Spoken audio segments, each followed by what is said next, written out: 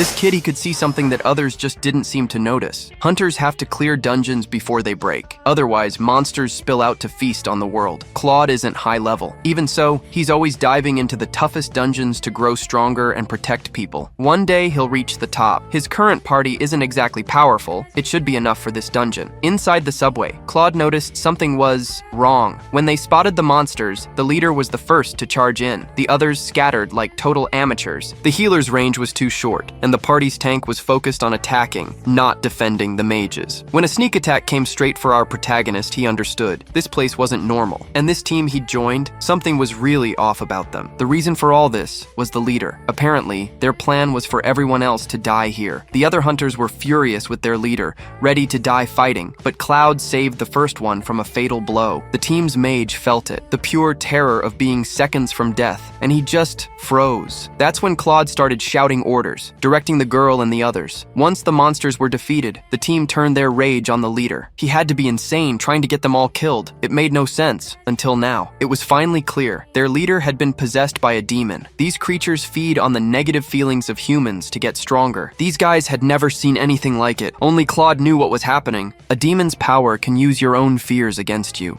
destroying you from the inside, and their leader's heart was the most vulnerable of all. They were all going to die here. Claude, on the other hand, for some reason, wasn't affected by the fear. He tried to attack the demon in multiple ways. The creature then taunted him, "Don't you care about killing the human body I'm possessing?" Believing the human would hesitate, the demon attacked recklessly, leaving itself wide open. But Claude, he didn't hold back. He attacked without a shred of doubt. For the very first time, the demon was the one who felt fear. Humans, they can't act this cold-blooded. The reason Nam Cheol-min's heart was so haunted, his younger brother. The guy wasn't evil. He's an amazing brother and one of the strongest hunters out there. But people always judged him for being the older brother, yet not as strong as Taemin. The demon warned him again, "To kill me, you'll have to kill Nam Cheol-min too." Claude didn't hesitate. Again, the demon felt the pain rippling through its host's body. The creature was enraged and screamed, "You're the cruel demon here." But those words meant nothing to our protagonist, because he could see what others couldn't. Despite the resentment in Nam Cheol-min's heart, his pride was just as strong. If he had to sacrifice himself to save his team, he would do it. Claude followed Cheol-min's will. The final blow sent the demon's head flying, but luck was on Nam Cheol-min's side. You see, Claude has an ability to attack a demon's spiritual body without harming the original host. When the team leader woke up, he was sure he'd been fatally struck. His teammates, understanding what happened, were just happy to see him alive. Shaking with adrenaline, Nam Cheol-min couldn't understand it. "I should be dead." Then Claude said it again. "You don't have to worry because I'm here." Demons feed on people's fear, and Claude, he's a demon hunter. He even congratulated Nam Cheol-min for his earlier courage. Cheol-min had never been praised by anyone other than his brother. It felt weird. But what was even weirder was this guy behind our protagonist pointing out, "You know, demons don't drop any loot when they die. That's why you're so broke." The reason for all this started long ago. One day, Lee Hoyol woke up, and he was no longer in control of his own body. It now belonged to Granfell Claude Arpeus Romeo. That name, that's my character from the game I used to play. A long time ago, there was a famous VR game. It was incredible, like living inside an anime. You could be a badass like Sung Jin Woo. Then, one day, the unthinkable happened. The real world began to merge with the world of that legendary game, Arcana. People who played the game received the same powers as their in-game characters. With these new abilities, they were able to fight the monsters and dungeons that appeared on Earth. Unfortunately for Lee Hoyle, he was poor and barely played, so his character was low-level and weak. And that wasn't his only problem. Claude's personality was uncontrollable. If a superior treated him badly, he'd fire right back with the same attitude. Time passed. The world became more dangerous, and powerful players became famous. But him? Besides being weak, he was stuck with a horrible class from the game, a demon hunter. It was the worst class for leveling up. Its only advantage was being super effective against demons. But back in the game, demon-type monsters were extremely rare. Back in the present, Cheol-min returned home, safe and sound. Nam Cheol-min shows an online article to his brother, Nam Taemin. His brother says he can't believe it, commenting that even for a guild leader,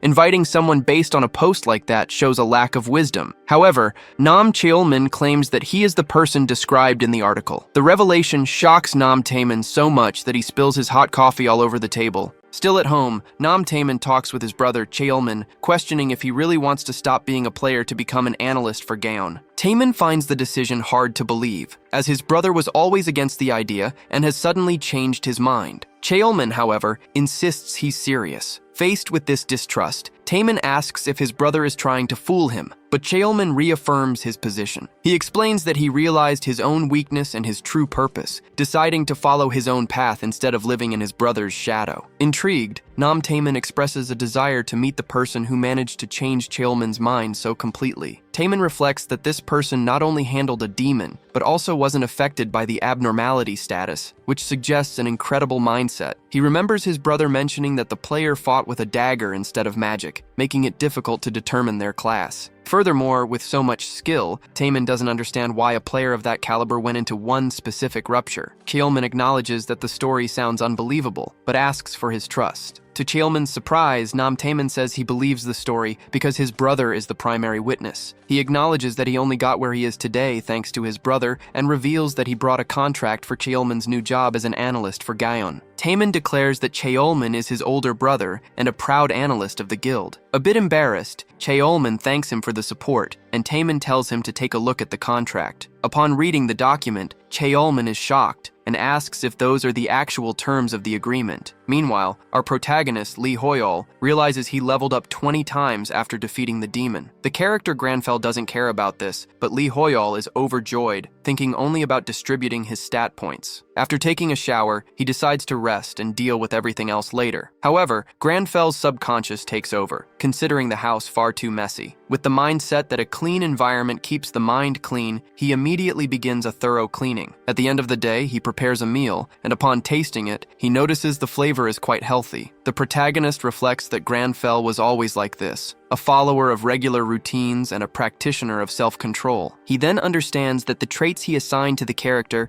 as well as his class and level, are being applied to his real life. Before, Lee Hoyol would have just taken a shower and ordered food, but from Granfell's perspective, his actions have become much healthier. He also ponders that Granfell isn't limited or lacking in talent. On the contrary, the character is talented in magic, able to imitate most enchantments just by seeing them once, on top of being intelligent and healthy. Listing all of his character's qualities, the protagonist concludes that if these traits are manifesting in real life, things are going great. Determined to prove his theory, he picks up his phone but sees a long message from Cheolman. Not understanding what it's about, he decides to dismiss it for now, as his main goal is to test his abilities. Unsure of what exactly to test, he considers imitating an enchantment and starts searching online, taking note of anything he finds interesting. Elsewhere, the Nam brothers are surprised to see the protagonist directly rejected their proposal. Cheolman raises the possibility that he might have already received an offer from another guild. However, Taemin argues that as the #1 guild in Korea, they offered him a house, a car, all fees covered, and a 95% deal. He doubts that any other guild could offer something better. Cheolman points out that after the Mage Tower incident, foreign guilds started setting up offices in Korea. He adds that since the best Korean organizations are in the capital, the offer could have come from any of them. Furious, Nam Taemin declares that he can't let another guild hire him. He refuses to accept that someone made a better offer than his. He gets ready to leave and asks his brother what the protagonist looks like. His desire to have him as an ally is so strong that he wants to know everything about the player to convince him to join their guild. Nam Cheolman thinks for a moment and describes the protagonist as someone who isn't flashy, but who looks like an aristocrat from a fantasy novel and wears elegant clothes. Back to our protagonist, he continues to study enchantments. A short time later, he manages to understand the fundamentals of magic, concluding that he can use it as long as he has mana. Lee Hoyol attributes this quick understanding to the fact that his character, Granfell, is a genius. Now, certain that he can use magic, he decides it's time to distribute his skill points. Unsure of the full extent of Granfell's talents, he thinks it's best to be open to all possibilities. He then allocates 2 points to stamina and agility and 7 points to mana. During the process, Lee Hoyol suddenly remembers the sad backstory he wrote for Granfell, but he doesn't understand why the memory appeared just then. Regardless, he decides to put 1 point into the luck stat, believing it's for his own good, since Granfell will have to work extremely hard from now on. Even with just 1 point, his character's luck stat nearly doubled. He even thinks that maybe he'll find a coin on the ground the next day. However, when he wakes up, he gets a shock. Instead of a simple coin, he received a class quest. After the game Arcana became reality, quests became rare, since there aren't many NPCs in the real world to give them out. Normal quests are already uncommon, but our protagonist received a class quest, which at first seemed like a common one for a demon hunter. However, he remembers that this is no ordinary quest. He reads a news report stating that the #1 ranked player, Guyver, of the Paladin class, has started his own class quest. This type of quest is granted to only one person per class, making it a huge event, big enough to make the news. It's said that a player who gets one of these quests can rank among the very best. Rationally,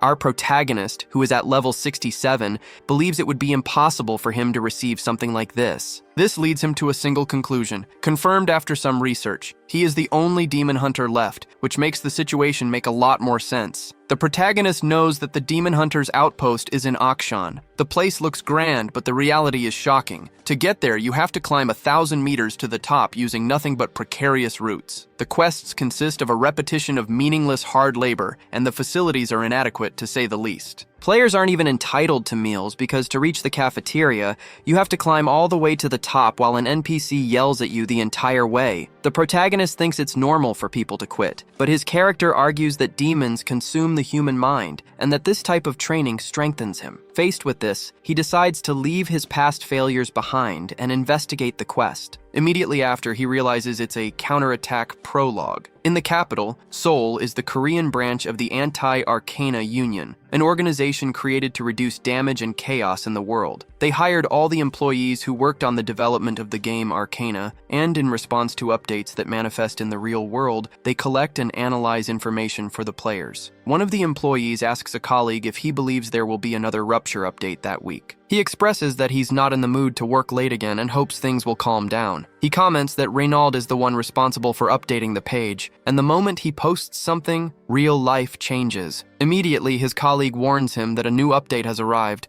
leaving them both shocked. The entire operations team is outraged, as they know they'll have to work even harder. This was no ordinary update. It reported that a demon would appear soon, along with a rupture called the Count's Fortress. New monsters were named as a threat, and the Count was apparently a dungeon boss. The threat level was estimated at 430, a value well above the rank 1 player, who was at level 403. The employees conclude that this update is impossible to beat, not even with all the high-ranking players or an entire guild combined. They consider asking the Mage Tower for help, but remember that the NPCs there rarely act unless the tower itself is in danger. This realization only increases the team's despair, as they believe a rupture of this magnitude will destroy everything around it, since the monsters could escape into the real world. One employee declares that the update is unthinkable, as it could shatter the balance of everything, and that only a miracle could resolve the situation. Back to our protagonist, his system instructs him to train his body for the mission ahead, assigning a series of exercises. However,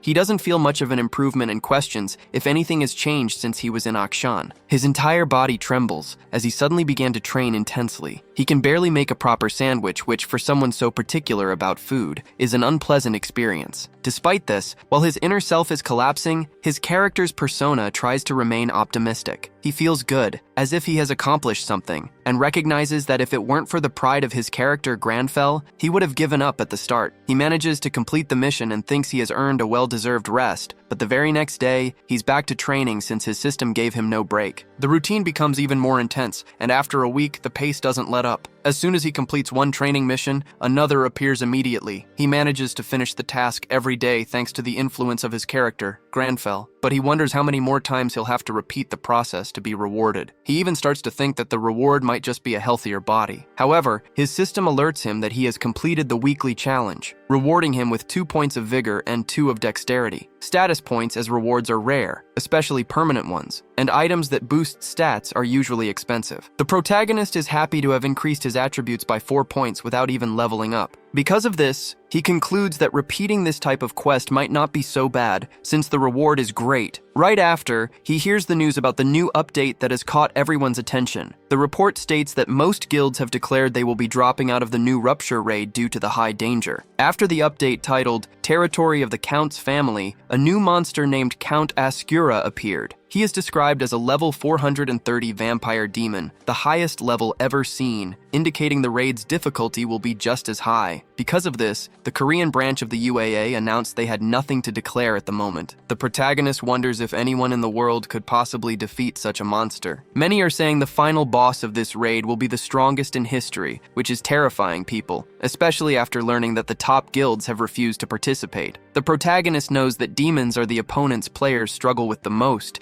as they grow stronger with every battle and players have to deal with countless status abnormalities. It's said that a player needs to be at least 10 levels higher than a demon to beat it, making an enemy like this unthinkable for him. All of this would be unthinkable if it weren't for the new quest he just received. He has been assigned to fight the most dangerous vampire that has ever appeared, a task that even the most skilled warriors are running from. Fear takes hold of the protagonist, who will have to fight an enemy that is theoretically impossible to defeat. Normally, Lee Hoyle, the protagonist, would fall into despair, but he feels his heart beating calmer than ever and attributes this calm to Granfell, his character. In the persona of Granfell, he states that an inferior race is threatening to interfere with his precious time and that he will have to punish them accordingly. Inside, however, Lee Hoyle thinks it's a terrible idea. A short time later, the protagonist decides to study the case further and discovers that, according to the information, Count Ascura is in Russia. To get there, he concludes that he'll need to go to the Mage's Tower. This tower has a magic portal capable of teleporting anyone to any location, which is why so many foreign guilds keep branches in South Korea. The protagonist considers calling a taxi, but his alter ego takes control, stating that he will wait no longer. Before leaving, instead of grabbing a jacket for the cold, he picks up a few packs of tea, which he considers essential for the journey. In front of the Mage Tower, the local press is gathered, hoping to capture the arrival of famous players who will use the portal to get to the raid. A journalist comments that more than one player is expected to show up, but his assistant argues that the transport isn't so simple. It consumes a huge amount of mana. However, he himself then witnesses several players approaching. The most awaited of them, Nam Taemin, appears accompanied, and the entire press immediately surrounds him for an interview. An intern from MBS asks if Nam Taemin's guild has found a way to defeat the enemy. Cheolman asks them to save the interview for later, but his brother steps forward claiming he doesn't know how he'll kill Count Ascura, and stating that this has never stopped him from entering a rupture before. He explains that he simply decided to show up early to get ahead of the other competitors. As the leader of the Gaon Guild, Nam Taemin declares that he won't be sharing any information, even if his rivals claim it's for the greater good. He argues that if the others truly wanted to fight for world peace, they would challenge ruptures more often instead of just watching from afar. Just then, a cameraman spots the Shining Guild approaching. The guild master, Lox, is level 399 and ranked second overall. He's considered a great hope. One of his allies suggests they go around the crowd, and their leader agrees. The ally sees the Gaon Guild and considers their leader's words quite arrogant. However, Lox comments that they're just nervous, since all the guilds are heading to the Mage Tower because of the portals. He adds that the Gaon Guild is in decline, and that its leader is probably betting everything on this expedition. Meanwhile, Nam Cheolman advises his brother not to get nervous. He says they need to take it slow, one step at a time, and just show their best. Changing the subject, his brother asks if he tried to speak with his contact again. Nam Cheolman replies that he tried, but the update disrupted his plans. His brother then supposes that if the contact is that strong,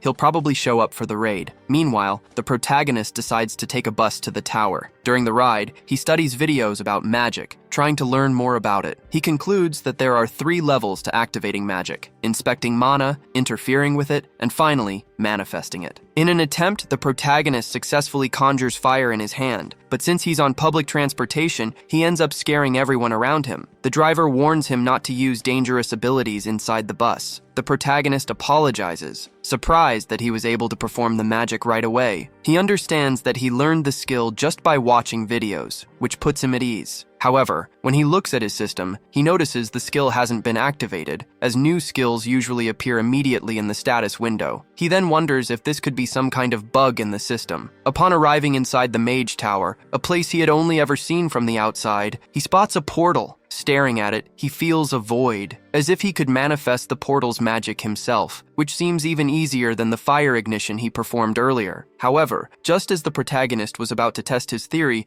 someone bumps into him and accidentally shoves him into the portal. Nam Taemin warns the man to be careful, explaining that the situation is bad for his guild. His brother almost recognizes the protagonist, but Nam Taemin then asks for the mission briefing, distracting him. Nam Cheolman begins briefing his guild, informing them that the rupture is located in Russia. He shows a circle similar to the ruptures, and warns that there are hundreds of different entrances. He also explains that the inner circle is the Count's family territory, with about 30 areas, while the central circle is where Count Ascura is located. Nam Cheolman points out, however, that this is just an assumption based on previous patterns, and if the rupture breaks open, it's likely the castle will be summoned into the real world. In Russia, other reporters are covering the event. The place is crowded with players, journalists, fans, and curious onlookers. Some internet content creators are also filming the rupture despite the cold. Amidst all this commotion, the protagonist appears. An influencer spots him, and thinking he's a competitor, tries to push him away. The protagonist, however, just tells the guy to get out of his way, stating he has no patience for games. The cold has put the protagonist on edge. Anyway, he approaches and stands before the rupture, ready to enter. His only wish right now is that it's warmer inside. However, he wasn't the first to arrive. Other players are already in action. Inside the rupture, a player named Leonie Bellucci, level 348 and leader of the Berserker Guild, is being scolded by her team. They argue that just because she's over level 300 doesn't mean she needs to advance so quickly. Leonie is also known for her strong temper and for easily losing her cool. As soon as the protagonist, Granfell, passes through the rupture, his system alerts him to danger. He knows he's on the outskirts of enemy territory, and even though the cold bothers him, he tries to stay composed and confident. Then, the protagonist notices a pack of level 230 wolves approaching. Being only at level 67, he activates his skill Natural Enemy, believing it will be enough to win. He then declares that the wolves have picked the wrong opponent, and that he will help the creatures feel the fear of being hunted. While the protagonist fights, other groups also begin their hunts. Among them is Leonie Bellucci's group, and she's annoyed at having to face so many wolves. One of her companions tries to calm her down, but another remarks that their guild leader is just like that. They realize that even though they've already defeated several wolves, the animals just keep coming in large numbers, and this is only the first part of the journey. Leonie, however, finds it strange that the wolves show no fear. She considers this to be unusual behavior. Her guildmates don't understand what she means, but Leonie insists that the situation feels more threatening than usual. She asks if anyone on the team has noticed any enemy crying or feeling pain while being hunted, but they can't come up with an answer. Shortly after, Leonie hears a distant howl. One of her companions notes that it's not a normal howl. It's the sound of a wolf that seems to be afraid. The behavior of these howling wolves is different from the ones they've faced before. Leonie then concludes that they'll get answers when they reach the other animals. Elsewhere, the protagonist continues his hunt. He uses a bow and arrow, feeling his mana flow through the weapon. He knows the bow isn't great, but he can enhance it using his mana. With this, he manifests a power of fire and shoots at his enemies. As the wolves get closer, the protagonist fires more flames in their direction. From a distance, Leonie Bellucci and her group watch the scene, impressed by what they see. As soon as the fight ends, the protagonist decides to drink some tea. The others are still trying to figure out how he was shooting fire arrows. They also find it strange that he's wearing a suit and tie inside a rift, and that he simply drinks tea after a battle like that. A guild member considers the possibility that the protagonist is a streamer who might have been following another guild and got lost. For her part, Leonie Bellucci warns that the place is dangerous and that civilians shouldn't be there, telling the protagonist to leave while there's still time. Granfell reacts only by drinking a little more tea. After being ignored, Leonie gets irritated and says that when someone speaks, the other person should at least respond. At that moment, her colleagues warn her about the approach of more enemies. This time, the number of adversaries is larger, and the group is caught by surprise. The enemies, just like the wolves, are level 230. Leonie orders her team to hold their positions, and they obey, trying to resist as best they can, but they soon realize the scale of the danger. However, Leonie charges toward the enemies and defeats them using her speed. Then someone warns her that an adversary is up high. She realizes her group has been surrounded by archers, which means they're exposed and about to be targeted. To everyone's surprise, the protagonist is still there, and some call him crazy for continuing to drink tea in such a dangerous situation. The enemy leader orders the attack, and a rain of arrows closes in, leaving Leonie extremely worried. Meanwhile, the protagonist remains calm. He inspects the mana inside the thermos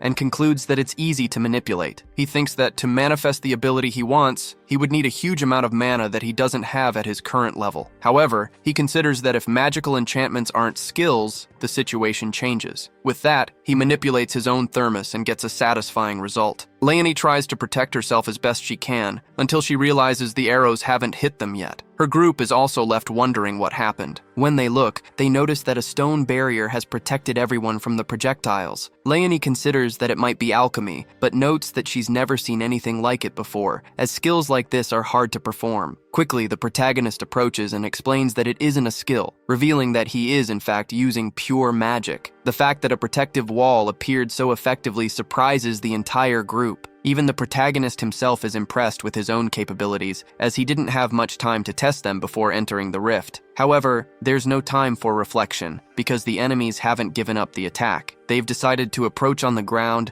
and are trying to surround the heroes, which makes the protagonist realize he'll also need to take action. The guild leader orders her companions to prepare for combat and tells the protagonist to help, reminding him that they are both in danger. Granfell prepares to fight, and, to Leonie Bellucci's surprise, he summons a bow. During the combat, one of the heroes gets injured and a teammate calls for a healer, but in doing so, he exposes himself to enemy attacks. Before he could be hit, someone interferes to save him, and he realizes the attack was stopped with just a single arrow. An arrow shot by the protagonist. In a mix of doubt and surprise, Leonie Bellucci tries to understand how his skills work, but her admiration only grows as Granfell reveals a new trick with every attack. This time, he uses a fire arrow and hits the nearest enemy. Leonie realizes that the same warrior is using the skills of a mage, an alchemist, and an archer, which leaves her even more confused, making her wonder who exactly was standing before her. Not long after, the heroes manage to defeat the enemies once again. One of the guild members informs his leader that there are no more opponents around. She praises her team's work, but her mind is elsewhere. Leonie Bellucci doesn't understand why the protagonist is alone in a rupture of this level,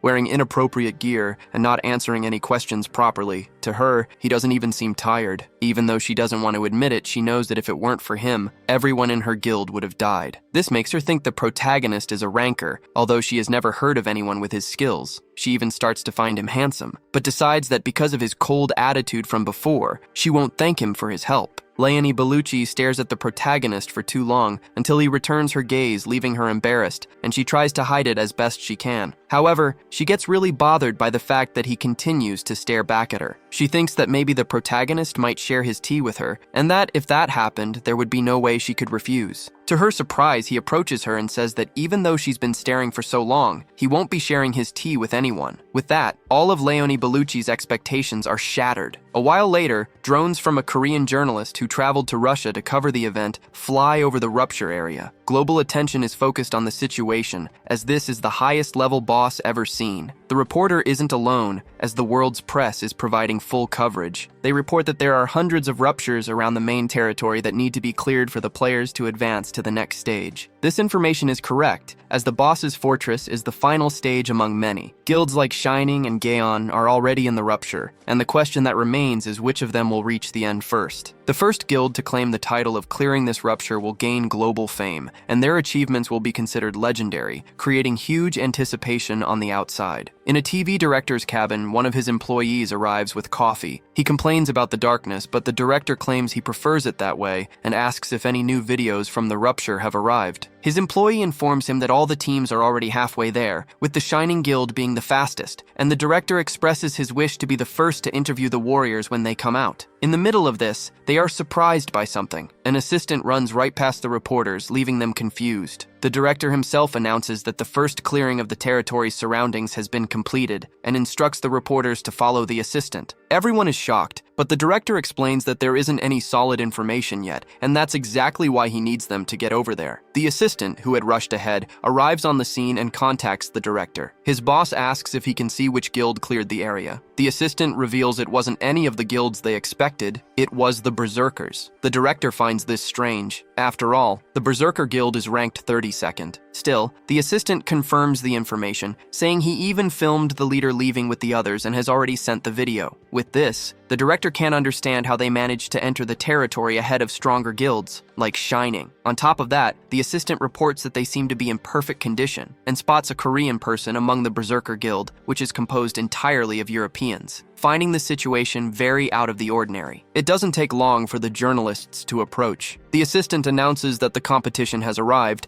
and that he'll try to get an exclusive interview. He approaches the protagonist, asking for an interview about what happened inside and his relationship with the Berserker Guild. However, Granfell simply tells him to get lost. He adds that his patience has a limit and is about to run out, leaving the assistant speechless. The other reporters try to swarm the Berserker Guild, all trying to speak with the leader about what happened. She, however, claims she has no comment. Her colleagues seem to enjoy the attention, but Leonie Bellucci is in no mood to give interviews at that moment. The journalists insist, arguing that this is a huge opportunity for her guild. However, all Leonie Bellucci can think about is how irritating the protagonist is because he was the one who led the clearing, not her. Looking around, she realizes he's no longer there. One of her teammates informs her that the protagonist left, saying he was going home quickly before continuing on, which leaves Leonie Bellucci wondering how that could even be possible. Leonie Bellucci is furious with the protagonist. She was already considering giving him credit in the interview, but instead, he just turned his back and walked away. She claims that interviews can change a guild's value and status, and she can't believe the protagonist had a good reason for doing that. Amidst all this, reporters spot a blue rupture nearby, from which the Gaon Guild emerges. They were the ones responsible for clearing that portal. The reporters immediately try to interview the Gaon members, but their leader, Nam Taemin, spots the Berserker Guild and doesn't understand why they're there. A reporter congratulates him for being the second to complete the clear, and Nam Taemin realizes they weren't the first. Leonie Bellucci tries to say something, but no one can hear her, and a tense atmosphere settles between the groups. A while later, at his guild's camp, Nam Taemin watches the day's updates with his brother. On television, he hears Leonie Bellucci say that Gaon isn't the only good guild in South Korea, which makes him angry. He feels provoked. He comments that even though Leonie's guild might have been the first to clear the rupture, the fame seems to be making her act crazy. He adds that the Berserker Guild only spouts nonsense since it's impossible for a guild as good as Gaon to exist in Korea. However, his brother, Nam Chelman, realizes that the Berserker leader actually just meant that she found another Korean player in the rupture. Indignant, Nam Taemin asks who this supposedly amazing person could be. Nam Chelman isn't sure, but he only knows one Korean strong enough for such a feat. Meanwhile, the protagonist, Lee Hoyle, is taking a shower. He desperately needed one, as the cold was bothering him. His only wish at the moment was to get some sleep after a refreshing shower, but his character, Grandfell, didn't feel the same way. Grandfell claims the house got too dusty during his absence, and therefore needed a cleaning. After the cleanup, Grandfell even prepares the next day's meal, which eases some of Lee Hoyle's exhaustion. Lee Hoyle takes the opportunity to check his stats and realizes he didn't get anything useful from the battle loot, although he did at least level up to 86. Still, he considers it a small reward for the dangerous challenge he faced. Analyzing the situation, he concludes that magic consumes less mana than skills, which allowed him to use more spells in battle. However, he noticed his mana regeneration is very slow, and he knows he doesn't have any equipment to fix that. On top of that, his Demon Hunter class already offers few benefits. Lee Hoyle believes that, luckily, the other guilds showed up to face the monsters, since the situation would have been much worse without them. Grandfell, on the other hand, thinks this is all due to Lee Hoyle's weakness. The character shows no humility, stating that if someone underestimated him, he would prove his worth, and if someone overestimated him, he would surpass their expectations and make them a reality. Lee Hoyle blames himself for giving these very traits to his own character. After this reflection,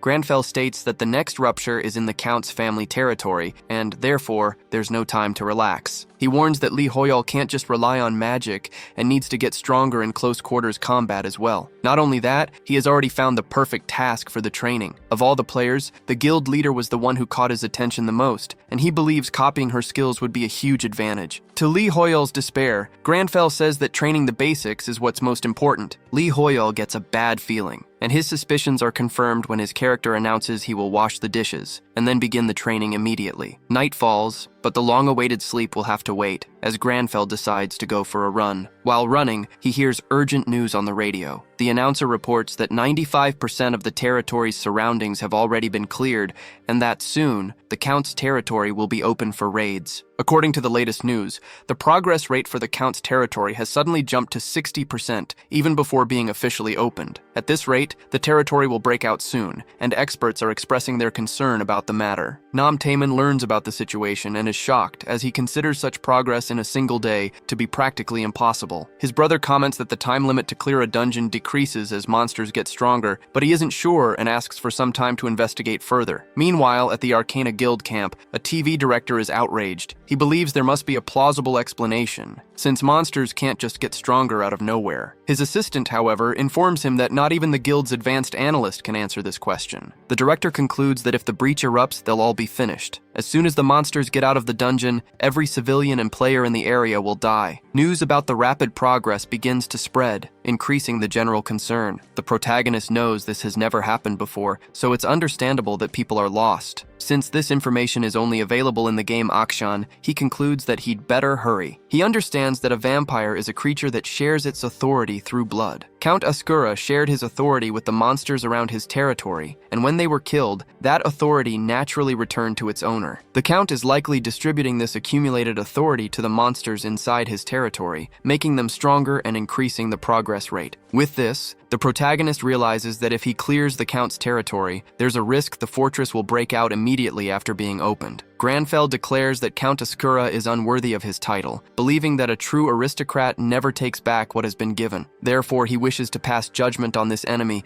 who is staining the honor of the nobility. Li Hoyol agrees, but tries to convince his character to get some sleep before continuing. However, Granfell claims he can sleep plenty once he's dead. 5 hours left until the Count's territory erupts. In front of the rupture, an influencer named Park Huigang addresses his audience. He informs them that as the destruction progresses, the outbreak is imminent, and several guilds are preparing to stop the event. However, he shares an interesting fact. He claims that unlike the surrounding areas which had 200 ruptures, the Count's territory only has about 30. Since there are fewer of them, multiple guilds have to enter the same rupture, but the experience and loot are distributed based on contribution rate. Because of this, it's important to worry about which guilds will team up, as the competition could lead to fights even among the top rankers. Amidst all this, Nam Chilman appears, and his brother asks him what he found out. Nam Chilman explains that competition is inevitable since there are fewer ruptures. His brother replies that they'll be fine, as long as they don't have to compete against the Shining Guild. However, Nam Chilman reveals that the Shining Guild went north, so they'll probably have to face Unified Under Heaven. He adds that the Berserker Guild is with Second Son and Bohemian, and that many guilds have become cautious because of the first cleanse. As they talk, someone approaches, making Nam Taemin immediately nervous. He comes face to face with his Japanese adversaries from the Inazuma Guild. Their leader, Hisagi Kazuma, says he's surprised to see the Gaon Guild about to enter the same rupture as them. Nam Taemin retorts that his rivals were insistent on not having a branch in Korea and believes they only just arrived because their plane just landed. Hisagi Kazuma taunts him, stating that it's much better to take a plane to Russia than to set up a branch in South Korea. With this provocation, Nam Taemin is about to start a fight, which is exactly what Hisagi Kazuma wants. Both are on the verge of fighting right then and there, much to the delight of the influencer who was spying on them. He's not the only one, as everyone present wants to see a fight like this happen. At that moment, influencers and the press gather around to record the confrontation. However, Nam Cheolman tries to calm his brother down, arguing that the rupture's destruction progress is more important than an ego-driven fight. Despite the attempt to calm things down, all Nam Taemin can think about is the rankings. The Inazuma Guild is 4th, while his own guild, Gaon, is dropping to 5th place. On top of that, Hisagi Kazuma is ranked 6th among players, while he's all the way down in 11th. And that's not even counting the rivalry between Japan and South Korea. Faced with this, even Cheolman gives in to the rivalry and decides not to back down. So he and his brother become determined to defeat the Inazuma Guild. It doesn't take long for the press to announce that the Inazuma and Gaon guilds have entered the rift. Their rivalry is famous and always draws a huge audience, with everyone paying close attention to their rankings and the nationalities of their members. In the northernmost rift are the top 2 guilds, Shining at number 1 and Unified Under Heaven at number 2. In the southern rift, we find the Berserker Guild, ranked 30th, Second Son, ranked 7th, and the Bohemian Guild, ranked 3rd. Meanwhile, the global destruction progress rate has already hit 80%, causing fear and anxiety all over the world. While this is happening, our protagonist has entered the rift in the Count's territory. He realized during his last raid just how dangerous running out of mana is, so he needed to find a way to use his mana more efficiently in battle. The result was Designated Magic, an application of his alchemy skill that lets him change things into any form he desires. The first time he used it, he transformed stones from the ground into a cup and a table. However, the more complex and detailed the object, the more mana it requires, which is why the technique isn't very good for combat. But as he thought about this problem, our protagonist realized something else. As he's lost in thought, monsters close in. Our protagonist wonders if this is the authority the Count granted them and finds their actions pathetic. He then attacks them with his magic, demanding that they return to dust. The protagonist realized that when he uses his power to restore things to their original state, it consumes almost no mana. He named this new technique Reverse Magic. Meanwhile, in the deepest parts of the Count's territory, the monsters defending the area are attacked by Nam Taemin, The enemies try to group up against him, but the guild leader is unfazed and destroys them with ease, clearing the area in no time. However, Nam Taiman notices there are very few enemies and finds the situation strange, as there should be more of them around. An ally approaches and reports that on the Inazuma Guild's side, the situation is the same. She also says that since they entered, they haven't even faced 10 enemies, despite both guilds heading in opposite directions. Shortly after, Hisagi Kazuma approaches and comments that the place is much more peaceful than expected. Taemin asks why his opponent is acting as if they were friends. Hisagi Kazuma claims not to know why he hates him so much, but states that all this hatred makes him want to retaliate. Before a fight can break out between them, Taemin receives a call. His brother says he's almost done analyzing the dungeon, but he can't send him a video. Taemin reports that he's in some kind of town square. Desperate, his brother tells him to get out of there immediately. At first, Taemin doesn't understand why, but he soon notices something approaching. The Count's level 350 knights arrive. Immediately, the heroes realize the danger surrounding them, but now there's no time to escape. Nam Taemin realizes enemies are on all sides, and so does his rival. Taemin knows a knight has far more destructive power on flat terrain like this, and because of that, he has no contingency plan. Hisagi Kazuma, on the other hand, says he doesn't like the idea, but suggests they join forces for a brief moment. They see adversaries approaching from all directions and realize that if nothing is done, everyone from both guilds will perish. Taemin's brother warns him that the unified Under Heaven Guild also suffered heavy losses in an ambush by knights, and urges him to retreat to a different type of terrain. However, at this point, Taemin has nowhere to run. Just when their hope was lost, a magical attack strikes the enemies and pushes them away from the heroes. A surprising event even for the guild leaders. A stone pillar emerges, separating them from the enemy cavalry. Nam Taemin wonders who could have summoned such a protection. Shortly after, a warrior approaches. From a distance, Nam Chomin recognizes him immediately, but doesn't understand how the protagonist pulled off such a feat. While the heroes are still in shock, the protagonist appears before them. Elsewhere, a streamer says he was a bit late, but now he'll continue following the Gaon Guild. He follows the tracks they left behind, but his chat warns him that he's not the only one. So, he informs his followers that he'll go after the Inazuma instead of Gaon. However, upon hearing an explosion, he decides to follow the noise to investigate what it's about. And that sound, it came from the stone pillars the protagonist had summoned all over the battlefield. The appearance of the pillars makes everyone wonder who the newcomer is, since he summoned the entire structure without saying a single word. Hisagi Kazuma realizes that someone with such power must have a massive amount of mana. He also notices that instead of battle gear, the protagonist is wearing formal attire, fueling the curiosity about this unknown hero. In the meantime, some enemies manage to slip between the pillars, but the stone structures slow down the horses. Seeing this, Nam Taemin says thanks can wait for later. Now it's time to fight. Believing the battle has become winnable, he closes in, as his enemies are now at a disadvantage. Hisagi Kazuma also perceives the shift and orders his allies to attack, igniting an intense battle. Meanwhile, the streamer records everything with his mouth wide open, especially impressed by the sudden appearance of the unknown mage. From the protagonist's perspective, he's using his reverse magic against the enemies, but to the streamer, it looks like the hero is fighting the entire cavalry all by himself. The streamer can't believe his eyes, because a scene this incredible is a truly rare sight. The protagonist takes out a silver dagger to fight, but he doesn't want to decrease its durability. He considers manipulating the dagger's mana to transform it, and then revert it back to its normal state, but he's not sure if it will work. He remembers that when he transformed a stone into a cup, it took on the durability of a cup, and when it turned back into a stone, it regained its original durability. Theoretically, the same thing should happen with his dagger. So, the protagonist transforms it into a spike and performs a test strike. After the strike, he restores the dagger to its original form and realizes that everything worked just as he predicted, concluding that this will be incredibly useful going forward. After the battle ends, Nam Taemin is lost in thought, as he finally stands before the warrior his brother praised so much. Now that he's witnessed the protagonist's power with his own eyes,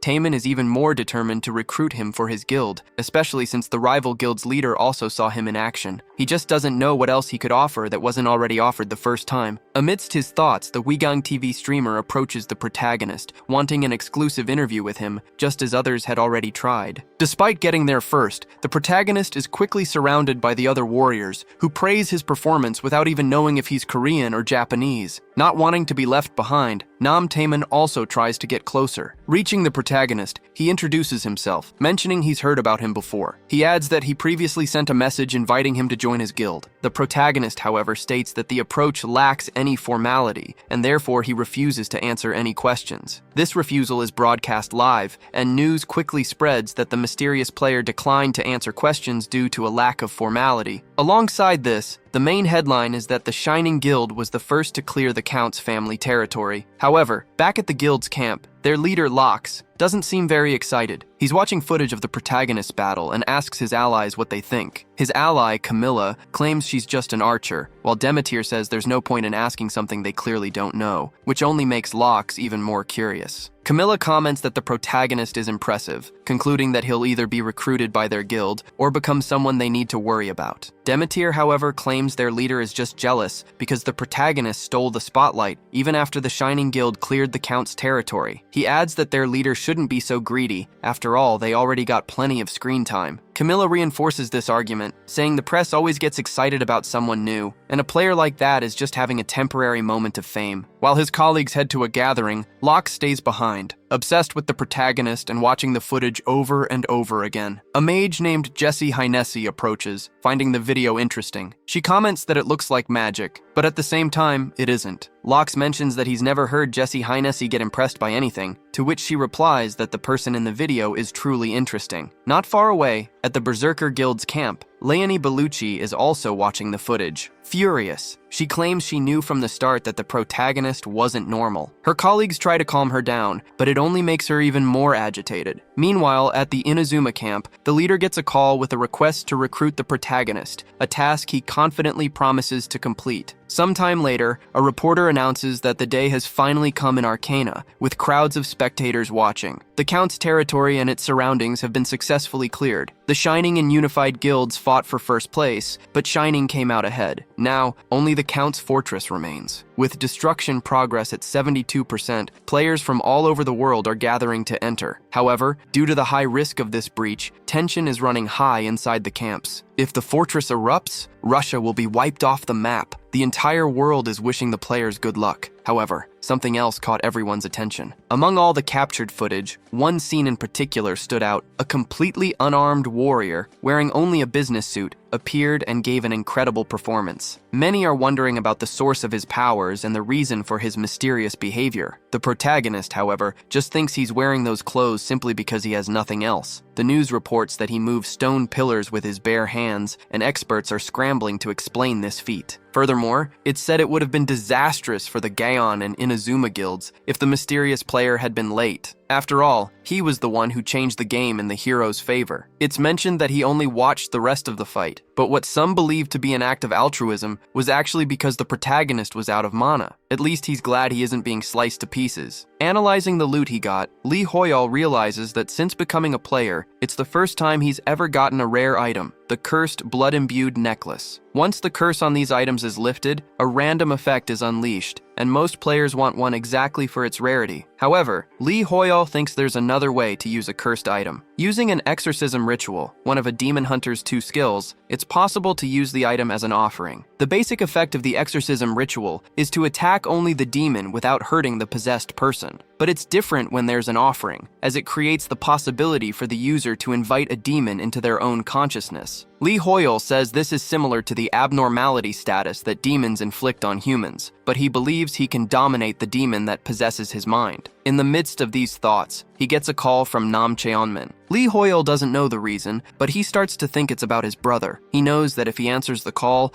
his character might say something inappropriate, and since he's in a hurry, he thinks it's better to just reply by text. When the brothers see the response, they are shocked. Just like last time, the protagonist replied in a short and direct way. Nam Taemin feels regretful, because even though he knows this is the least of his problems, he wishes he could apologize for his lack of formality and offer something better than last time. Watching their meeting on TV, he agrees that he was, in fact, very informal. From the protagonist's expression, they conclude he was absolutely furious. Anyway, Nam Taemin knows there's nothing he can do, since his calls are going unanswered, so he decides to focus on the main objective. The destruction percentage is at 83%, so he thinks he can rest for another 10 minutes before jumping into action. Right after, however, a tremor startles them, and Nam Taemin asks what's happening. Urgent breaking news flashes on the TV. The Count's family fortress has abruptly erupted. The rupture, which was apparently still a few percent away from happening, has collapsed, and Russia has entered a state of evacuation. Massive casualties occurred around the camps at that same moment, and the borders with Russia are being shut down. On top of all that, the Count's family fortress is now appearing in the real world. In the middle of all the chaos, the protagonist arrives on the scene. Soon, some people recognize him from TV. They see the protagonist walking in all alone and think he's crazy for doing it. But for our hero, nothing else matters. He enters the enemy's fortress and immediately comes face to face with a statue.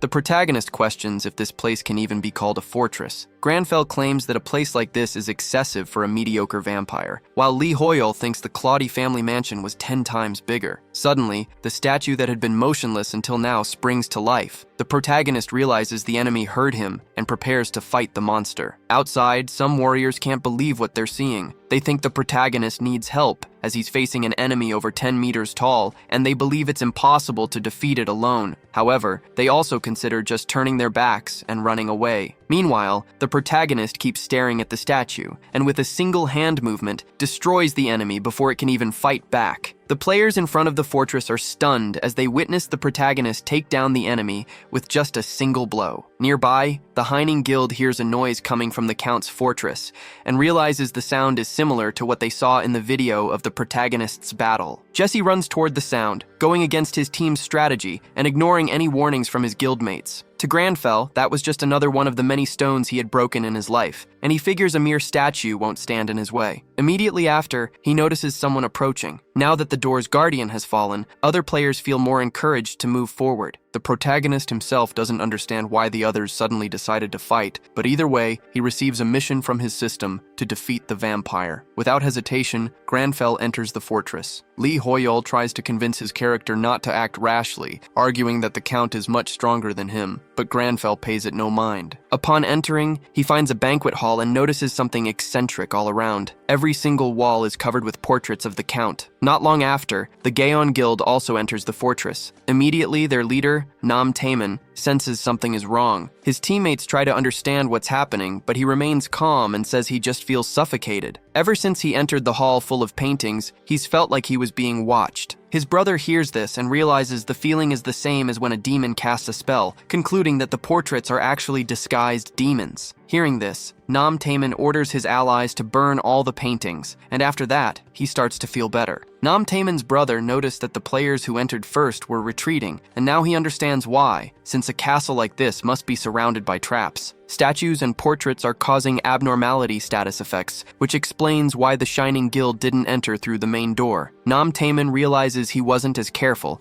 and that because his class is barbarian, the most susceptible to this type of anomaly, the situation could get worse from here on out. Back to our protagonist. As soon as he came across the same portraits, he dismissed them all as trash. He also says that to eat while looking at portraits like those, a person would need a strong stomach. He claims the statues are even worse, and pities the stones that were used to create something so horrendous. His criticism isn't limited to the decor, as he claims the entire castle is horrible, with several hallways that lead nowhere, indicating the place wasn't planned correctly. After walking for a bit, he comes across a large staircase and concludes he's finally heading in the right direction. Considering the layout and the horrible smell, he figures he's facing the center of the fortress. If he's right, behind that door is the dreaded Count Ascura. The protagonist notices the place is quieter than usual and assumes that other players probably haven't managed to get here yet. However, defying his expectations, Jessie Hynesi approaches, saying she has finally found him. She claims she was captivated by the protagonist's magic and just had to meet him in person. Lee Hoyle is amazed to see the girl floating, while Granfell remains cold and calculating. Jessie says she grew so curious about him that she couldn't wait. She explains that she watched his video over and over but couldn't figure out the secret to his powers, so she wants to know right now. Meanwhile, the protagonist thinks that while he's carefully conserving mana, this girl is using it like it's nothing, which he considers incredibly rude. So he takes Jessie's shoulder, places her on the ground, and tells her to be more polite, as that's the bare minimum for someone asking to be taught. Jessie is suddenly startled, but not by the protagonist. Instead, she's terrified by what she sees behind him, as all the commotion has awakened the Count. Quickly, the protagonist activates his skill called Natural Enemy. As the Count approaches, he says he was curious to see who woke him,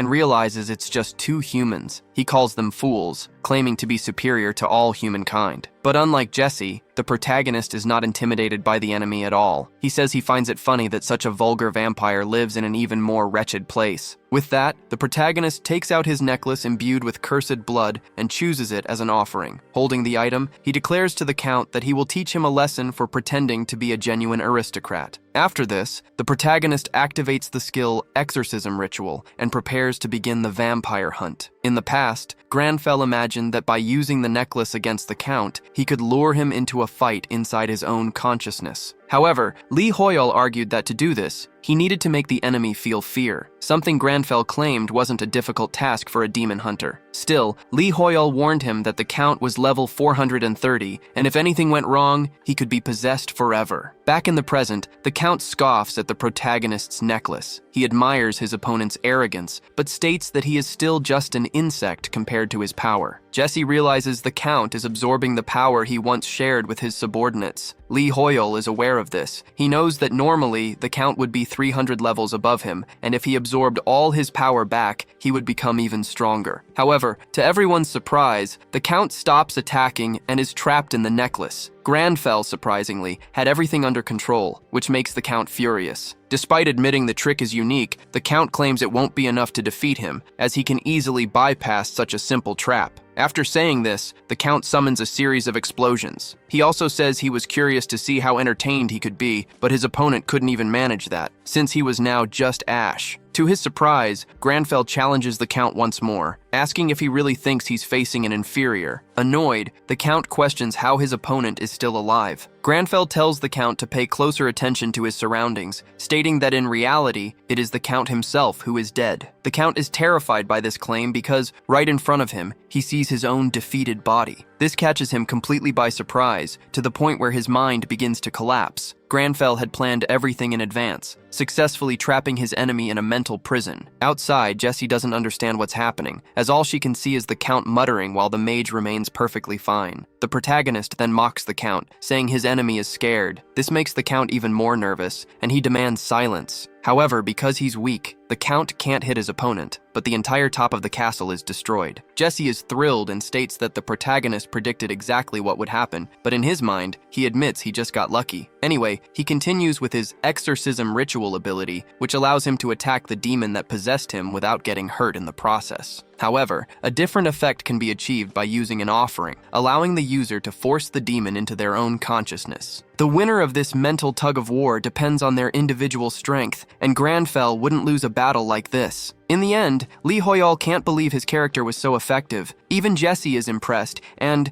curious, she asks what the protagonist did to the enemy. He replies that the Count is screaming non-stop and trying to attack random places, running away in fear. The protagonist used the terror that demons inflict on humans against the Count himself, and with that, he completes the mission. With the enemy subdued, he says he'll end this quickly and attacks with his dagger. However, it deals almost no damage, and he figures this is due to the level difference. So he asks Jessie to finish the enemy off. She doesn't understand why. After all, he's the one who has done everything so far. The protagonist would love to handle it all, but his level is too low for that. Seeing her hesitation, he tells Jessie to stop stalling and just kill the Count. Since she had asked for his teachings before, she assumes this must be some kind of lesson the protagonist is trying to teach her, and she understands that she'll learn more from him after defeating the enemy for good. With that, she summons a magical force and strikes the Count. Lee Hoyle is amazed by such power, and with the enemy's defeat, he receives the mission completion bonuses. Seeing that only ashes of the vampire remain, the protagonist wonders if Jessie could have defeated him so easily, despite their level difference, and figures that a high-level player must possess such power. For her part, Jessie picks up some of the enemy's ashes and is about to taste them. Shocked, the protagonist tries to stop her, but his character does nothing, as his focus is locked on the system notifications. Shortly after, Jessie's teammates approach and ask if she defeated the Count. Still in awe, the girl hardly knows where to start explaining. Meanwhile, Locke spots the protagonist and realizes he's the same man from the footage. Jessie Highnesses says that she's not used to being so polite, but that she will try. She then formally introduces herself and asks if she can know the protagonist's name. Her friends also watch in anticipation. For his part, the protagonist thinks that while the girl is rude, she has shown a willingness to change and learn. He then agrees to give his name and formally introduces himself as Lee Hoyol. News starts to circulate about a man who entered the Count's fortress alone through the front gates. Reports indicate that a statue attacked him, and although the other players had no time to react, this same man shattered the statue to pieces. When reporters finally arrived at the Count's location, he had already been turned to ash. While watching the news coverage, a little girl named Arang called out to her mother, saying her Uncle Hoyan was on TV. At first, the woman didn't understand what her daughter was talking about, but then she realized it was true. She was completely stunned to see her brother on every news channel. Meanwhile, the protagonist is at home cleaning when his phone rings. He sees it's a call from his sister and realizes that even though he was unknown to the media, it was only a matter of time before his family recognized him. His face was everywhere. He notices he has several missed calls from all three of his older sisters, with whom he'd always been close. However, his relationship with them was a different story. He always felt mistreated and out of place, which is why he has no intention of answering their calls. To his surprise, one of his sisters knocks on his door. Annoyed, she demands that Lee Hoyol open up, since she knows he's inside. Since he didn't answer his calls, she decided to come in person and warns him that he'd better open up while she's still being nice. Hoyol's surprise is even greater when he opens the door and finds all three of them, Lee Yun-hai, Lee Ji-yoon, and Lee Yerim. The protagonist asks them to calm down, as they are bothering the neighbors. But when they see him, each of the sisters has a strange reaction. At the same time, news about the protagonist won't stop circulating. Everyone is talking about how he defeated Count Ascura alongside Jesse Heinesi. Despite all the attention, he just said his name and left, which sparked even more curiosity about who Lee Hoyol is. Elsewhere, Nam Taemin shows up with a hot chocolate for his brother, Nam Cheolman, who comments that everyone is only talking about Lee Hoyol. Cheolman, being a realist, starts to think it will be difficult to bring him into the Gaon Guild. His brother encourages him, saying there's still hope he'll join the guild. He also mentions that the loot obtained from the fight in the square in the Count's family territory was thanks to Lee Hoyol, which serves as a reason to talk to him. Taemin agrees that it would be polite to split the loot and use the opportunity to talk. Even if he fails to recruit him, Taemin wants to at least make a good impression, much better than before, and to do that, he plans on giving him all the loot he won. So, he tells his brother to call Lee Hoyol immediately. Shortly after, the protagonist's phone rings, but he's too busy to answer. His oldest sister, Lee Yoonhee, compliments his new hairstyle, while the second sister, Lee Ji-yoon, finds it funny, saying he looks like a K-pop idol. Lee Yerim, the youngest of the three, is the only one who looks scared, as she notices that even her little brother's voice has changed. Tired of his sisters messing with his hair,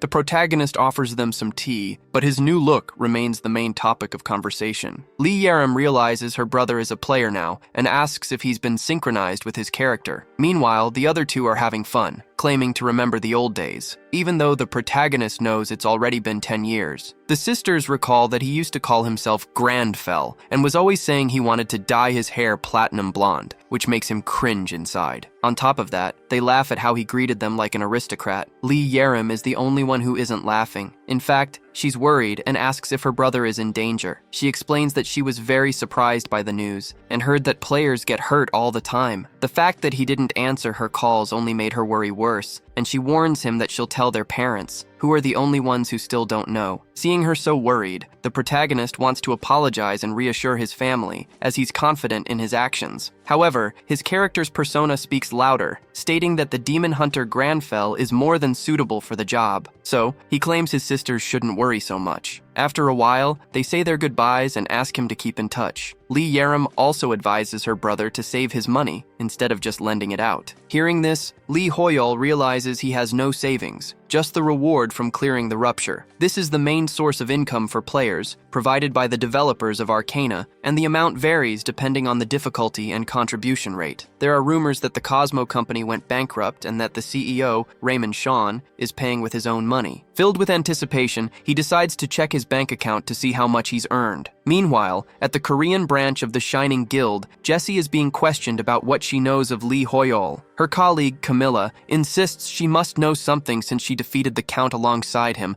but Jessie claims she knows nothing. Her colleague says she should share what she knows instead of watching weird videos on YouTube. Annoyed, Jessie unleashes her powers and tells Camilla to stop bothering her. She has more important things to do. With that, Camilla gives up, but she still wonders why her colleague is watching so many videos about Korean customs and etiquette. In the middle of her study session, Jessie receives a notification about the reward she got for clearing the rupture. At the same time, Lee Hoyle also gets the notification and is shocked by the massive amount he received, as it's much more than he ever imagined, a value of 110 billion won. While Lee Hoyle is overjoyed, his character finds the whole situation pathetic. Besides the money, he also received the Vampire Count's Orb, a unique rank cursed item. He was thrilled, as this is an item that most players throw away because of the low probability of breaking its seal. However, a demon hunter can use the item with an offering in an exorcism ritual, just like he did with the necklace, which was an essential item for defeating the Count. And even though he thought the item would be destroyed after being used, the necklace remained in his inventory after the fight, and the curse was also broken. He realizes the exorcism ritual was replaced by purification, so in addition to the orb and the necklace, he also has the money. Despite the good news, the huge sum of money kept him from sleeping. With so much money, Lee Hoyle was lost in thought, not knowing how to spend it. He considers that it would make more sense to buy new equipment, since he'll continue to face rifts. But he thinks his level is still too low for that. His level rose quite a bit from the last expedition, now at 134, but he prefers to wait a little longer to invest in gear. Besides, he's more interested in mana recovery items, which almost never appear for sale. Finally, Granfell himself expresses a desire to get out of the phone and get some sleep. The next day, at the Korean department of the UAA, a meeting is held with the council members. Sunbei shows footage from the protagonist's fight and states that he must have used alchemy to move the stones that blocked the cavalry's path. However, one of those present doesn't believe alchemy can create giant pillars like those, as no one possesses that much mana for it. Soon, a discussion erupts among them over the possibility of the feat. In the midst of the debate, the same Sunbai says he's exhausted, since everyone only talks about Lee Hoyle. His colleague replies that he's tired too, because for the last few days, his friends and family have only been asking about the same subject. They also notice that nobody in the records has the name Lee Hoyle, which leads them to consider the possibility of it being an alias. Sunbai expresses hope that things will calm down when a new update comes out, but, to his and his colleagues' surprise, a new update appears much faster than they expected. The message announces that a new region is about to appear, called the Yusra archipelago. When Arcana was just a game, this was a mystical region known as Treasure Island, but no one was ever able to find it. Everything that grew and lived there was described as a treasure so valuable that it was incomparable to anything in existence. And now, it was about to manifest in real life. News about the matter quickly began to surface. In addition to the new update, a reporter announces that the Academic Society of Mages will also resume its activities. This society consists of conversations and debates between experienced mages, and has always been a great help for them to improve their skills. It is also reported that Jessie Hynesi is entering the tower at that very moment, likely as an invited guest to the Mages Society. Lee Hoyle comments that Jessie is fourth in the rankings, and that someone of her status was just scolded by his character for not being very polite. In turn, Granfell mentions a popular saying that the Mage's Tower has magic, not skills. Lee Hoyle realizes this was written in the tower's description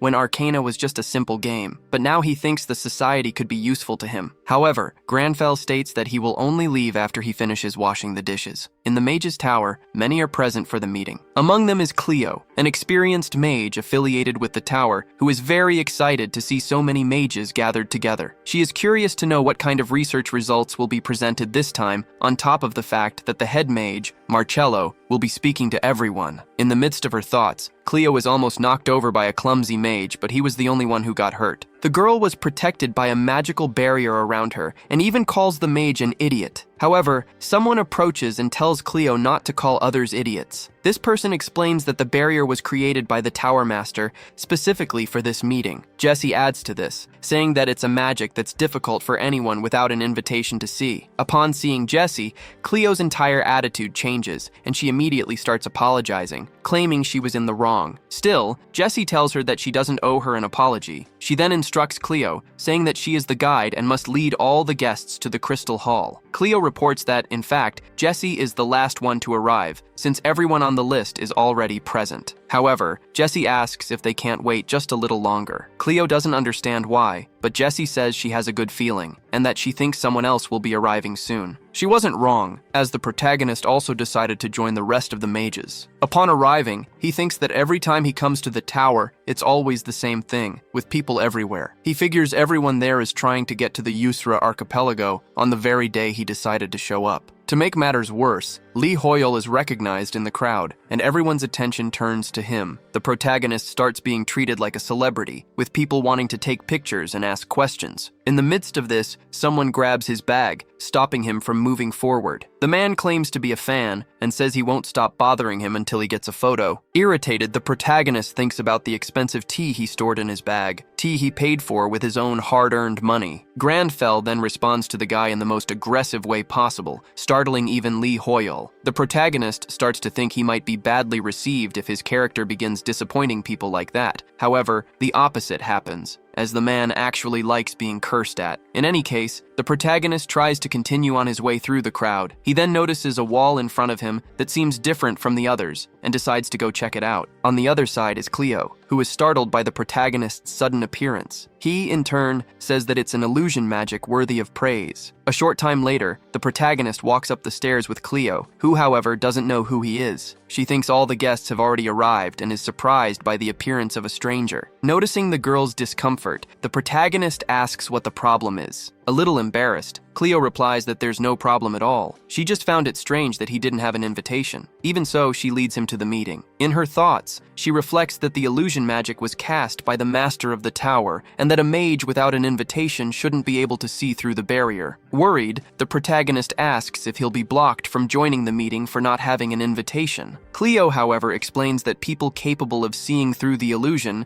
can participate even without an invitation. She adds that the protagonist is the first one to ever do it, which is why she was so impressed. The protagonist, on the other hand, is only thinking about copying the illusion magic, but concludes he'll need to level up a bit more to be able to do it. A short time later, he reaches the top of the tower, and Cleo welcomes him to the Crystal Hall, explaining that this is the place for knowledge investigation. When Arcana became a reality, the game's NPCs also appeared in the real world. The man with the most influence among them is the newest head mage, Marello, the future successor of the Tower of Mages. He lives up to the title, as he was the quickest to realize the situation the world was in and uses his magical knowledge to forge innovative ideas. He is also the one who leads the academic society. While Jessie's magic hat explains this, she shows that she finds it all very boring, which irritates the hat. Jessie replies that the explanation is making her sleepy, and that, to her, magic is just a skill. She knows nothing about inspection or interference. Her boredom is eventually noticed by the head mage, who asks if his words are really that uninteresting. Marello explains that the tower was summoned to this world for 2 reasons, one of them being interference, what the explorers call an update, and they are recurring. The mage says that humans aren't used to real magic, just as the Acadians have difficulty understanding the explorers' science. Therefore, he claims that to help each other, both sides need to make an effort. This is why the topic of the meeting is science, as he saw in it a possibility to develop magic. He then demonstrates what he calls a fusion, an ignition, created by uniting science and magic. However, he warns them to be cautious when handling something like this, since he doesn't yet know the types of variables it could involve. For this reason, Marello states that he needs everyone's help. Finally, he invites those present to ask questions. Immediately after the protagonist raises his hand, he tells the mage he noticed unnecessary elements in the recent demonstration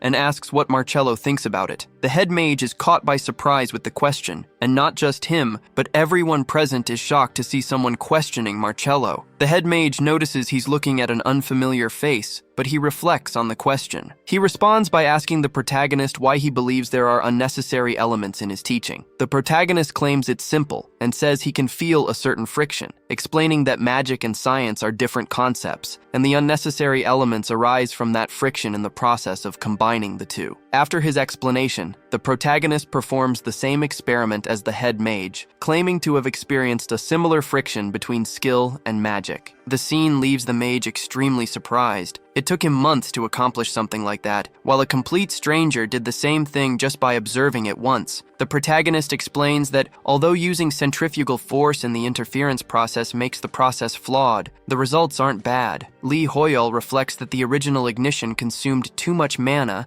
and that's why he didn't want to use it. But using centrifugal force made the technique much more efficient. He concludes that he made an excellent choice in deciding to go to that meeting. At that moment, the mage concludes that this person can only be the explorer he's heard so much about, Lee Hoyle. He resolves to invite him to join his research. The proposal automatically transforms into a quest in the protagonist's system, giving him the option to accept or not. It's up to him to decide what to do. A while after the first explorers arrived at the Yusra archipelago, one of them is incredibly excited. She's with Leonie, saying this reminds her of when they were both full of dreams about new adventures. She also mentions she should have brought a swimsuit, but Leonie insists they're not on vacation. Besides, the guild leader notes they aren't the first to arrive, since plenty of people are already there. Her colleague kisses her on the cheek, saying she looks very cute when she's mad. Another guild member finds it strange how many people are there, because besides humans, there are also Acadians. A colleague asks if he's referring to the NPCs, and in response, the member points to the Lionheart Knights. In addition to them, there are troops from the Shadow Mercenaries and the Explorer Alliance. The girl from the guild comments that the archipelago is famous for its treasures, so it's normal to attract so much attention. Leonie doesn't like this since it means more competition, but her colleague points out that at least the tower mages aren't there. Just then, the guild leader gets a call from a mage. Very excitedly, the mage tells her she found Lee Hoyol at the Tower of Mages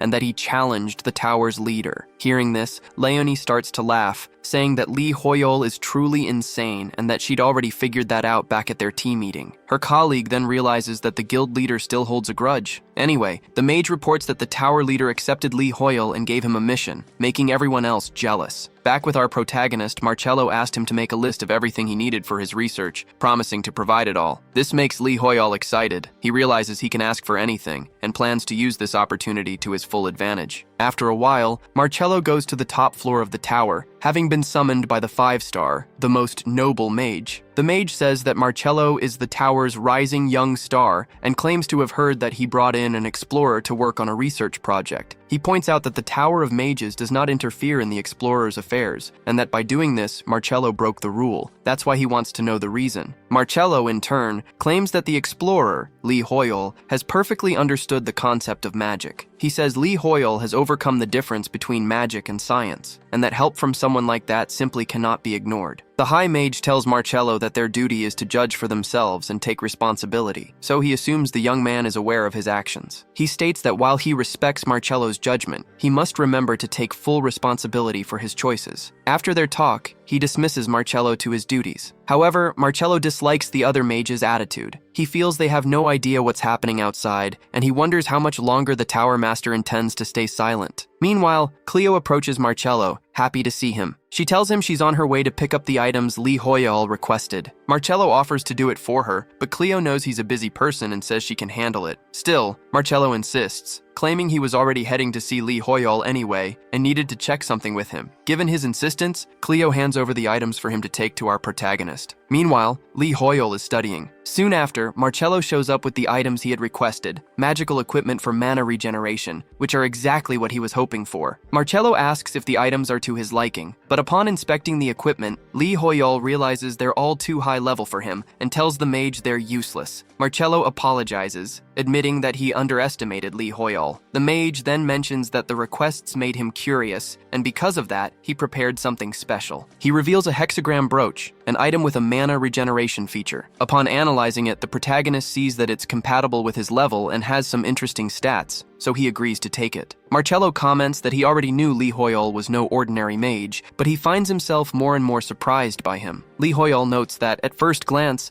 the item looks simple and cheap, but based on the mage's description, he starts to realize it might be much better than it appears. On the other hand, Marcello claims he can't properly proceed with the research at the moment, as there are needs in his magic, exactly as Lee Hoyol described. Hearing this, the protagonist says he will wait until they can continue. Marcello thanks Lee Hoyol for his understanding and expresses his belief that, with him, he will be able to change the Mage Tower. Back at the archipelago, the streamer Huigang TV is in action again, this time camped out while waiting for Lee Hoyol to appear. He comments that many players are arriving through the portals and believes the protagonist will soon show up too, stating that he won't leave until that happens. Upon hearing Lee Hoyol's name, another player approaches. His name is Kinver, and he isn't well liked by many, showing he dislikes that all the attention is focused solely on the protagonist. There was a group that distinguished itself after Arcana became a reality, and its members were willing to do whatever it took to achieve their goals. Whenever they showed up somewhere, an incident would occur, and according to rumors, Kinver is the cruelest among them. It's said that several players who entered rifts with this group have gone missing, and the fact that Kinver is interested in Lee Hoyol is drawing attention. He startles the streamer by saying it wouldn't be funny if Lee Hoyol overdid his clown act. Before leaving, Kinver warns that he'll be keeping an eye on the kid's stream and says goodbye. The streamer's chat goes crazy, and he is left perplexed, as some are saying Lee Hoyol shouldn't show up. Bothered by the comments,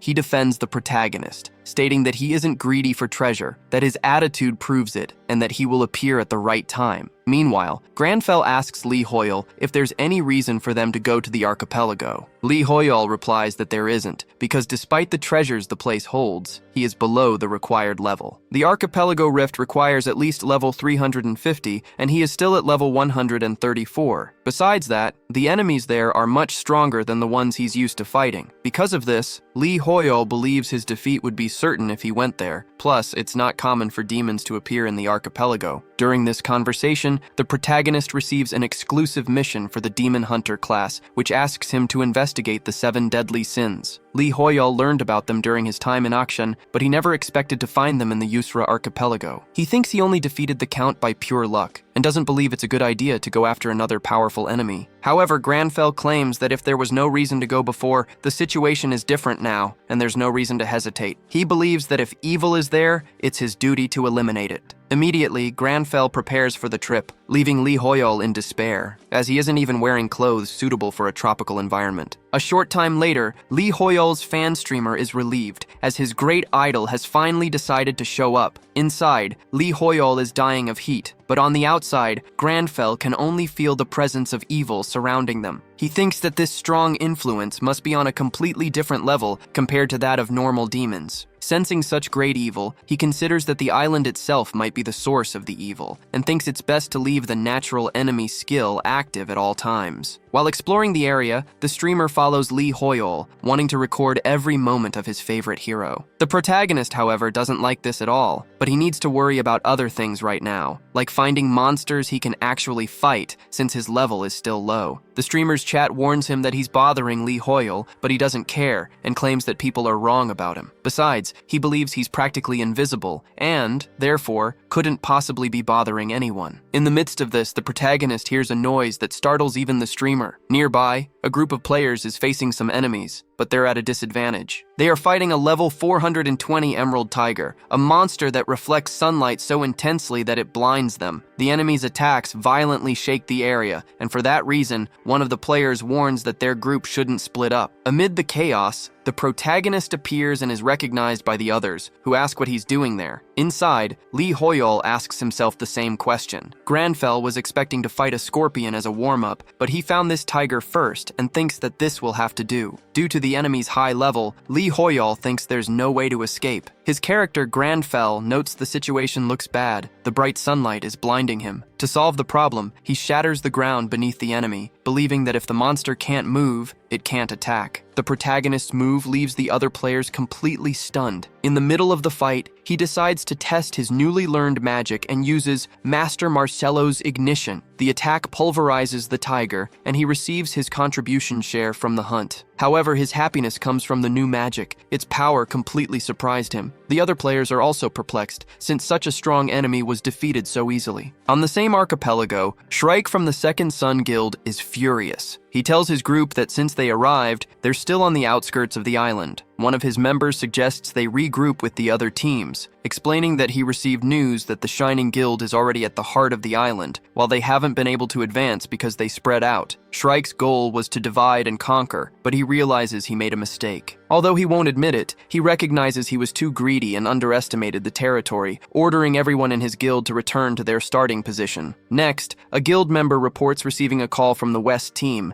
and suggests the leader take it. Shrike offers to go meet them, but is told they are already on their way. Confused, the leader demands an explanation. His subordinate then reveals that Lee Hoyol had already passed through their route, which is why they decided to find another path. While Shrike is still processing this, another subordinate appears with a report from the guild member who went to the Mage's academic society. He says that Lee Hoyol received a quest from the head of the Mages and will likely be the first player to get a personal laboratory in the tower. Disbelieving that a player could have such a good relationship with an NPC, Shrike orders his analysis team to dig up everything they can on the matter. He now believes that Lee Hoyol might be more dangerous than the press imagines. Meanwhile, Lee Hoyol is celebrating the rewards from the last battle, while his character remains cold and calculating. He's happy about getting a unique ingredient and thinks that with his new contacts in the Mage's Tower, it'll be easy to find someone to process it. A moment later, Granfell notices the atmosphere growing heavier. His character's sixth sense alerts Lee Hoyol that the situation is serious, and his system window appears again, warning him to investigate the 7 deadly sins. After the warning, an earthquake strikes right next to him. The protagonist's system alerts him that the island has been overcome by greed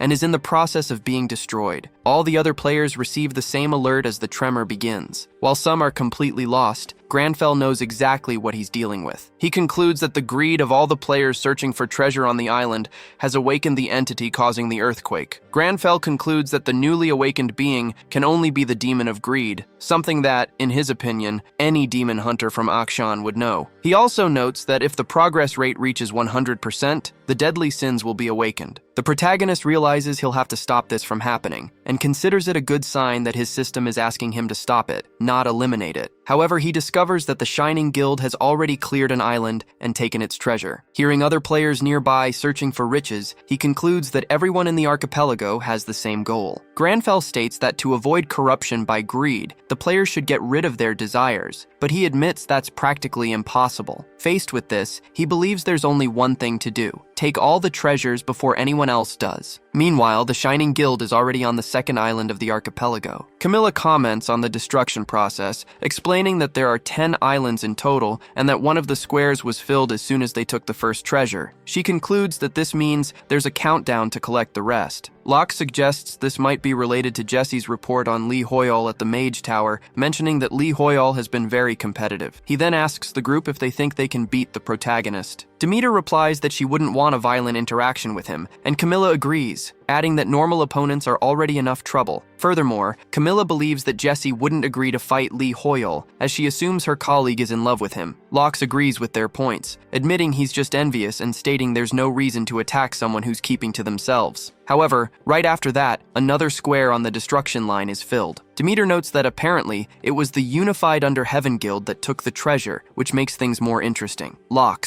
worried about being left behind, says they need to move as soon as possible. Back with the protagonist, Lee Hoyol asks Granfell what he means by taking all the treasures. Granfell replies that greed will destroy everything, so the only way to stop it is to take the treasures from the hands of the greedy. Immediately after, he comes across a group, and judging by their attire, realizes they are the Knights of Lionheart. Lee Hoyol didn't expect to find the Empire's best knights from the days of Arcana. Granfell greets their leader, Captain Harkon Kingsguard. Unlike his subordinates, Harkon acts politely and asks for the protagonist's name. He introduces himself as Lee Hoyol and says he didn't expect to find the Empire's knights in a place like this. For some reason, Harkon Kingsguard senses a different aura from the protagonist compared to other players. However, above all that, something else catches the captain's eye: the brooch Lee Hoyol is wearing. But before they could talk any further, a sudden attack strikes, nearly hitting the protagonist. Confused about what just happened, one of the knights guesses it might be a meteor. Immediately after, he realizes it's the owner of the island, a level 450 giant golden fanged turtle. The captain quickly orders his men to prepare for battle. They realize the enemy is about to attack, and the captain shouts for everyone to spread out. The turtle's destructive power is immense, and the knight's vision becomes obscured, preventing them from getting close to the target because of its sheer size. In the middle of the chaos, the captain grows worried when he sees his right-hand man Enoch about to be crushed. Desperate, the captain yells for his ally to get out of there. However, just a moment later, the turtle stomps on the ground, and the impact hits everyone around them. As soon as the captain regains his sight, he sees that the protagonist has protected his ally. Lee Hoyol created a wall out of thin air, which raises questions among the knights. But he states there's no time to talk, as the enemy is still standing. The turtle prepares to attack again, and the captain orders the squires to form their defenses. Meanwhile, the protagonist realizes he needs to conserve his mana, so he doesn't run out quickly. Then Harkon Kingsguard gets his attention. He thanks him for his help and makes a promise. If he continues to fight alongside them until the end, the Knights of Lionheart will swear to return the favor and will never forget this day. Since this was exactly the help the protagonist needed, he accepts without hesitation, concluding that by helping each other, they'll have a better chance of defeating the monster. From a distance, a streamer obsessed with the protagonist records the whole scene, satisfied that he managed to capture the moment. The chat warns him about the danger of being so close to the fight, but he assures them he's keeping a safe distance from the monster. Meanwhile, the leader of the Lionheart Lionheart Knights orders his army to advance with honor. As the army attacks the monster on the front lines, the protagonist analyzes the situation and concludes the enemy's weak point is its head. He thinks it would be better to attack its legs to make it easier to get to the top. Nearby, Enoch stares at the protagonist, looking frightened. Although he's grateful for the help, Enoch thinks it's an exaggeration for his captain to make an oath of loyalty to an explorer, a privilege that, until now, was reserved only for members of the royal family. Watching the knights fight, Lee Hoyol initially thinks they are weaker than he expected. However, he realizes that it's actually the monster that is incredibly strong, and the knights can't deal any significant damage. Since all the warriors are short-range classes, only those at the front can fight, while the others just wait for their turn to attack. The protagonist understands that if the situation continues like this,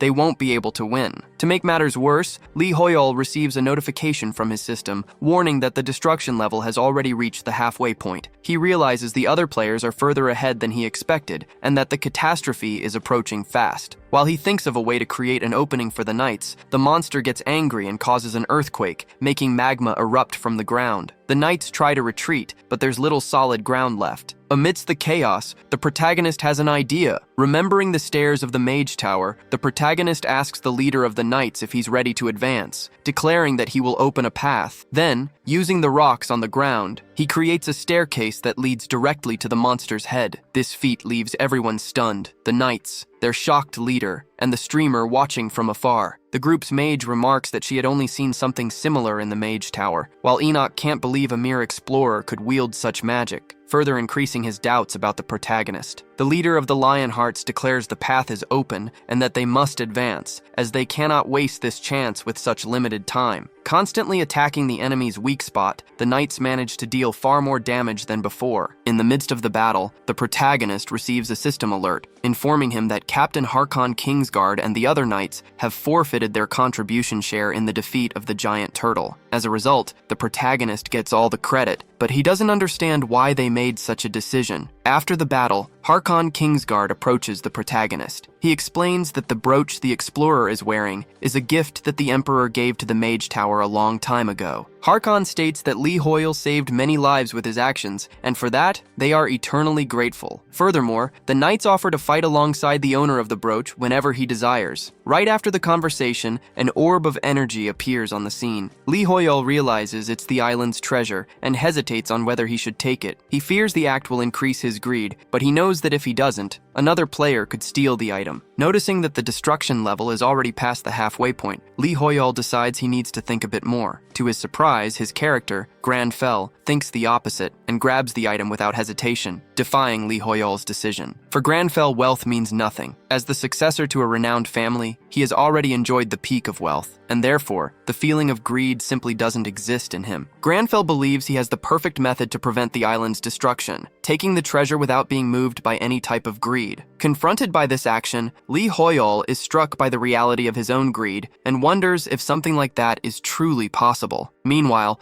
from a distance, the protagonist is being watched by his enemy, Kinver, who notices his interaction with the Lionheart Knights. Kinver thinks that Lee Hoyle can keep collecting his treasures, but that eventually he will be confronted. In that instant, one of Kinver's surviving victims tries to stand up, saying that the Shrike of Second Sun will get him. Those, however, are his final words, as Kinver kills him, adding him to the list of players who have already perished at his hands. Kinver believes this display of force will be enough to finish off all his opponents at once. The streamer obsessed with the protagonist gets excited, seeing Lee Hoyle take the treasure without the greed progress increasing. However, upon inspecting the item, Lee Hoyle is disappointed. Despite it being an epic treasure, he only got a broken crown and was hoping for something better. He's starting to think this is some kind of joke. Then, his system alerts him that the Lionheart Knights have joined his party. The Knights' captain, Harkon Kingsguard, declares he will follow Lee Hoyle from now on, fulfilling the promise he had made. Lee Hoyle, who hadn't taken the promise seriously, now realizes that the captain and his army have actually become his allies. Harkon Kingsguard states he doesn't know the protagonist's goals, but he declares that he will be his shield and sword within the archipelago. Surprised and thrilled, the protagonist reflects that he now has the best knights on the continent as his allies, and that no monster will be a match for him. Agreeing to have them on his team nearby, Kinver continues to observe the protagonist. When an ally asks why the destruction progress hasn't changed even with Lee Hoyle taking the treasure, Kinver replies that there's nothing to fear. He explains that although Lee Hoyle is a stronger target and has company, He has already prepared a surprise for him at the docks. The moment the protagonist gets on a boat to leave, a toxin will hit him. Kinver is confident that not even the knights can do anything against this trap, making the treasure completely irrelevant. However, the protagonist spots something high up in a tree, which makes Kinver, the observer, almost fall over in shock. Kinver feels the bloodlust from Lee Hoyle's gaze alone and doesn't know what to do, thinking he's been discovered. In reality, Lee Hoyle was just looking at an animal that caught his attention. But Harkon Kingsguard saw something beyond the animal and warned the protagonist about a watcher in the trees, which terrifies Kinver even more. After Harkon's warning, the protagonist tries to see who the knight was referring to, but he only spots a squirrel and is left confused. His focus shifts when the system alerts him that only 2 treasures remain before the archipelago is destroyed. Since he took an item without increasing the greed, he concludes that only 1 treasure is left for someone else to find. His main concern now is to go after that last treasure to get there before the others, even though he thinks the destruction rate won't reach its maximum. Harkon Kingsguard states that he will do whatever the protagonist wishes. Still in shock, Kinver is so terrified he can't even speak to his ally on the radio. In his mind, he concludes that Harkon Kingsguard wanted to capture him, but Lee Hoyle decided to move on, though he doesn't know if it was out of pity or caution. Regardless of the reason, he realizes he almost died and decides to abandon the mission. He then warns his allies to stay out of Lee Hoyle's way if they want to stay alive. Kinver's ally, Park Hyunjun, is outraged. He doesn't understand the sudden change in behavior and complains that Kinver just hung up on him. He's furious for having invested and even borrowed money to buy the poison Kinver asked for, only to see him back out now. When one of his men tries to calm him down, Park Hyunjin retorts that it's easy for them to stay calm, since they weren't the ones who paid out of their own pockets. Despite his companions' attempts to control him, he accuses them of being way too calm and starts to suspect they conspired with Kinver against him. Ignoring their denials, Park Hyunjun demands to know how much they made behind his back. The commotion caused by Park Hyunjun startles some birds, and the noise catches our protagonist's attention. The captain asks if something is wrong, but Lee Hoyle can't say for sure. At the same time, he receives a danger notification similar to the last one, but it indicates a much greater threat. His demon hunter instincts are warning him of imminent danger. Meanwhile, Park Hyunjin starts attacking his own allies. One of them comments that Park Hyunjin was always crazy about money, but he never imagined it would come to this. Park Hyunjin in turn screams that they took money to betray him and sided with Kinver. Unbeknownst to them, the obsessed streamer is hidden nearby, broadcasting everything live. He manages to capture the moment Park Hyunjin tells his allies he's just taking back what they stole from him. Terrified, the streamer runs as far away as he possibly can. He realizes the Supernova Guild is truly insane, and the rumors about them killing other players are all true. The streamer thinks he could be next if he's seen, so he tries to sneak away. In his rush, he bumps right into another player. It's members of the Explorers Alliance, and one of them asks the kid if he's being chased by a monster. The streamer believes he's safe now. He thinks that not even a guy who kills his own teammates for money would be able to fight an entire guild all by himself. So, he decides to stick close to the group to feel more secure. During the exploration of the archipelago, drones fly over the area. It's announced that the territory is divided into 10 islands, and each one has its own hidden treasure. The way to find the treasure varies on each island. It can be easy or difficult. The Shining and Explorers Alliance guilds have already obtained their treasures. Now, only one island remains to be explored, where several players and guilds are gathered. One of the first groups to arrive are the members of the Shining Guild, who have already secured 2 treasures. The Korean Guild, Gaon, also managed to get a treasure and is now searching for its second. Also present is the Inazuma Guild, which almost got a treasure, but Gaon arrived on the same island first and had better luck. The rivals, Second Son and Berserker, have also reached the final island. Everyone is waiting to see who will find the last treasure, while streamers cover the entire event. However, something unexpected happens that shocks everyone. The Knights of Lionheart arrive on the final island. No one expected to see the Empire's strongest knights searching for the treasures. On top of that, their captain, Harkon Kingsguard, is known to be above level 600. For the lower-ranked guilds, the situation is desperate. Everyone's surprise grows even greater when, from among the knights, Lee Hoyle appears. The protagonist once again becomes the center of attention, and thanks to his character's appearance, he is seen as confident and focused. But in reality, on the inside, he's terrified. Lee Hoyle already knew he would draw attention, but that doesn't stop him from feeling uneasy. Some players see him as a potential enemy, while others, the smarter ones, think he's someone to be avoided. Lee Hoyol's biggest fear is that people will discover he's just a newbie, as that would shatter the powerful warrior image the media has created for him. Amidst all this, Harkon Kingsguard warns the protagonist of an approaching danger. Then, lava begins to erupt from the ground, putting all the players on high alert. They try to retreat as best they can, but for some, it's already too late. Everyone was caught by surprise by the same enemy, the master of the final island to be explored, the Great Lava Koi, level 420. Besides the enemy itself, the intense heat from the lava makes the explorer's path difficult. Instead of fighting, some think it's better to just observe for now. They try to attack from a distance to avoid getting close, but a wall of lava around the enemy prevents anything from approaching, making the task even more difficult. Meanwhile, Nam Taemin can't stand still, even with his brother warning him not to overdo it. The streamers watch everything from afar through their drones and notice that even the tanks won't get close because of the boiling sea of lava. In the midst of the chaos, Harkon Kingsguard approaches Lee Hoyol and apologizes for not being of much help, despite his promise. However, the protagonist claims there's nothing to worry about, as he didn't lead them there without a plan. The leader of the Shining Guild notices the protagonist's calmness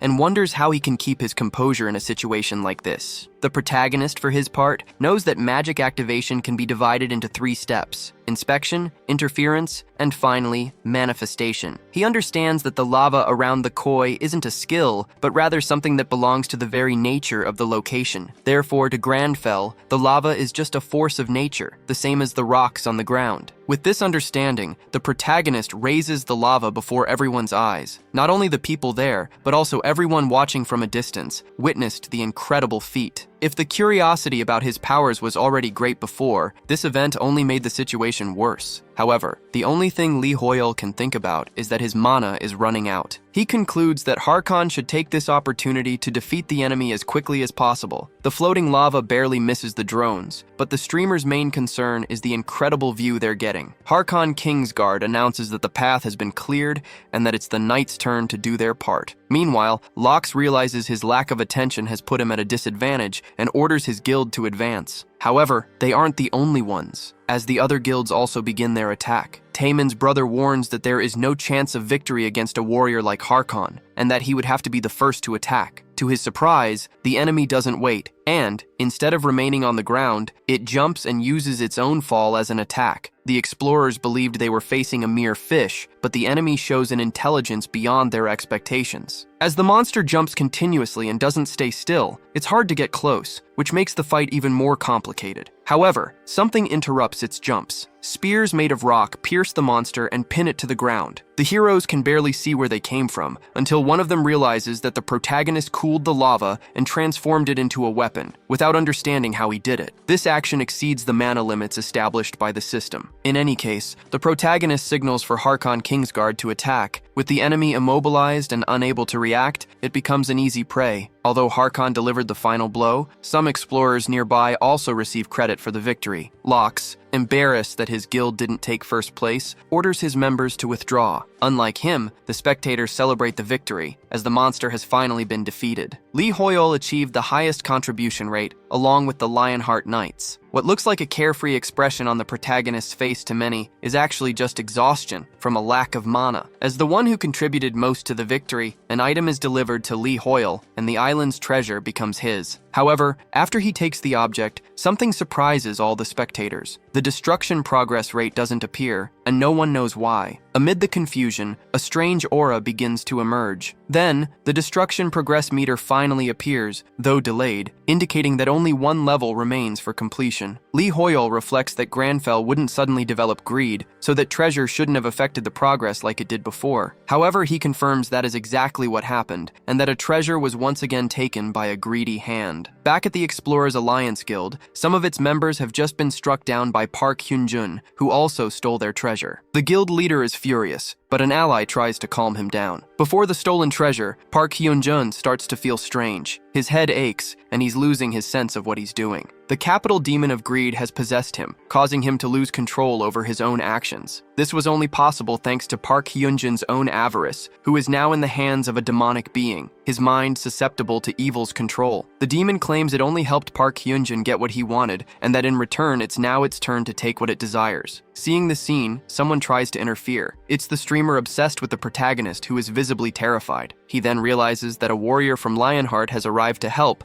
which means Lee Hoyol must be nearby. The protagonist, meanwhile, senses the demon's scent from afar and wastes no time approaching his target. Thrilled, the streamer declares that he has waited for this moment and announces the return of his live stream. However, the Lionheart warrior reports that the enemy is still alive and asks Lee Hoyol to give the order to attack. With that, a quest is created for Lee Hoyol. His system alerts him that the evil of the Yusra archipelago is preparing itself and that he will have to do something about it. Furthermore, the stolen treasure is still with the enemy. The system informs him that the item is being corrupted by greed, and the protagonist's mission is to stop this from happening. Otherwise, the destruction that has been initiated will finish everything. With the start of the destruction, several explorers fear for their lives as the enemy reveals itself as an evil greater than the monsters already defeated. It attacks and causes even more intense earth tremors, growing to such massive proportions that it covers almost the entire archipelago. From above, drones film the scene, and the streamers realize that the islands are practically joining into one, with something emerging in the middle of them. Amidst the unified island, a golden castle emerges, catching everyone by surprise. Even Harkon Kingsguard is impressed with what he sees. Lee Hoyol had never heard of anything like this, and wonders if that could also be some kind of treasure from the archipelago. However, his system alerts him that this is the Castle of Greed, the nest of one of the 7 deadly sins. The place's aura is so sinister that Lee Hoyol feels he shouldn't get any closer. Meanwhile, Harkon Kingsguard senses a danger approaching and orders his people to prepare for battle. Shortly after, a warrior warns the others to be careful of the ground where the undead are emerging. The appearance of a golden castle and now the undead gets the streamers excited, as the content is excellent for their audience. However, one of them receives a message and warns that it's not time to celebrate. At the UAA base, chaos breaks out among the staff. Sunbay's friend believes they need to stop the situation immediately, otherwise everyone will perish. However, all they can do is notify the players about the new update. Seeing the notice, the protagonist is shocked, as the enemy's level is extremely high, even for the warriors of the Lionheart Guild. He starts to think the mission is impossible to complete, since the weakest enemy is level 500 and the boss is level 650. The captain of the Lionheart tries to keep his army in formation to retreat slowly, while also trying to protect Lee Hoyol. The protagonist, however, approaches and asks if the promise Harkon made to be his sword and shield is still valid. Harkon replies that the enemy is one of the 7 deadly sins, and asks if, even so, Lee Hoyol wishes to fight. The protagonist confirms, claiming that demons are meant to be stopped and that there is no other option. Faced with this, Harkon claims to see no fear in Lee Hoyol's eyes, even though on the inside, the protagonist is terrified. Determined, the captain gathers his knights and declares that no matter what happens, they will fulfill the oath they made and help Lee Hoyol reach the enemy's lair. Watching the scene from afar, both the streamers and their viewers can't believe what's happening, as the path to the castle is infested with the undead. Even facing this obstacle, the protagonist orders the Lionheart Knights to advance back at the UAA headquarters. The staff realizes that despite their warning, someone is attempting to reach the castle. Defying all expectations, the player Lee Hoyol, together with the Lionheart Knights, charges toward the enemies, all in front of the international media and online streams broadcasting the event live. Meanwhile, the UAA tries to isolate the castle and discourage anyone else from approaching. As he advances, the protagonist notices the knights are doing better than he imagined. After all, they are the best on the entire continent. He focuses on regenerating his mana, hoping he can help during the battle. Some explorers consider joining them, but then they remember they almost died fighting the lava fish, and conclude it would be no different against more powerful enemies. To them, the mission is impossible, and it's only a matter of time until Lee Hoyol perishes. The protagonist realizes the undead return endlessly, making any attempt to kill them useless, since they're already dead. To make matters worse, he still doesn't have enough mana. However, a light suddenly appears, surprising the nearby explorers and even Lee Hoyol himself. Nam Taemin shows up to aid in the combat, and he's not alone. The Berserker Guild also joins the fray. The unexpected alliance between Gaon and Berserker quickly makes the news, as players from both guilds help Lee Hoyol around the palace, though this doesn't stop the two group leaders from clashing. The sudden assistance surprises Lee Hoyol, but his character approaches the leaders, telling them that they need to help. This attitude drives Lee Hoyol crazy, as he considers asking for help so directly to be incredibly rude. For her part, Leonie Bellucci states that while she feels indebted to Lee Hoyol, she would have appreciated more kindness from him. Taemin's brother says this is his chance to make a good impression on Lee Hoyol. However, from Hoyol's point of view, All he notices is that both leaders are nervous. Amidst this, the fallen undead begin to rise again. The Lionheart warriors quickly jump back into the fight. Taemin asks his clerics to bless the allies, as they'll need divine protection to fight against those things. The protagonist quickly approaches Leonie and says the Lionheart Knights also need a blessing like that. He adds that he has no tea to offer, but he does need her help. During the fight, backup arrives. The Saints of Gaon announce they will provide all the necessary support so Lee Hoyle can fight without any worries. Leonie is surprised that the rival guild responded to his request before she did. Now, with reinforcements, the Lionheart Knights have renewed energy to fight their enemies. The protagonist tells Taemin he won't forget his goodwill. Taemin replies that he'll find a way to get whatever Lee Hoyle needs, even divine protection. However, the protagonist claims he doesn't believe in something as stupid as deities. Lee Hoyle is furious, as his character's tongue is sharper than usual. Harkon overhears the statement and gets distracted. Immediately, he hears a voice in his mind and sees a divine being before him, associating it with his majesty. But in truth, what's approaching him is the enemy. Trying to resist, Harkon warns the others that the palace gates are dangerous and tells them to get back. In his mind, Harkon remembers the moment he made a promise to his majesty. Standing before the emperor, he reported that the demon general had been spotted in the northwestern valleys and volunteered to go there if the emperor agreed. However, the emperor showed no interest, claiming that thousands of soldiers would die at the hands of the demons all at once, leaving his army weak and depleted. On top of that, the Mage Tower that was investigating the case had fallen and turned to ruins. As if that wasn't enough, the people of the nation vanished without a trace. The emperor confessed that he questioned his god every night, asking if this was the end of the world and if it was the divine will. However, he claimed that his god never answered. Therefore, he believed that even God had decided to disappear and asked if Harkon thought so too. Harkon, however, argued that the demons were the cause, as they were blocking the path to God. With that, he once again offered to defeat the demon general, believing that by doing so the path to God would open again. But to his surprise, he heard his emperor say that he no longer believed in a god. His faith was now in Harkon, and in his determination to overcome evil. Back in the present, the intense battle between good and evil rages on. As soon as he regains consciousness, the captain orders his soldiers to advance, for his majesty, the emperor, is counting on them. It doesn't take long for Harkon to spot his enemy on the other side, the demon general, so he charges forward hoping to defeat him. With a wicked smile, however, the demon claims it's now too late for that. Harkon can't reach his opponent in time. Not only that, but his soldiers begin to be attacked by an unknown force. The captain feels completely lost in this situation,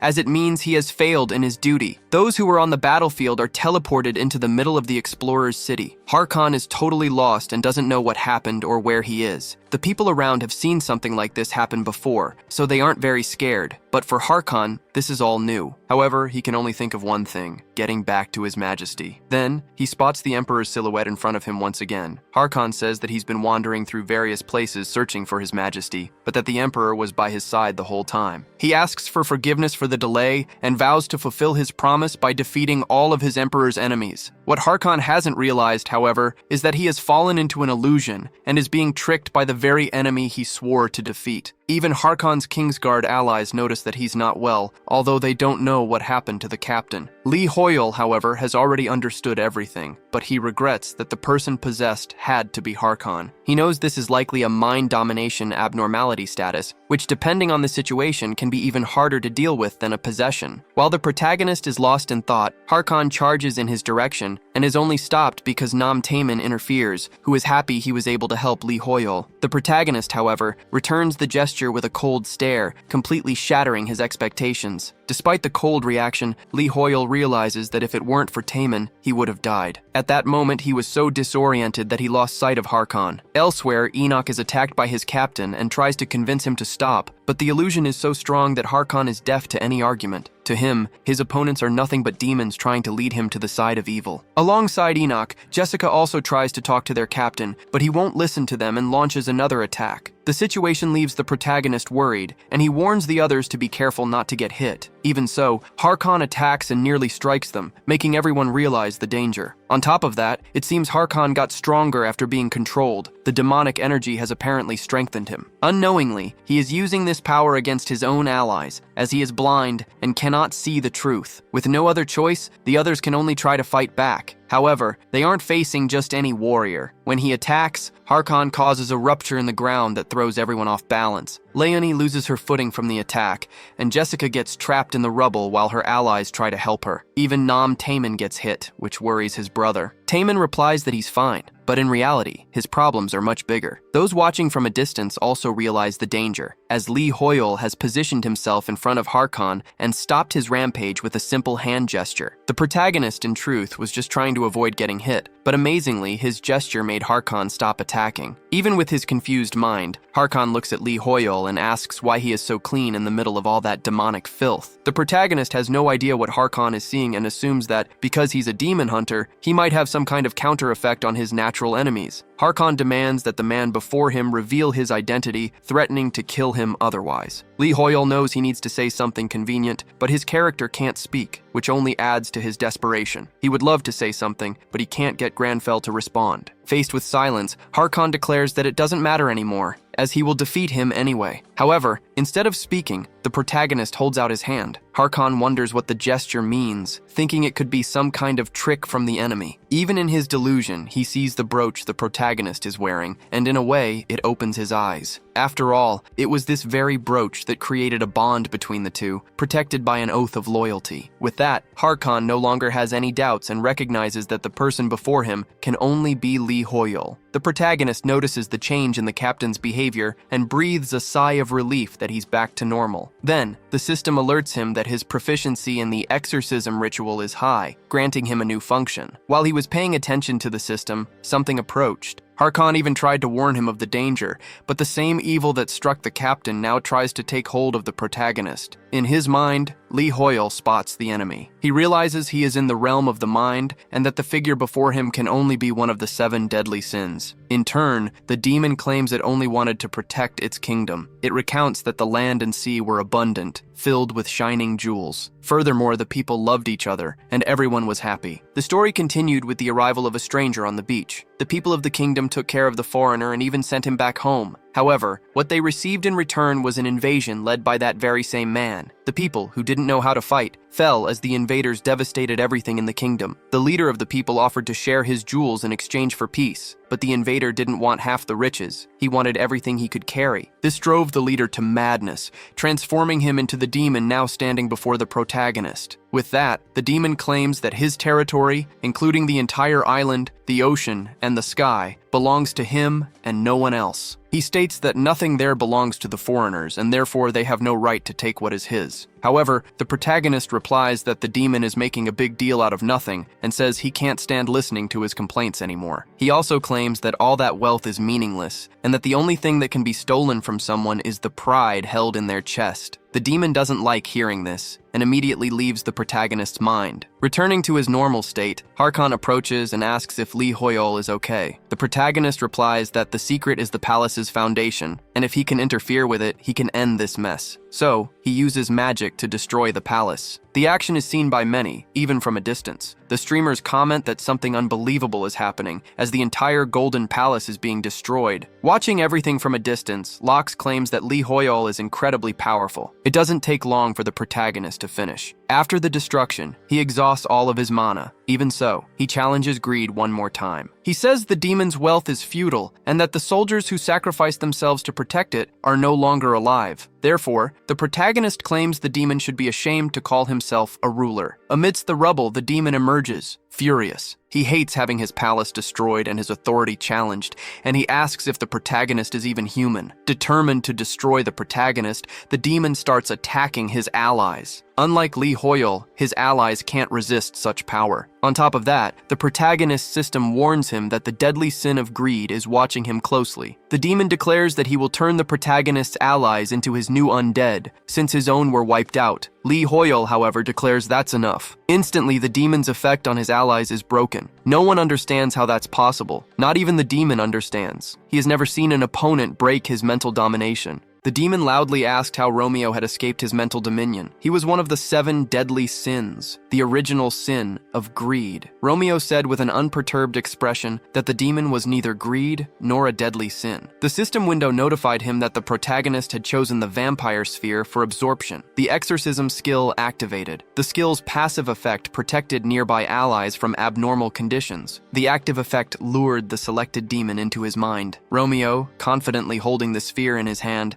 asked the last king of the Yusra kingdom to wake up. The demon opened his toothy mouth in confusion. The protagonist sternly said that it was time to correct his mistakes. The sphere instantly split, directing light energy to the side. The demon laughed loudly and asked what else Romeo wanted. Such an attack was easy to avoid. The last king of the Yusra kingdom, Hakuna, calmly extended his hand and said that this was enough because his palace had already fallen. The demon, illuminated by powerful rays of light, turned to Hakuna and accused him of betrayal. Before he could finish speaking, his body was instantly torn apart. Watching the broadcast, Wycombe looked on in surprise. Everyone watched this on their screens, their faces filled with amazement. The correspondent put a hand to his earphone, sighed, and happily announced that the protagonist did it. Lee Hoyol just doesn't know when to stop. Who is this? This man emerged from the remains of the original sin. Hakuna was kneeling in front of the protagonist. He looked at his hand indifferently and asked what this place was. Hakuna had just committed along with the mortal sin, so how was this happening? He asked Romeo if he was really the one who had stood up against greed. Romeo calmly looked through the system pop-up windows,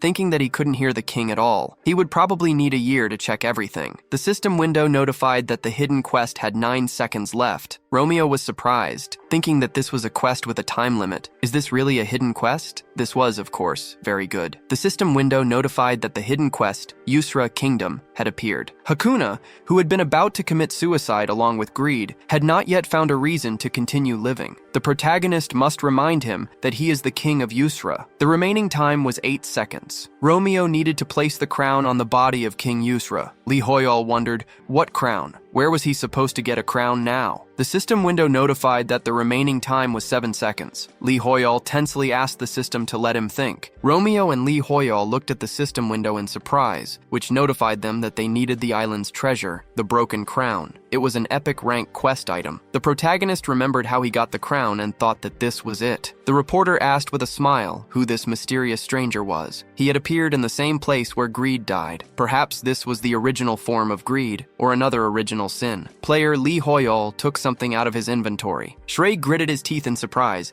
and watching the events on his phone, asked if that was really a crown. Romeo brought the crown, shrouded in light, to the man's head. Hakuna looked at his hands in surprise and exclaimed that this was his body. The system window notified that the quest had been completed. Lee Hoyol sighed in relief, putting his hand on his heart and thinking that he had received the crown after defeating the turtle. The protagonist thought that it was just a useless item that had accidentally received a high rank, so this was how it was supposed to be used. It was a great relief for him. The system window notified that Lee Hoyol had fulfilled the conditions. The secrets of the Yusra archipelago will be revealed. Romeo looked at the bright light coming from the system window with admiration. The hunters looked in amazement at their system windows, which notified them that someone had revealed the secret of the Yusra archipelago. At the same time, a hunter raised his hand in anger and asked loudly what this was supposed to mean. Did this mean the rift had been cleared? What kind of guild was this? Someone stated that it was not a guild. The hunter asked what he was even talking about. The girl, turning to the guild master, urged him to look at the notification. Rox, smiling, put a hand on his neck and asked with a laugh if it was really someone. A viewer of the broadcast asked what kind of notification had just come through. He thought some kind of disaster had begun. Who was this someone? Weikong, frightened, quickly looked up and said that was all. The correspondent put his hands on his head in great surprise, watching the events unfold. He announced that there was a worldwide notification. The same message was being broadcast to players all over the world. Who, covering his face with his hand from the bright light, wondered what this meant. Had someone revealed the secret? Was it really talking about him? The ancient kingdom of Yusra is revealed. The hunters looked at their system windows in amazement, standing on the split ground from which bright rays were shining. The brightest streams of light shot upward. The hunters looked at the rays coming from the ground in surprise. A knight said with tension that a historical site was rising from the underground. The commander, looking up in surprise, said that this was amazing. This was the ancient kingdom of Yusra. The system window announced that a new region, the kingdom of Yusra, had been discovered. A man was very surprised looking at the buildings that had appeared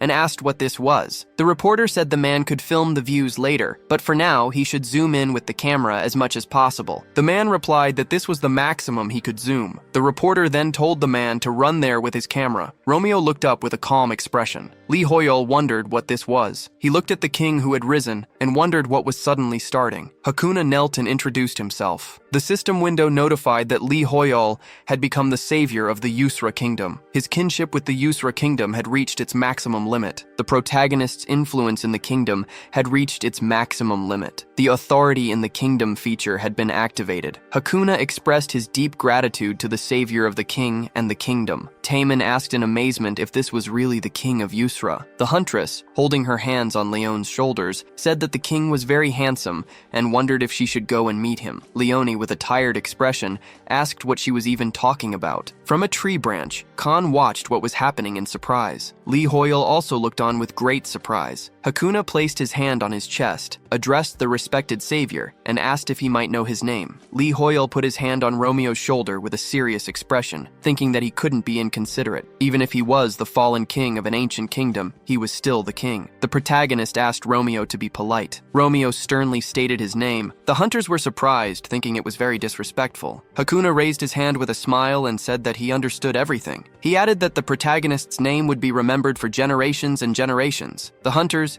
with puzzled expressions, thought it was a very formal speech. Leone asked if it shouldn't be the other way around. She noted that he acts like a fool with everyone. Lee Hoyol heard her and thought that Leone was right. Taemin addressed the protagonist by name, saying that he had said nothing. The king, smiling, placed his hand on his chest and said that when he was consumed by greed, Romeo had told him it was time to correct his mistakes. The protagonist sternly thought that Hakuna had better not repeat his words. Lee Hoyol smiled and clutched his hair. The king looked away and said that upon hearing this, he had decided to kill himself along with the mortal sin. The protagonist saved him and returned the crown to him. Harkam looked on tensely. Hakuna lowered his head and asked why Romeo had done this. What did he expect from him? From the king who destroyed his subjects with a single mistake. Meanwhile, on the island, subordinates ran quickly after their leader, loudly asking why they were running. Shreg angrily clenched his teeth, ran at great speed, and shouted for them to stop crying and move faster. This was the first national-level update in the history of Arcana. A new area had appeared on the Earth. Shreg confidently clenched his fist and exclaimed that this was Yusra. He thought that this country had been very valuable in Arcana's past. Numerous cities and villages, as well as rare monsters,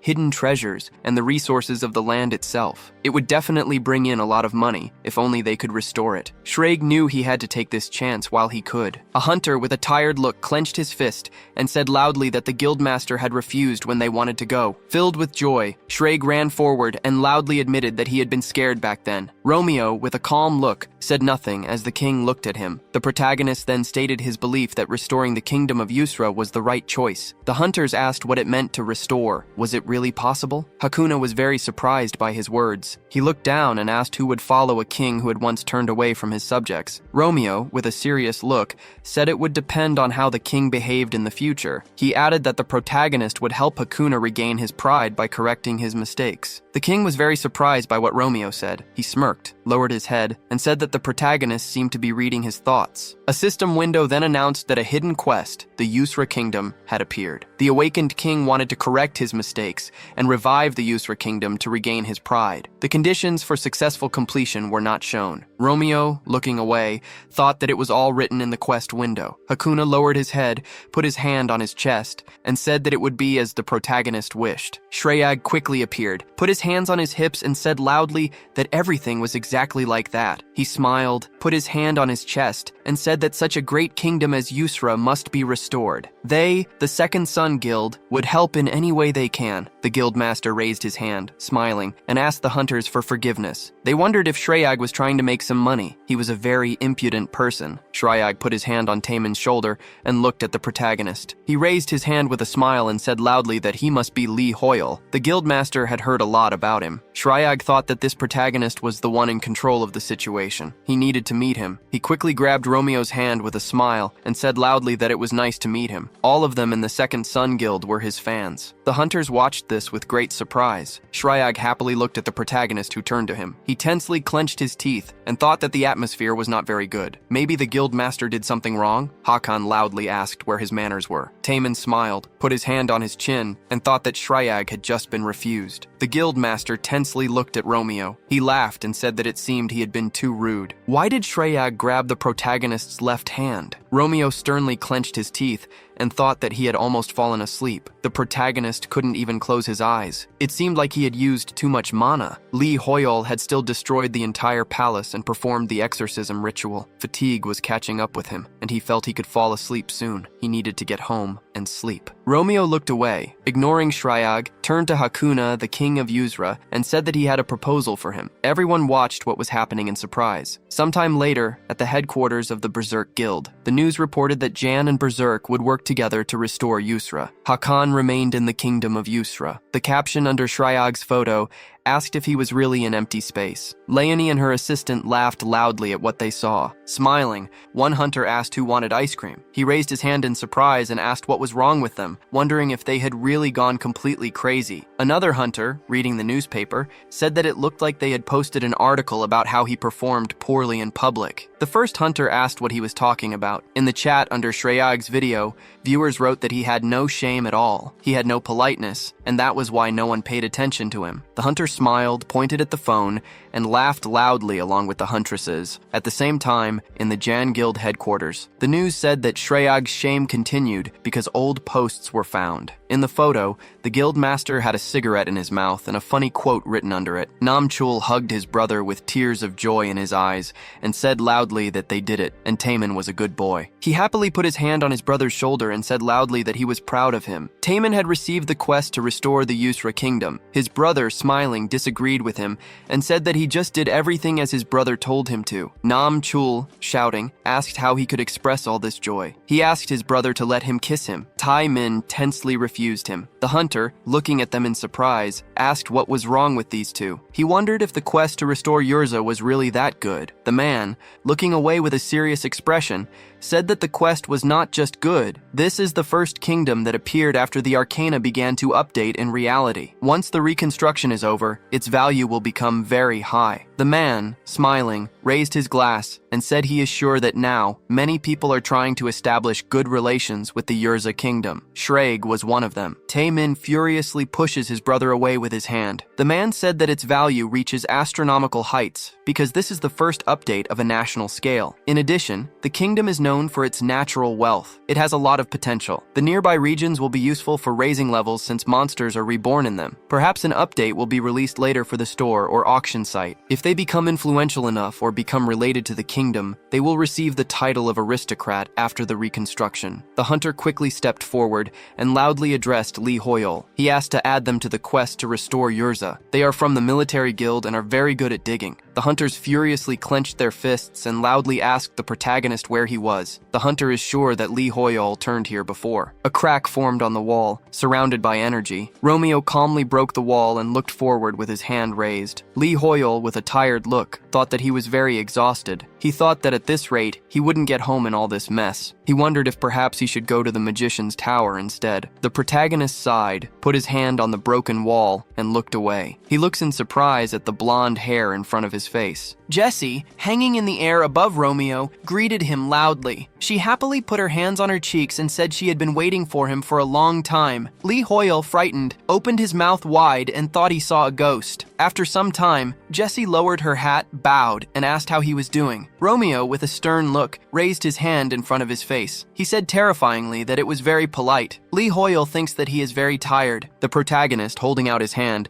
said that he doesn't have any tea with him now, but she can sit down. It turns out that the rocket doesn't reach the magician's tower. Jessie happily said that this is good. It would be bad if a rocket hit them, but she can stop the rocket. Romeo tiredly put his hand on his face and wondered what she was even talking about. The protagonist asked asked her what she wanted, Jessie said that she had some questions about magic. She watched a lot of videos about Lee Hoyle. The protagonist was extremely skilled in research, intervention, and manifestation. Romeo uninterestedly put his hand on his face and said that he was already tired. The protagonist thought that today was a very long day. Jessie said that Lee Hoyle was able to copy the spell of the supreme mage Marello on the first try. Romeo, without listening to her, thought that he had a lot to think about. Jessie said that her teacher had also said the protagonist was more than a genius. Romeo thought that he needed to think especially about the deadly sin of greed. He had mentioned original sin, but did not recognize his exorcism skill. A demon of such an order should recognize a demon hunter. It couldn't be any other way. Jessie raised her hand, smiling, pointed 2 fingers forward, and asked if the power the main character used was magic. She looked at Romeo expectantly. Jessie addressed him by name. The main character closed his eyes and crossed his arms without answering her. Jessie looked at him in surprise, but Romeo did not react to her in any way. She opened her mouth and extended her finger forward. Jessie stood on the table and brought her hand to the main character's face. She put her finger on his closed eyelid. Romeo instantly opened his eyes wide. He looked in surprise at the empty chair and the note on the table. The main character wondered if this was really a dream. He wondered which of these had been a dream. It was written on the piece of paper that Jessie would come next time. Romeo thought that it seemed he was so exhausted that he had even fallen asleep right in front of the person. The main character,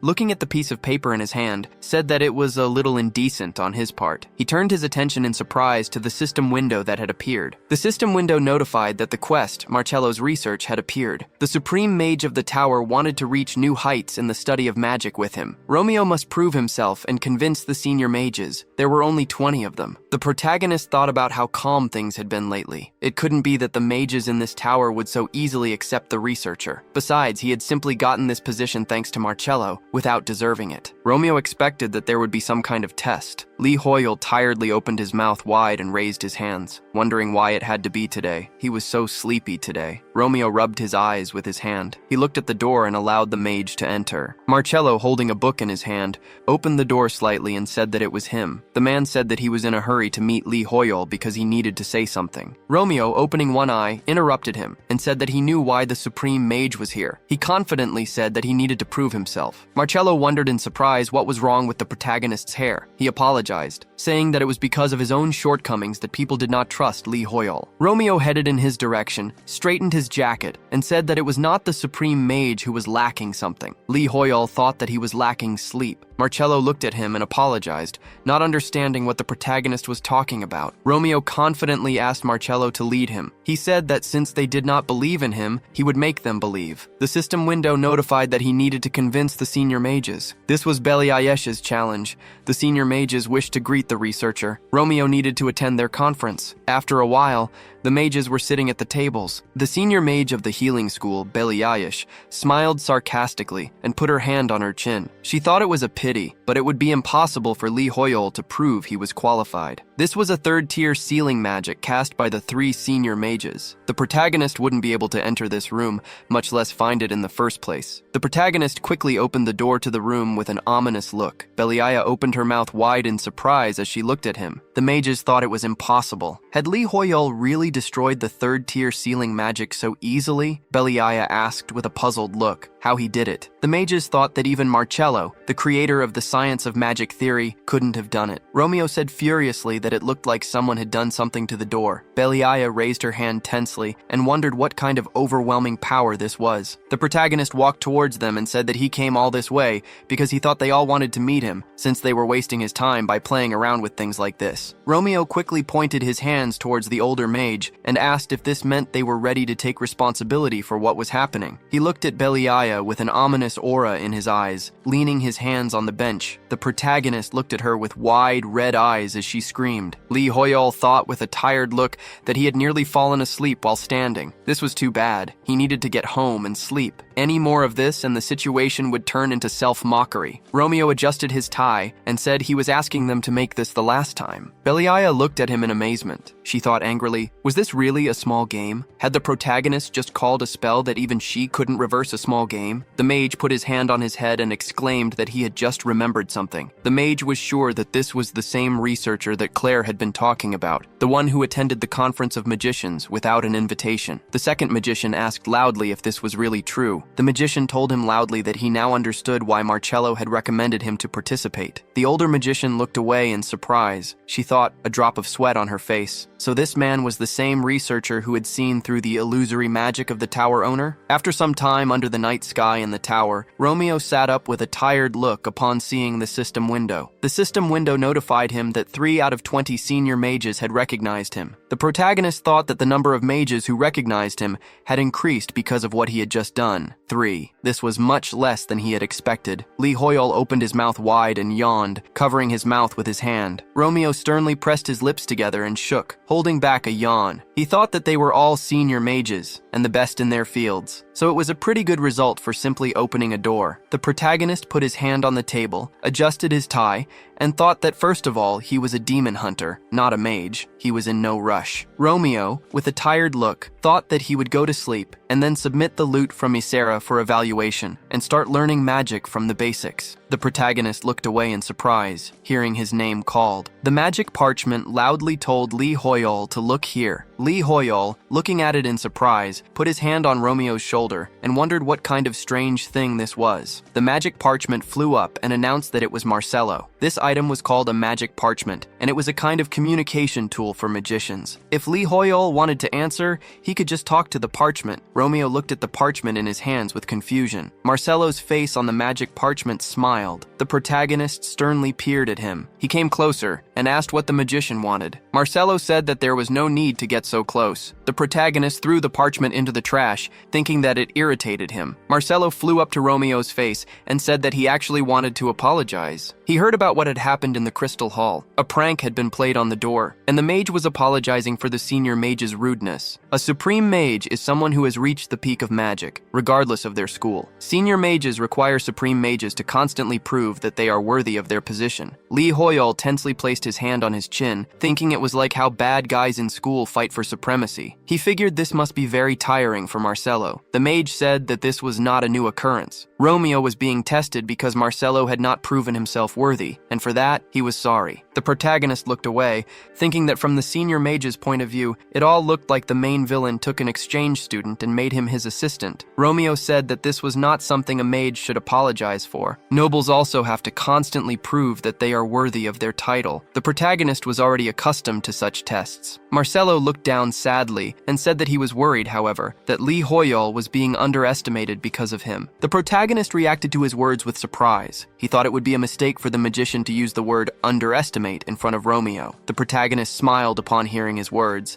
and Marcello was surprised by this. Romeo said that when others underestimate him, he should just prove himself. Lee Hoyle covered his face with his hands in shame, thinking that Romeo was about to say some very shameless things. The protagonist smiled, closed his eyes, and said that when people overestimate him, he should just make their expectations come true. At the same time, the parchment with Romeo's face said that if someone doubted him, he would just continue to improve himself and his abilities as a leader. Marcello said that he had also been impolite. He should have talked to the main character in person instead of talking through the parchment. Romeo crossed his arms, looked at the parchment, and said that it was okay. The magician said that he should have thought about it more. The main character closed his eyes, raised his hand, and reiterated that, as he had said, there was no need to worry about it. Marcello said that he would come right away. He added that he would be at Lee Hoyle's place in about 10 minutes and they would see each other then. The magician stopped talking, and the magic parchment fell to the table. With a tired look, the main character thought that he had already told him everything was fine. Romeo lowered his head, put a hand to it, and thought that at this rate, he would only get enough sleep when he died. It would be difficult for him to earn the respect of the senior mages as a novice, considering he wasn't even a magician at all. A bright sphere of energy formed in Romeo's hand. He calmly looked at the flying spheres and thought that besides, he was only level 266. All senior mages were at least level 600,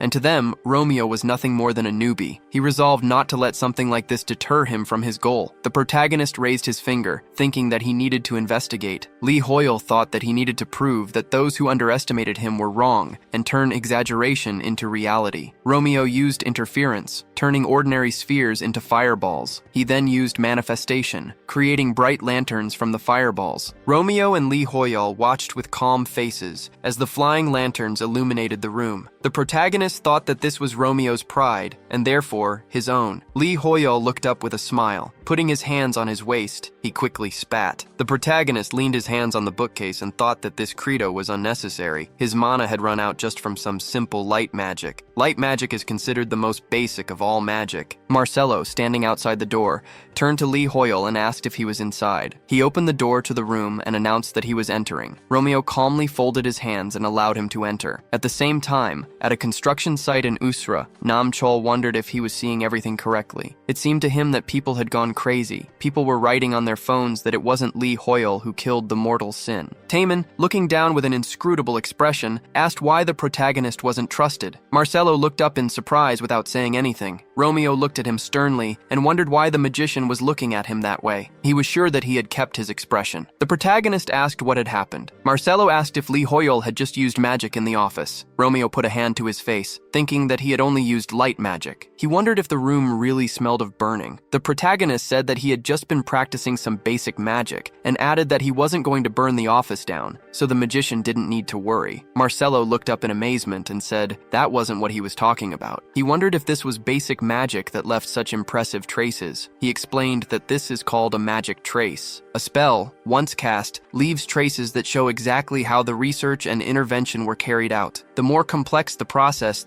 Claire looked up happily, folded her hands, and interrupted him, exclaiming that they were very good. Marcello looked at her in surprise and asked when she had managed to do that. She repeated that these were very good magic traces. Claire asked if they were Marcello's, guessing he must have tried to summon a dragon or something similar. Marcello said that these were the magic traces of the researcher, Lee Hoyol. Claire asked in disbelief if this was from elementary magic. How could the protagonist leave so many traces with just elementary magic? Just then, other mages quickly ran into the room. The supreme mage looked up and remarked that these were very good magic traces. A man adjusted his glasses and said that he saw them and couldn't contain his curiosity. Another magician smiled, extended his hand toward Marcello, and asked if they were really his. He questioned how much he had interfered with the mana in the room. The magician then wondered in surprise where so many people had come from. The mages called out for everyone to come over, announcing that there were magical traces to see. With such traces, a mage thought, Marcello could easily win the 823rd Magic Traces beauty contest. However,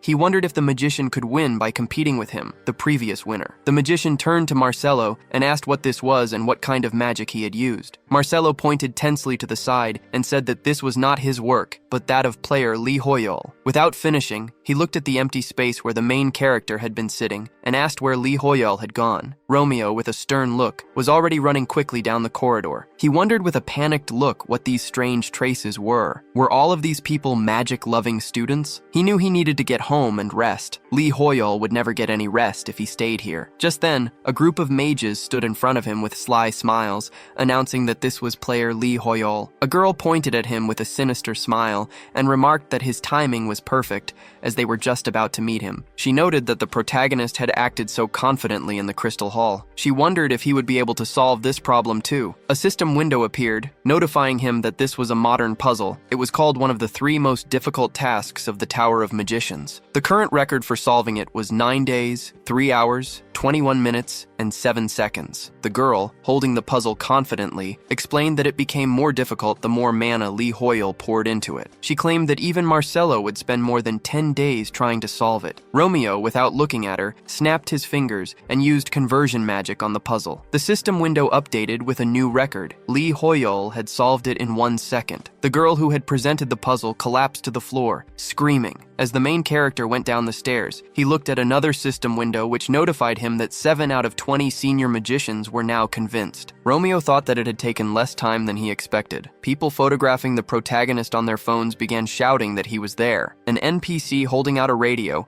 asked if Lee Hoyol had really defeated the mortal sin himself. People said that the protagonist had done nothing and simply appropriated the merits of others. They asked if he could comment on the questions that had arisen about him. Lee Hoyol fearfully put his hands on Romeo's shoulders and wondered what other questions there were. The protagonist, with a stern look, said that this was very rude. He had no obligation to answer those who had no manners. A magician running quickly towards Romeo called out that he was here. The magician said they had questions about his magical trace. They asked if the spell the protagonist used was the basic magic of light. An old man, holding out his hand, asked if he would like to drink red tea in his lab. He had been studying magic all his life and had never seen seen such a manifestation of the spell. Lee Hoyol looked at them and screamed fearfully. People filming him on their phones shouted that people were saying Harkon had actually defeated the mortal sin. They asked if it was true. There had been a scowl. Lee Hoyol looked at the crowd, screaming in fear. Everyone began to call his name. The protagonist looked at the hands reaching out to him with tears in his eyes,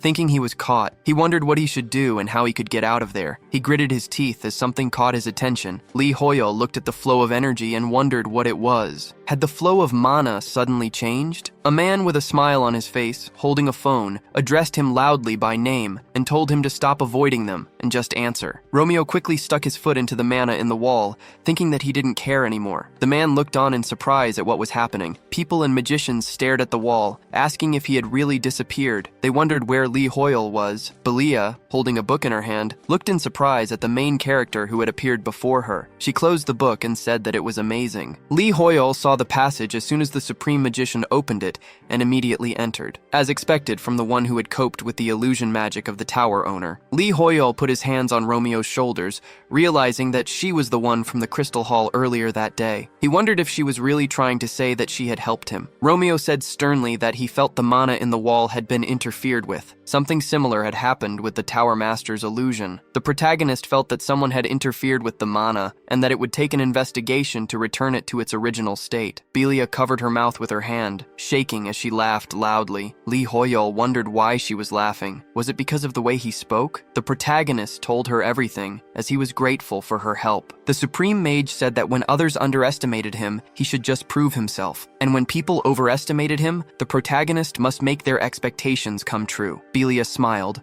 wiped a tear from her eye, and asked if this was true. Lee Hoyol awkwardly put his hands behind his head and wondered how she knew this. The Supreme Mage turned to the protagonist. She put a hand on her chest and said that Lee Hoyol was most likely the only one who believed the Tower Master's illusion magic was simple. She noted that she still hadn't introduced herself. Belia, holding her hand to her heart, stated her name. She smiled and said that, like the Supreme Mage Marcello, she had also decided to acknowledge his qualifications. A system window notified him that 8 of the 20 senior mages were now convinced. Sometime later, a house stood under the bright rays of the sun. The protagonist held a phone, reading that it turned out he wasn't the one who had killed the mortal sin. Lee Hoyol, looking at the phone in surprise, thought he had expected everyone to talk about his behavior, but there were only insignificant conversations. It seemed that Jayan and Berserker were also talking about what had happened. The messages on the protagonist's phone were defending him. He thought that he could probably just ignore it. Lee Hoyol raised his head sadly, wondering why he was still awake. Romeo was training his weak body by cleaning, taking out the trash, and lifting weights. The protagonist thought that as a result of constantly completing the class quest, he now had 33 stamina and 35 agility due to the bonuses. This meant he was ahead of other players of the same level by 10 to 20 points. This was a significant difference just for completing the quest again. The class quests were truly very good. Lee Hoyol thought with a smile that it was true. For a demon hunter, the stamina and agility stats were completely useless. It would be better to just give him mana. He thought it would be nice to come up with something for close combat, just as Romeo had developed magic skills despite being a demon hunter. It was like that aura sword Harkon had used. How had he done it? It was slightly different from mana. Romeo closed his eyes and enveloped his body in faint lightning as Lee Hoyol watched in amazement. The protagonist looked down in surprise. He stared at the kitchen table, which had been sliced by energy. The wall of the room broke in two under the force of the water energy. Lee Hoyol looked back in surprise, a carrot on his head, and wondered if Romeo had just used the aura sword while cutting it. The people stared at the water rushing out of the crack in the wall. Sometime later, at the headquarters of the Yusra Archipelago Restoration Brigade of the Berserker Guild, Leonie glared at the phone in her hands. A nearby hunter looked over and asked why their guildmaster was so angry today. She was watching something on a video site. Another hunter said he didn't know. On the phone, a correspondent was saying they couldn't be sure that the Night Order did most of the work, with Lee Hoyol only dealing the final blow. They were generally unable to confirm anything definitive on the matter. On the broadcast, Kong furiously raised his hand, shouting that it was obvious their Lee Hoyol had killed the deadly sin himself. He said he was right there and saw everything happen. As soon as the sin appeared, everyone was immobilized by a status effect, but the protagonist had saved them all. The Truth Seeker said into the microphone that he believed Rock, being first place among hunters, was the one who had killed the deadly sin. He reasoned that Rock was currently silent because he wanted to maintain his anonymity. He asked how anyone could imagine a random player like Lee Hoyle killing the deadly sin on his own. Most likely, the protagonist did not miss this chance to rise, since Rock was not saying anything. Leonie angrily threw the phone to the ground, cursing. She shouted that they did not know anything and were just spouting nonsense. A hunter remarked in surprise that the way their guildmaster expressed herself was amazing. "Does that even help anywhere?" one hunter asked. Another raised his glass with a smile and said that it helps in disputes with other guilds. A female hunter smiled, lowered a mask from her face, and addressed Leonie, asking why she was angry again. She happily put her hands on the guildmaster's shoulders. Leonie sternly crossed her arms and said that those fools continued to spout incomprehensible things about what happened with the deadly sin. The truth was that Lee Hoyle himself defeated him, but they were denying it, even though they hadn't seen anything at all. The huntress asked in amazement if she really cared how they treated him. With a red face, Leonie quickly turned away. She retorted, asking why that would be the case. Did the huntress really think she had gone crazy? Lee Hoyle had just helped them in that gate and had given them a quest, so she was only concerned because he was helping them. The huntress smiled and said that it was very sweet. Leonie was angry because the protagonist was being insulted. One of the hunters said, smiling, that it seemed their guildmaster had fallen in love with Lee Hoyle. Another hunter remarked that this was cruel to him. A huntress holding a shovel asked Leonie not to be so angry. She said that it was just idle talk. The huntress was sure that everything would calm down soon. Maybe they could talk about something pleasant. Did the guildmaster remember they were told they would be given titles if they raised their influence level? Leonie held the helmet in her hands with a stern look. The huntress was sure that they would raise their influence and kinship points in the Yusra kingdom as soon as they finished the reconstruction. After that, they would become aristocrats and receive personal possessions. Then even the Shining and the Second Son would have to treat Leonie with respect in this kingdom. The guildmaster, repeating the huntress's words in her head, smirked. The huntress said loudly that Leonie was smiling. She said she had seen everything and that the guildmaster was much cuter when she smiled. The huntress, smiling,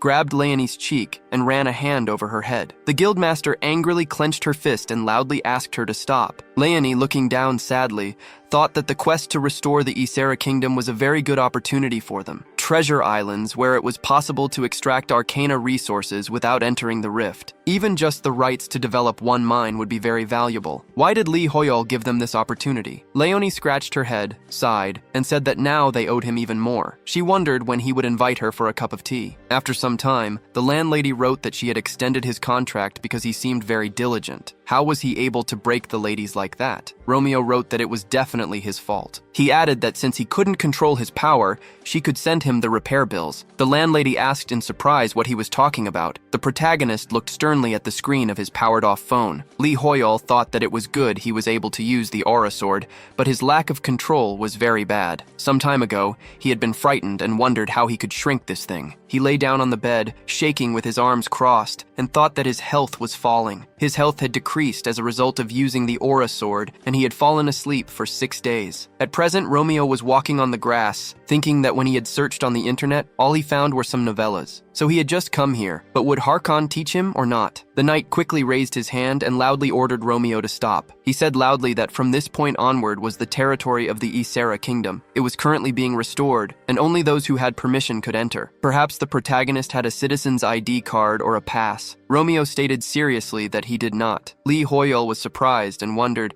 had they really developed everything so much already? The knight said with a serious look that this meant he was not allowed to enter. He apologized to Lee Hoyle but said that he needed to leave. The protagonist wondered if the knight was an arcane who had moved to the Yusra kingdom. He looked like he treated his job very seriously. Romeo clenched his fist and said that he had come to meet Harkon. Otherwise, there was no way to get in at all. The knight asked in surprise if he really meant Sir Harkon. The knight sighed, smiling maliciously, and said that Sir Harkon was a very important person. He said he definitely could not allow someone like Romeo, who did not even have authority, to meet with the commander. The protagonist thought that the knight was beginning to irritate him. The knight stretched out his hand and waved, saying that he could pass on a message from the protagonist to Harkon or Hakuna. The knight loudly called Romeo a ridiculous person. He arrogantly pointed his finger at the protagonist and loudly asked how he dared to address Harkon and his majesty in such a way. Did Romeo really think that he could deceive them by pretending to be their friend? The knight had seen enough of such players. Everyone who came here claimed to be the savior of his majesty, saying they were Lee Hoyol or someone else. Hakuna joyfully waved and loudly greeted Lee Hoyol. The knight looked at him in great surprise. He turned and looked back at the protagonist with a frightened expression. A system window notified him that he had revealed his name. The authority feature in the Yusra kingdom has been activated. His affinity with the Yusra kingdom has reached its maximum limit. Lee Hoyol looked up in surprise, put his finger on his chin, and thought that this was how it worked when he revealed his name. The king smiled, took his hand, turned to the respected savior, and asked what brought him here. Romeo calmly said that he had business with Harkon, but it seemed he needed permission to enter. Hakuna, surprised, asked what the protagonist was talking about. According to the features of the Yusra kingdom, Lee Hoyol had the same level of authority as the king. What kind of king asks permission when entering his own kingdom? Romeo calmly said that he understood everything. The protagonist thought that he was only now beginning to understand. It seemed this authority was much stronger than he thought. Hakuna smiled, put his hand on his chest, and asked what the matter was with Lee Hoyol and Harkon. After a while, the knights were standing in rows on the sand. Yoshika confidently said that their stances were very bad. She ordered them to hold their swords straighter and higher. How will the knights defeat the demons in their homeland if they are so inept? Yoshika loudly ordered them to shout louder. Harkon, sitting on a chair with a cup in his hand, asked if the protagonist really wanted to master the Sword of Aura. He wondered what Lee Hoyol was even talking about. Yoshika crossed her arms and loudly ordered number 16 to get out of line. She asked what he was even doing with such a stance. Romeo, holding a cup of tea, said that as he mentioned, he wanted to understand how to control the light his sword had emitted back then. The commander happily leaned forward and asked if Lee Hoyol really meant that he had seen that light. It was not something that could be felt without talent, even after decades of training. The main character surprised him every time. Romeo put the teacup on the saucer, sighed, and said that there was nothing surprising about it. Lee Hoyol wondered in fear if he could be any more modest. Harkon, smiling, exhaled heavily and said that he could not do it. The Aura Sword was not something that could be learned just by wanting to. Besides, the main character was not a magician. Even if Lee Hoyol could see the light of the Aura Sword, he would have to train with a sword for at least 10 years before manifesting it. Romeo, sternly interrupting him, said that he could manifest it. The commander, surprised, clenched his hand into a fist and said that Lee Hoyol had just, the main character, interrupting him, said that he could do it. He wanted to learn how to control the Aura Sword. Harkon, greatly surprised, could not say anything. He loudly addressed Yoshika, and she, looking at him, agreed with the commander. Harkon, smiling, ordered them to get his sword and the lion's oath. Yoshika looked into the tent in surprise and loudly said that she understood everything. After some time, a huge slab stood in front of the main character. Lee Hoyol wondered with a confused look what kind of slab this was. Inox sternly asked why the lion's oath was here. Yoshika asked how she could know what the commander was thinking. Harkon confidently said that the name of this wall was the lion's oath. This was a relic passed down from generation to generation in the order of the lion's heart. It was made of a special type of metal called steel, which did not exist in this world. The slab was indestructible and represented the inviolability of their oath. One of the scars on the lion's face was left by the very first commander of the knights, and the second was left by Harkon. The commander quickly took the sword in his hand and asked if Lee Hoyol, since he was able to manifest the Sword of Aura, would try to leave a third scar on the metal. Romeo sternly looked at the hilt of the sword. Enoch stretched out his hand in fear and loudly addressed the commander, saying that the main character was not even a member of the Lionheart Order. Yoshika slapped his leg and loudly ordered him to stop. She said that it was impossible for a player to be capable of such a thing. Yoshika was sure that Harkon had a plan. Romeo grinned and said loudly that he could not take this sword. The knights watched in surprise at what was happening. They wondered what the main character had planned. Romeo took out an ordinary sword and said that instead of the commander's sword, he would take this one. The system window notified that this was a training sword of the Lionheart Order. It had a rare rank and a minimum level of 200. Harkon wondered in surprise if it was really just a training sword. Its blade was very dull. Romeo lifted the sword, looking at the slab. Everyone looked in amazement at the aura that had appeared. With a terrifying look, the protagonist dealt a powerful blow to the slab, breaking it with his aura. Enoch thought in great amazement that this couldn't be. It was such a big aura sword. He wondered how a mage could do this. Romeo, standing surrounded by his aura with a confident look, asked if this was enough. Harkon smiled and said that Lee Hoyol always surprises him. He was very very interested to see how much of the protagonist's potential would be revealed. He announced that they could start training now. The commander, looking at Lee Hoyol's shaking hands, thought that he must be shaking with impatience to learn more. Harkon stood next to the main character, addressed Jessica and Enoch, and said that it would be better if Lee Hoyol began training with them. They agreed with him. The commander, smiling as he looked at Romeo, said that when studying the art of wielding a sword, it is always necessary to start from the basics. Enoch and Jessica were outstanding swordmasters who possessed an aura blade, so Lee Hoyol should start learning from them. For the time being, Harkon forbade him from using the aura sword. The main character, with tears in his eyes, thought that the commander understood what he needed. Romeo, calmly walking forward, said that they would do so. After some time, the main character stood among the other knights. Enoch, looking at him, thought that it was funny to think a magician was going to learn to wield a sword. He had also gained the favor of the commander. The fact that Lee Hoyol had refused to take up the commander's sword meant that he treated him with respect. If so, then Enoch decided he should treat the protagonist with respect, even though he wasn't happy about it. Jessica, with a serious expression, stated her name and said that she was the instructor who would be in charge of their training from now on. She said they should get ready because the training of the Knights of the Lionheart Order would be harsh. She explained that everyone needed to change into their training uniforms and come back. She thought angrily that even though Lee Hoyol had manifested an aura sword, he was still a mage. If he lacked stamina, he would not be able to use his aura in a real fight. Jessica resolved to make him work very hard because he was a weak mage. Romeo quickly changed his clothes and fastened his belt. Jessica, with a reddened face,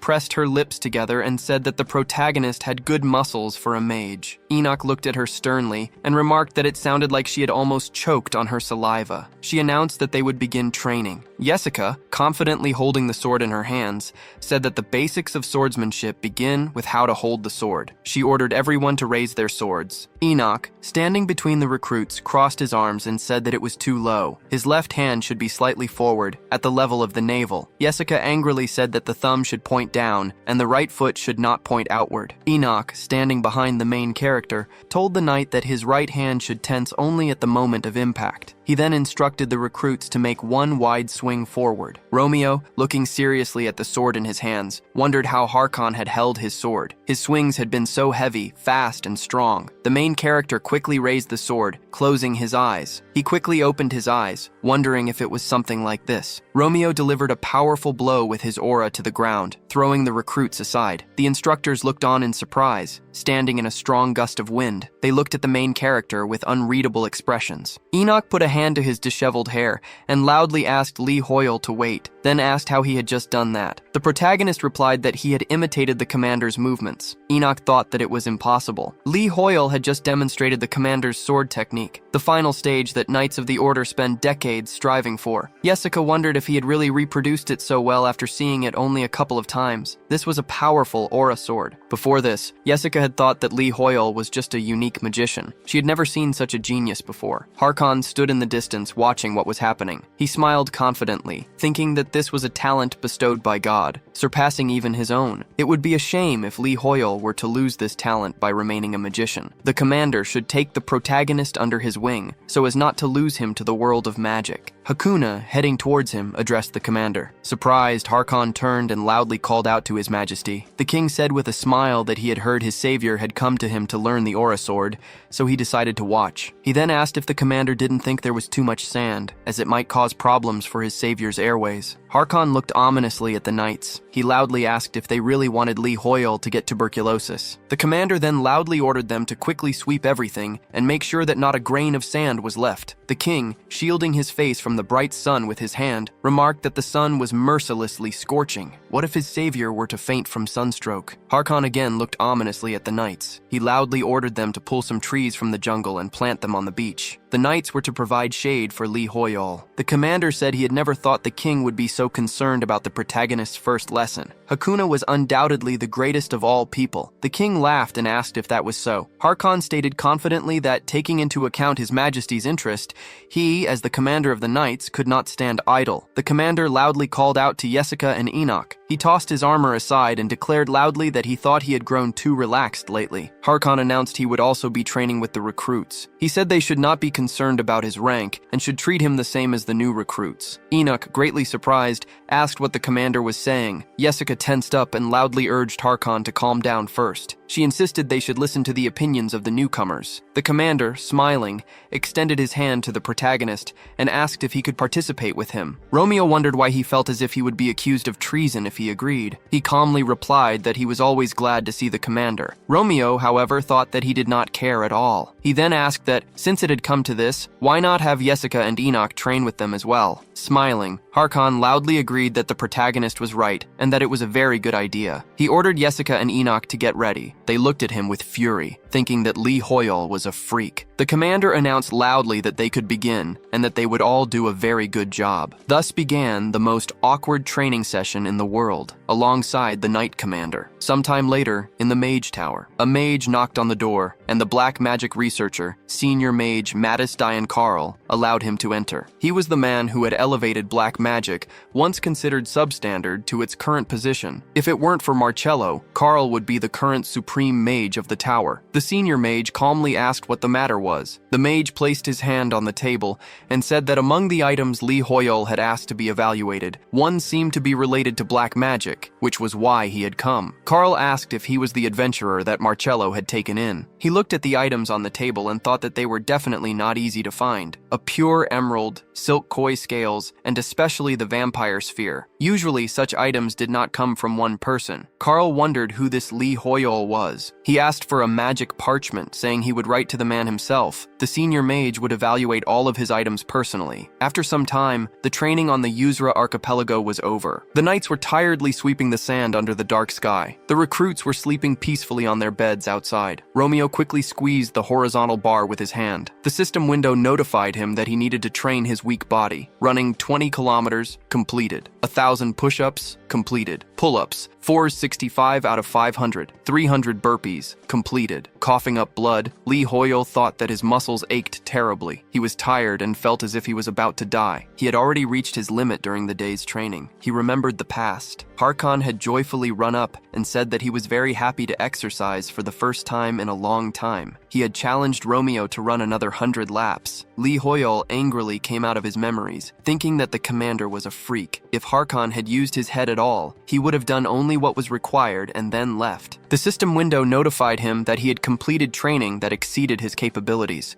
He had reached the necessary conditions and would be given a reward. Lee Hoyle smiled, thinking that after seeing the increase in his characteristics, his fatigue had faded away very quickly. Now, he really needed to sleep. Romeo looked up in surprise at a bird flying with a letter. The parchment unfolded in front of his face. Carl introduced himself and said that he was there to inform Romeo about the results of the assessment he had requested. Lee Hoyle thought in surprise, remembering that he had left the items for the mages to assess. He sternly ordered him to speak. Carl said that first, the vampire sphere was a magic tool used by demons. It was very rare, and he asked to rent it for research. Lee Hoyle thought with a wicked smile that the minimum level was 400, so he wouldn't be able to use it anyway. He could use this deal when he wanted to return the hexagonal brooch later. Romeo said with a serious expression that he would allow the rental, then asked about the other items. The system notified him that it was a unique grade pure emerald, and that there was no minimum level. Carl said that after evaluation, it was determined that it could provide the following effect. When hit, it restores stamina and can be used in jewelry production.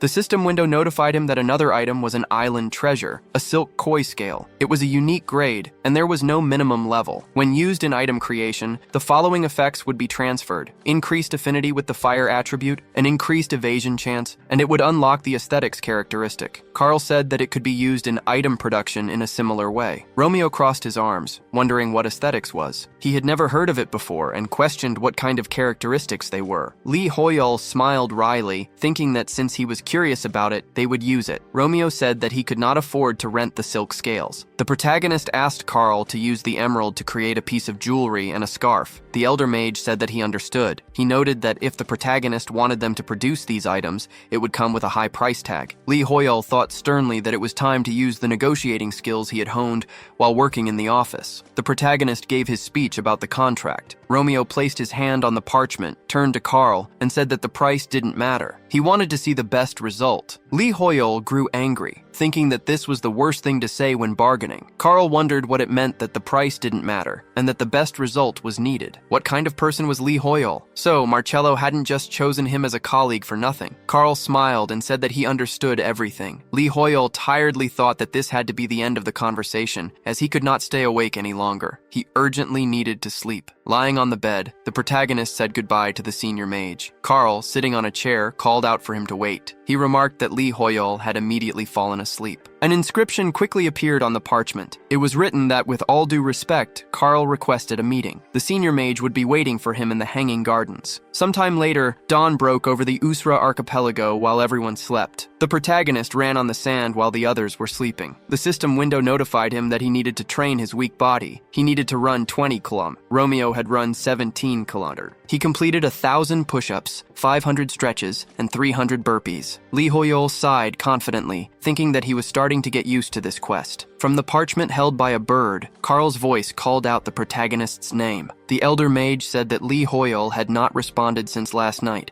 and he was worried. He asked for forgiveness if the protagonist was unhappy with the message he had left. Romeo asked with a puzzled look what message he was talking about, as the protagonist had not seen anything. Meanwhile, Carl concentrated fire energy in his hands, saying that since Lee Hoyol did not see him, then everything was fine. In any case, the elder mage respectfully asked to meet him tomorrow afternoon at the Hanging Gardens. Romeo calmly said that it would be difficult. Carl asked if he already had obligations, then suggested noon the day after tomorrow. The protagonist looked at the parchment and said that would be difficult too. The elder mage was surprised, remarking that it was a curse as Lee Hoyol was quite busy. Carl then proposed the morning in 3 days. Romeo calmly replied that would be difficult too. Carl thought he understood everything. This was a test from Lee Hoyol, the first supporter of the scientists of the Tower of Magicians. The protagonist, Carl surmised, wanted to understand if he possessed the etiquette and manners befitting a senior magician. Romeo said indifferently that it would be difficult. At the moment, he needed to focus on sharpening the sword of aura. He explained that he could not afford to waste time on personal meetings. Carl asked with an exhausted look, in that case, when would the protagonist be free? The senior magician added that he would adjust to him, regardless of the date. Romeo calmly replied that he was free in the morning in 2 days at about 1 o'clock. Lee Hoyol, puzzled, thought that Romeo was going to visit the Tower of Magicians for his research that day anyway. Romeo was simply pretending to have done him a favor. The bird quickly flew up, leaving a trail of smoke behind it. Carl said loudly that it meant he would see him then. Harkon smiled and crossed his arms, watching the protagonist. After some time during morning training, Jessica raised her sword and ordered them to take their positions. Enoch, looking at one of the trainees, said that they needed to stand so the tip of the sword did not waver. She ordered them to tense up and strike from top to bottom. The protagonist asked in surprise what the commander was talking about. Harkon, smiling, said that he would repeat himself. He had nothing more to teach Lee Hoyol. Romeo asked in surprise what this meant. The commander, raising his hand, said that everything was as he had said. The protagonist was now at the stage where he needed to achieve enlightenment through real battles. Romeo asked what real battles meant. Lee Hoyol tiredly wondered if there would really be fights so soon. He had only started learning yesterday. Romeo asked fearfully if the commander was truly confident in his statement. Harkon, smiling confidently, said that the protagonist underestimated his own abilities. He asked if Lee Hoyol, if it wasn't a bother, could show him his aura sword. Romeo thought that he did not understand what the commander was thinking. He confidently raised his sword in agreement with Harkon. The protagonist thought that if he couldn't control it like yesterday, he would be exhausted again in an instant. He needed to concentrate. What exactly was the aura sword? It was different from skills, just like the magic he had mastered so far. It was an ability that could be mastered regardless of class. The protagonist felt something other than mana flowing through his body. So, if he used that flow, it would be like using magic. Harkon looked confidently at the bright light. Romeo calmly held the aura-wrapped sword in his hands. Lee Hoyol watched in surprise, thinking that the aura sword was an ability similar to magic. After he used his research and intervention skills, the aura of the sword stabilized. The commander placed his hand on the protagonist's back and said that a stable aura sword comes from a disciplined and diligent attitude. Even after yesterday's training, Lee Hoyol had been practicing on his own this morning. There was no reason he shouldn't be able to control the aura sword. Harkon joyfully squeezed his shoulder and said loudly that he couldn't imagine the aura being so pure. Lee Hoyol was truly a born master of the sword. The commander moved close to Romeo's face with a furious intensity and asked what he thought about this. He asked if the protagonist would walk with him along the path of the sword to its very end. Lee Hoyol was frightened, thinking that Harkon was more terrifying than an army officer. He needed to get away before the commander took him. Romeo quickly turned around, asked for forgiveness, and said that he did not plan to devote himself only to the sword. The protagonist confidently added that if he were to encounter the sword on the path he was on, then that path would become his. Lee Hoyol, flustered, raised his hands and loudly told him to shut up. Harkon, however, was glad to hear his words. He raised his hand, waved, and said that he hoped they would meet again at the end of the protagonist's path. Romeo leaned against the foliage, thinking that he needed to change his clothes and leave. The knights looked at the commander in surprise, wondering if the secret to mastering the aura sword was simply diligence and discipline. They furiously swung their swords, shouting loudly. Jessica and Enoch watched them, thinking that they must have misunderstood something but decided to let them continue. Jessica sadly lowered her head, thinking that she had never heard of a person who could master the aura sword in a single day. Therefore, Lee Hoyle was a genius, completely different from them. The protagonist is too far away, and she feels that no matter how much she runs, she will never catch up to him. She raised her head in fury and thought that she was also a proud sword master. One day, Jessica would stand with these two. Enoch looked at her seriously and thought that Lee Hoyle was too far away. It seemed to him that no matter how much he ran, he would never catch up. Enoch stood up next to Essek with fury, thinking that he too was a proud sword master. One day, he would stand with them. Harkon looked at his comrades burning in the fire. He smiled, closed his eyes, and thought that they looked enthusiastic. Geniuses tend to change those around them. Even the commander felt something burning in his chest for the first time in a long time. After a while, Romeo walked through the forest. He looked away, thinking about how Harkon had said he could now use the sword in real battles. He was still not sure about it. He wondered if there were really no more low-level monsters to practice on. Perhaps something like a level 10 demon deer? Romeo quickly looked at something. A level 300 silver leopard was heading toward the protagonist. The system window notified that there were no demons around the protagonist. The natural enemy skill was not activated. Frightened, Lee Hoyle grabbed Romeo with his hands, thinking that he didn't need a leopard, but a deer. He wondered if there was really a 74-level difference between them. Had they gone completely mad? Romeo said with a stern look that the leopard dared to bare its fangs in front of him. This was as befits an unreasonable animal. The protagonist enveloped the sword in an aura and said that he would teach this beast a lesson in manners. The system window notified that the pride of the aristocrat's skill had been activated. Lee Hoyle furiously told him to stop activating strange things, saying that such a skill did not even exist. At the same time, Kichi, the captain of the Order of Shadow Mercenaries, held bloody weapons in her hands while standing over dead animals. She looked to the side and asked where they had gone. 9 out of 10 members of the Shadow Mercenaries team were missing. Kichi looked around sternly and wondered where so many monsters had come from. Had they really come to the wrong place? She hid behind a tree and looked at the leopard and the protagonist. The surprised captain watched them, wondering if it could really be the silver-maned leopard and a master of the aura sword. This was concerning because adventurers who knew how to use the aura sword did not just appear out of nowhere. His opponent turned out to be the silver-maned leopard, the owner of the island. Kichi grinned slyly, raised her weapon, and thought that this would make things easier for her. They had to slow down so as not to run into this leopard. However, because he had engaged it, they would be able to reach the kingdom quickly. Kichi looked back with a smile and apologized to the adventurer. She thought that she had made a promise to her comrades. Kichi remembered her past. She raised her weapon, addressed the Order of Shadow Mercenaries, and said that in 3 days they would meet in Yusra. When they moved to the ground, their lives in Arcana would end. They would start all over again in El Dorado. Coming out of her memories,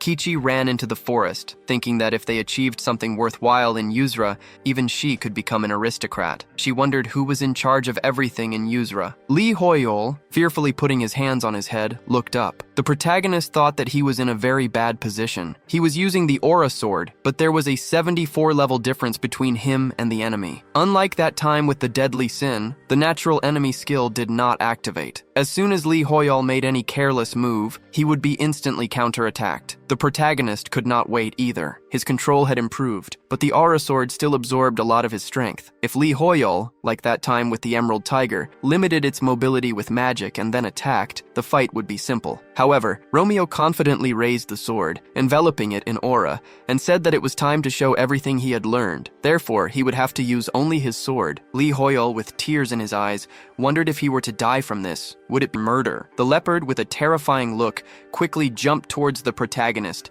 raising its paw to attack. Romeo, holding the sword enveloped in aura, thought that this was it. Lee Hoyle looked at the leopard in fear, put his hands on Romeo's shoulders, and thought that they were going to die. They were definitely going to die now, and they wouldn't even give him insurance because he had just said it. In great fear, Lee Hoyle asked his sisters and parents for forgiveness. The protagonist was surprised to see what was happening. Romeo instantly flew forward and cut the leopard with his sword. Lee Hoyle wondered why the leopard was so slow. A natural enemy, a 74 level difference, and only one blow was enough? The protagonist wondered if this was really the power of the aura sword. With a stern look, Romeo shook his head and said that this wasn't even enough for a start. Lee Hoyle wearily thought they would put the sword away for now anyway. Sometime later, on the day of his meeting with Carl in the Hanging Gardens, the senior magician sat on a chair among the beautiful plants. He folded his arms, looked down, and thought that Lee Hoyle was the adventurer Marcello had recognized. He thought it would be good to understand what kind of person he was. The protagonist instantly appeared in the garden. He confidently walked down the path, clenching his fist. Romeo asked if he was the senior mage. Carl pointed to the side and confirmed that he was. The senior mage stated that he was a researcher of black magic and a senior mage. This must be Lee Hoyle, Carl thought. The protagonist had just taken a step towards him, but it felt like the ground was shaking. He was truly an extraordinary person. Romeo seriously agreed and said that it was nice to meet him. Lee Hoyle angrily clenched his teeth and thought that his muscles were really sore. They had used the aura sword too much while testing different things yesterday. He was shaking so much it was hard to stand. Romeo tensed his muscles, walked towards the senior mage, and asked what business Carl had with him. The senior mage pointed to the chair and told the protagonist to sit down first. Carl quickly looked at his hand, which was covered in black energy. He wondered in amazement. Had his rings, which determined his sensitivity to black magic, darkened in an instant. The senior mage had never seen such a deep darkness before. How deep was it? Romeo looked on with an unperturbed expression. Lee Hoyle wondered in fear why Carl was looking at him like that. Maybe he just needed to sit down, he thought. The senior mage remembered his past. Carl had fallen hard to the ground, sending the box of items he was carrying flying. The men smiled maliciously and loudly asked for his forgiveness. They looked ominously at the fallen senior mage and said that he should have been more careful. What Carl had spilled weren't the precious ingredients of the scientific community. One of the men added that he couldn't imagine the senior mage being so fixated on crude witchcraft and curses. He jeered that if this oddity was magic, then even his dog could cast spells. These were spells for creating unnecessary things. After a while, as Carl wrote on a piece of paper, he wondered if folk witchcraft and curses were truly sinister magic. Should a true scientist deny such phenomena without knowing anything about them? He decided he would definitely prove the true value of such magic to those thoughtless people. Later, in the great hall of the scientific community of magicians,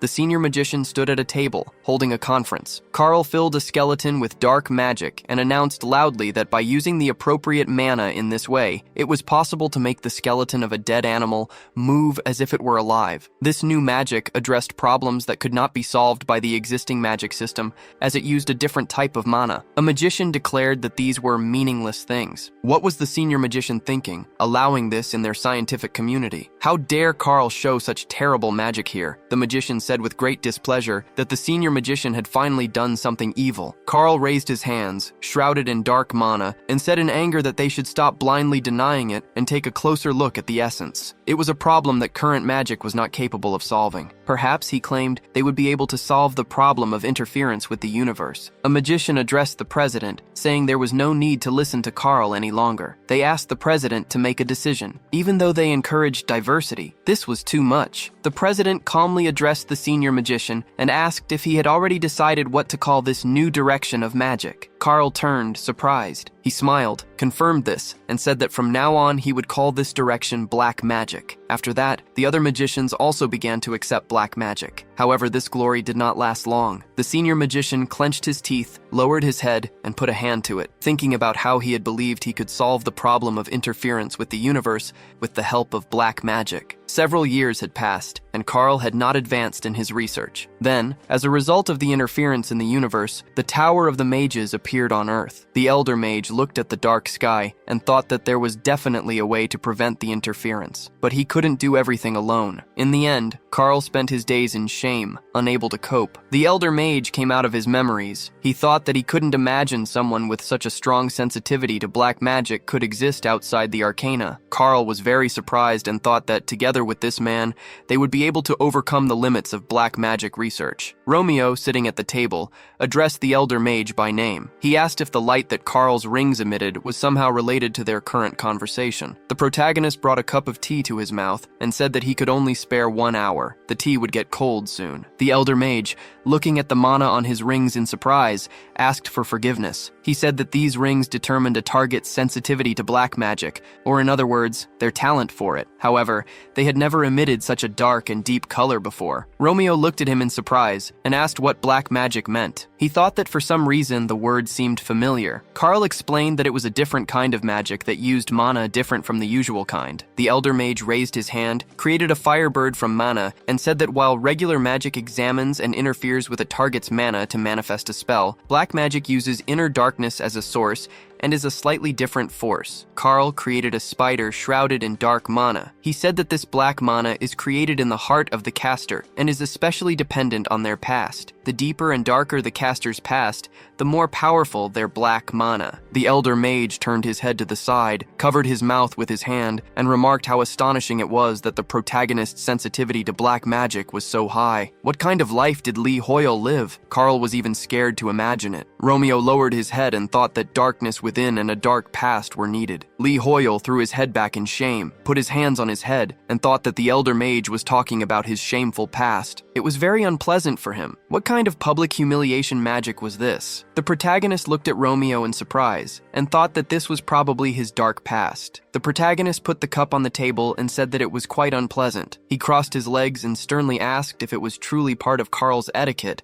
to intrude into another person's history upon their first meeting. The elder mage fearfully put a hand to his chest, asked for forgiveness, and said that he had behaved very improperly towards Lee Hoyle. Because of his frivolity, Carl had made the mistake of insulting him. The elder mage closed his eyes and said that he would report this to his superiors and elders, who would take official disciplinary action. Romeo tensed up, thinking this was too much. He accepted Carl's apology with a serious expression and said that an inquisitive mind was necessary for a scholar. He couldn't help but like a scholar who was devoted to researching black magic. The elder mage greatly admired his words. Romeo rubbed his chin tensely and said that, however, black magic uses a type of mana different from the existing one. Does this mean that even in a state of depleted mana, it is possible to use it? Carl asked tensely if the protagonist was interested in black magic, and if so, proposed they start the path of studying it together. Romeo remembered Harkon thinking that it seemed like he had seen something like this before. The system window notified that Lee Hoyle needed to prove himself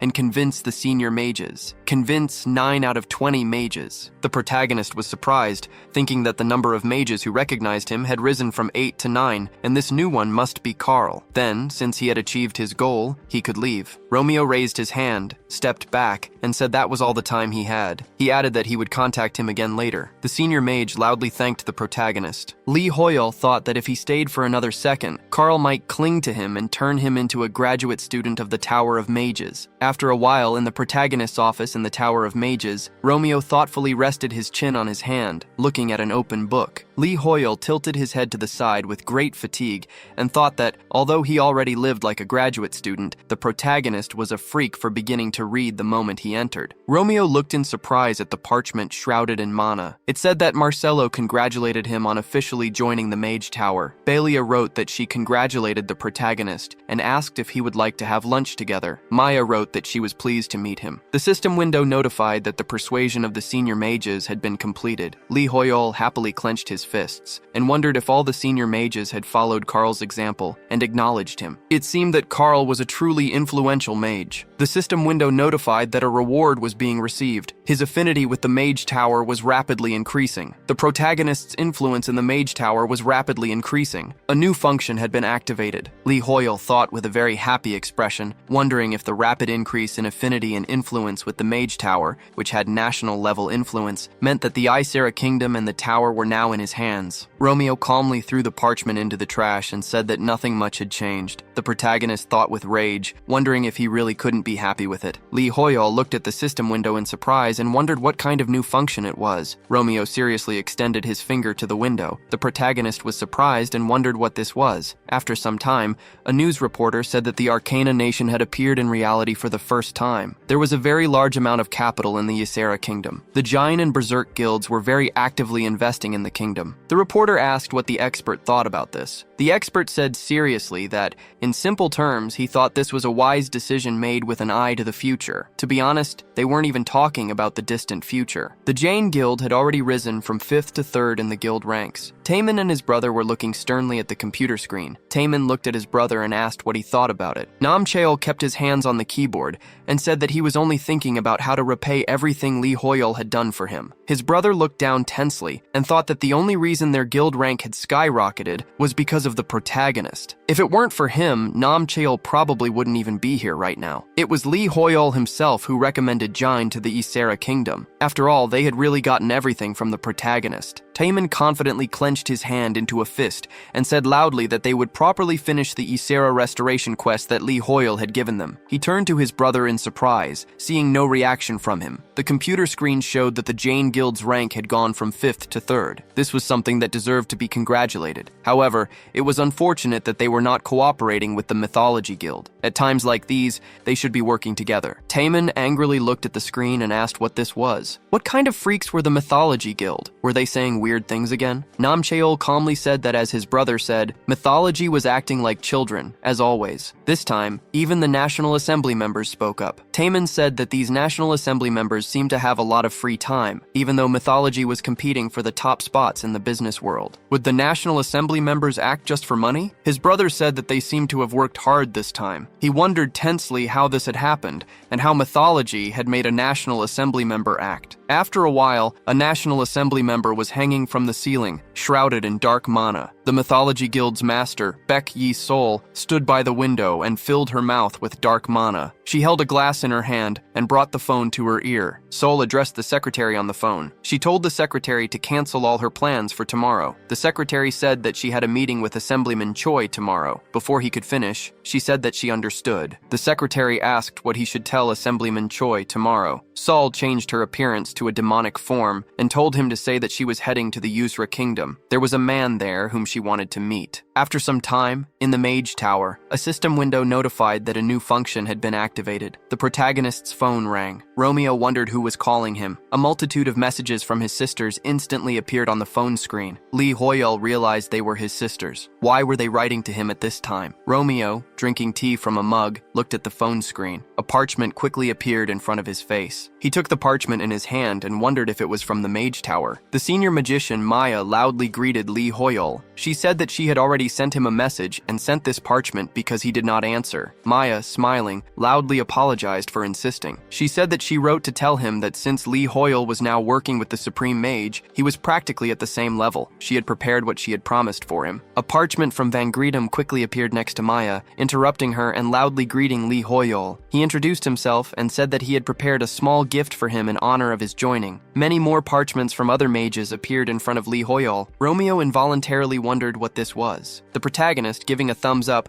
thought that it was time to leave. With a stern look, Romeo quickly ran to the side, clenching his fists. After some time, at the palace of the archipelago, Hakuna was smiling and laughing loudly. He said that this meant the protagonist had arrived because he needed peace and quiet. It must have been difficult for Lee Hoyol. Romeo closed his eyes and, holding a cup, said that it was. The king, sitting at the table, said that this was what it meant to become a partner in the scientific work of the Supreme Mage. This is how senior mages express their sincerity. Lee Hoyol told himself not to let it bother him. Romeo brought the cup to his mouth and said that he doesn't take bribes, especially when they are given as an expression of sincerity. Hakuna laughed, threw his head back, and said loudly that this was very similar to Lee Hoyol. The king was sure that this was why the deadly sin of greed fell in his presence. Hakuna asked, since they were on the subject, if Lee Hoyol had seen the video that the Jain Guild posted on the video hosting site. It undoubtedly showed how Lee Hoyol had defeated the great evil. Romeo tensely raised his head, shook, and asked what video he was talking about. Lee Hoyol's phone immediately rang. The screen showed an incoming video call from Sister Number 3. Lee Hoyol realized he had forgotten to answer her message. He wondered if something had really happened. Romeo took the phone in his hand and asked to be excused. Lee Hoyol answered the call and asked what had happened. Yellum said with great anger that this was enough. Lee Hoyol is not greed or a mortal sin. The last king of the Yusra kingdom must wake up. Erin climbed onto her aunt's back with a smile and greeted her uncle loudly. Yellum angrily called her by name and said that she shouldn't climb on her. She showed the phone screen with Romeo on it, and they said that it was time to correct their mistakes. Yellum smiled sarcastically, stuck out her tongue, laughed, and asked if it didn't look similar. Unhee also laughed and said that the battle was really cool. She added that the video already had more than 100 million views on the hosting site. Romeo ended the call and thanked them for watching. He quickly put the phone on the table. Lee Hoyol, with his head down,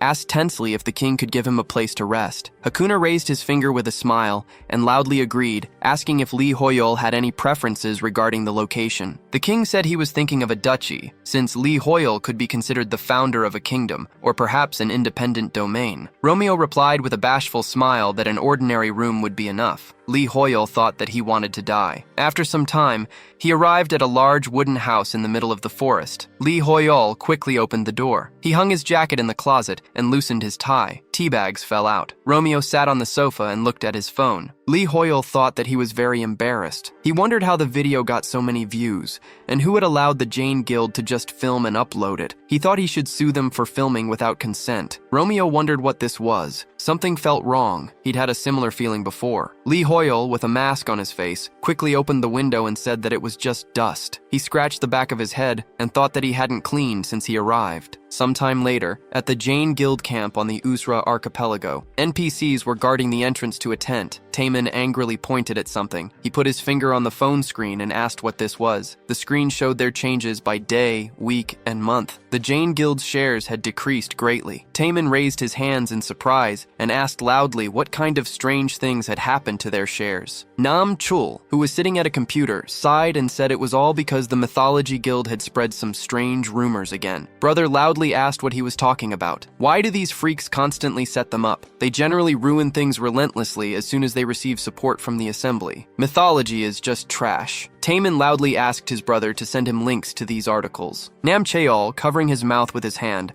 said that he thinks Mythology wants them to split the quests to restore Yusra before the rewards are lowered even more. Brother wondered how the Mythology Guild suddenly got so much influence. Taemin asked, was the Jain Guild liquidated and a merger with the Mythology Guild announced? What kind of bad headline is this? Why is the headline like that, when the article itself says that the Jain Guild Master Taemin fell in love with Guild Master Soul and is now running after her, begging her to marry him? At the same time, the NPC protecting the tent raised his hand, telling her to stop and asking what she wanted here. Taemin said that he could also write such nonsense. He raised his finger in anger and said loudly that Guildmaster Taemin hates Soul, and if they ask why, because the Mythology Guildmaster has a very beautiful mole with a hair sticking out of it on her back. Soul instantly appeared next to him with a smile and asked if this was really true. Taemin and his brother looked at her in surprise. The Guildmaster calmly asked where he had heard that. She tucked her hair behind her ear and said that it seemed Taemin knew things about her that even she didn't know. Guildmaster Taemin must really be interested in her. Taemin furiously rolled up his sleeve and asked how this had happened. He said that their guild members should be standing guard outside. Nam Cheol tensely clenched his teeth and asked if something had really happened. He quickly pulled back the cloth at the entrance of the tent and looked at the NPCs lying on the ground. Nam Cheol turned to Sul with an ominous look and said he was sure she was aware of what an attack on their guild members would entail. The Mythology Guildmaster put a hand to her face and asked if an attack had really happened. She had nothing to do with it. Sul changed her appearance and said that they just fell asleep on their own. Streams of dark mana quickly flew to Nam Cheol's head. He was frightened and wondered what this familiar and unpleasant feeling was. Nam Cheol thought that she was the same person who had pulled the Mythology Guild to 41st place in the ranks, although before that, the guild was small and insignificant. Sol looked on with an unperturbed smile. Angry, Taemin pointed his finger at her and called her by name. He asked what she was trying to do. He asked if she didn't think she had just crossed all boundaries. Nam Cheol shook with fear thinking that Sul had recently gained the support of the National Assembly. He wondered how she had managed to do this. He wondered if this was really mind domination magic. It shouldn't work on players. So how had this happened? He had to warn his brother, but his body refused to move. Sul smirked and said that there was no need to fight it. Nam Cheol thought in fear that this was exactly like when that demon possessed him. Romeo was standing near the tent next to the NPCs. He lowered the mask from his face and sighed. Taemin and Sol looked at something in surprise. The protagonist standing at the entrance to the tent said that he had just finished cleaning. He didn't feel any freshness and couldn't stand it. Romeo headed towards the guild masters. Sol said with admiration that it was him. The protagonist confidently enveloped his body in mana and said that he was a demon. He then quickly showed his phone. The screen showed a video in which Romeo said that this was enough. It was time to correct his mistakes. He said with a confident look that Taemin, who enjoyed humiliating others by posting videos of them, was a demon. Guildmaster Taemin raised his hands in confusion, looking at him. With a frightened look, he asked if this was really a video. Sol smiled wickedly, put her hand on her chin, and told them to just look at this. She thought that at first she had wanted to extract more information from Taemin, but the protagonist came here himself. Sol smiled, thinking that people called Lee Hoyeol the light of Yusra. Looking at him in person, he didn't seem like much. She wondered if this man had really defeated the mortal sin himself. The Guildmaster of Mythology asked if his name wasn't Lee Hoyeol. Sol thought that the mortal sin must not have been anything special. She raised her hand with a smile and introduced herself. The Guildmaster approached him, put her hand on his tie, and asked if he hadn't heard of her. Sol thought that no matter how disappointing it was for the best. She said that she was interested in Lee Hoyle. Sol thought she would be able to get Yuzuru in its entirety much more easily than she had anticipated. Romeo quickly slapped her hand away. Sul was very surprised by his behavior. He put his hand on his hip with a serious expression and told Taemin that this was completely incomprehensible. He said Guildmaster Jae-hyun should explain himself. Nam Chul, adjusting his glasses, loudly agreed. He said that false rumors had recently started to spread about Lee Hoyle. Articles had come out claiming that he had given special privileges only to the guilds he was affiliated with. They couldn't just sit still and watch these malicious rumors spread, so they uploaded the video. Nam Chul apologized, explaining that he did it to clear up the misunderstandings, but admitted he hadn't thought it through completely. Romeo sternly crossed his arms and listened. Nam Chul said that those were not the official articles released by the Mythology Guild or the National Assembly. Sol smirked, put a hand to her face, and turned to Lee Hoyol. She ominously lifted her hair from her face and asked how he could act this way toward her. She thought it was quite rude. How was the guild master supposed to understand this? With a serious expression, Romeo said that Sul understood everything perfectly well. He stated that he was talking to the Jane Guild and asked who had told her it was polite to interrupt someone else's conversation. With a terrifying look, Sul enveloped her body in dark mana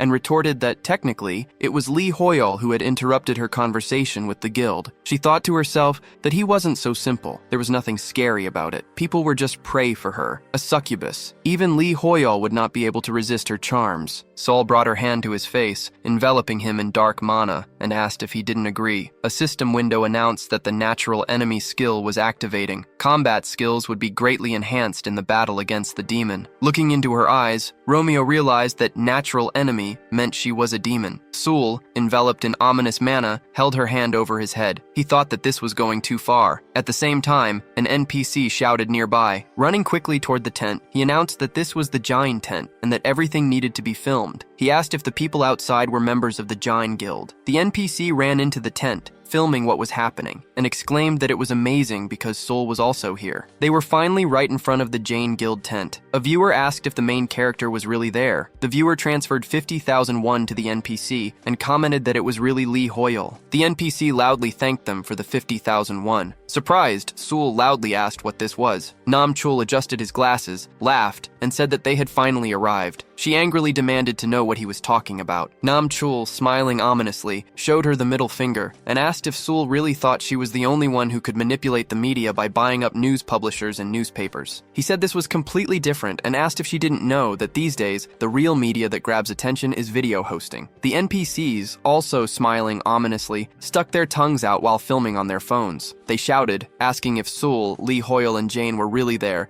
and if they were dreaming. The viewer count was breaking all records. Viewers asked what had happened inside the Jane tent. Donations were flooding in. An NPC loudly addressed Sol Sol, asking why she left the Berserk Guild alone and wrote articles focused only on the Jain Guild. He then asked if she was also making a move on Lee Hoyol. Surprised, the protagonist wondered what was going on. Romeo looked on with disgust. Sul put a hand to her face and said that they would not be able to communicate properly in this environment. The protagonist turned towards her with a serious look. He wondered what she had just whispered. Sul, smiling, put her hand on his shoulder and asked if they could talk somewhere else. Romeo confidently refused. People looked at him in surprise after hearing what he said. Sul, wanting to say something, quickly covered her mouth with her hand. The protagonist sighed with a stern look, stating that he had no time for someone who couldn't make an appointment in advance. If she wanted to talk to him, she should come back after practicing her manners. An NPC laughed, asking if Sul had just been rejected. That was some good content. Soon after, a news report stated that Sul has 14.5 million subscribers. She is the #1 person in South Korea's business world. Sul is the child of the Mythology Corporation and the Guild Master of the Mythology Guild. She has 60 million subscribers on social media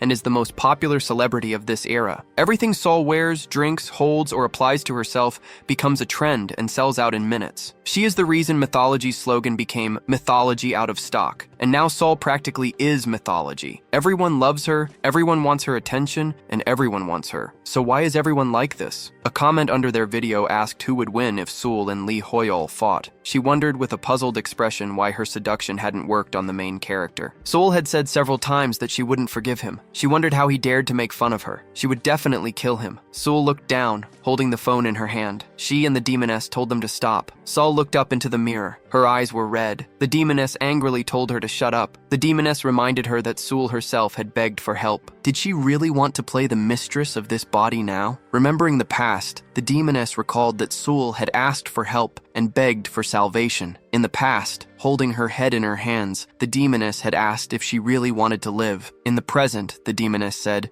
Sul had claimed she wanted revenge on those who looked down on and hated her. Sul had said that she would do anything for this. The demoness had achieved everything Sul wanted, so what was the problem? Sul looked at the mirror, put her hand on it, and said that she never wanted this. The demoness asked what she was talking about. Sul, with her legs shaking, said that it was not Lee Hoyol who should die, but her. The demoness demanded to know what she was talking about. Did Sul really think she could get everything she has now without her? Even her own father called Sul a mistake. She should learn some gratitude. Sul quickly brought a piece of bloody glass to her neck. The demoness wondered what this was. This body was not obeying her. How did she do it? The demoness put her other hand on the glass and asked if Sul had really gone crazy. Was she really resisting her now? Had she truly gone mad? Had Sul cut her own neck? The demoness said that she should know when to stop, warning that she could have killed herself. Sul felt something, wondering what this could be. The demoness asked if she was joking. Why would Sul do this? Was she missing something? She had given her wealth and fame.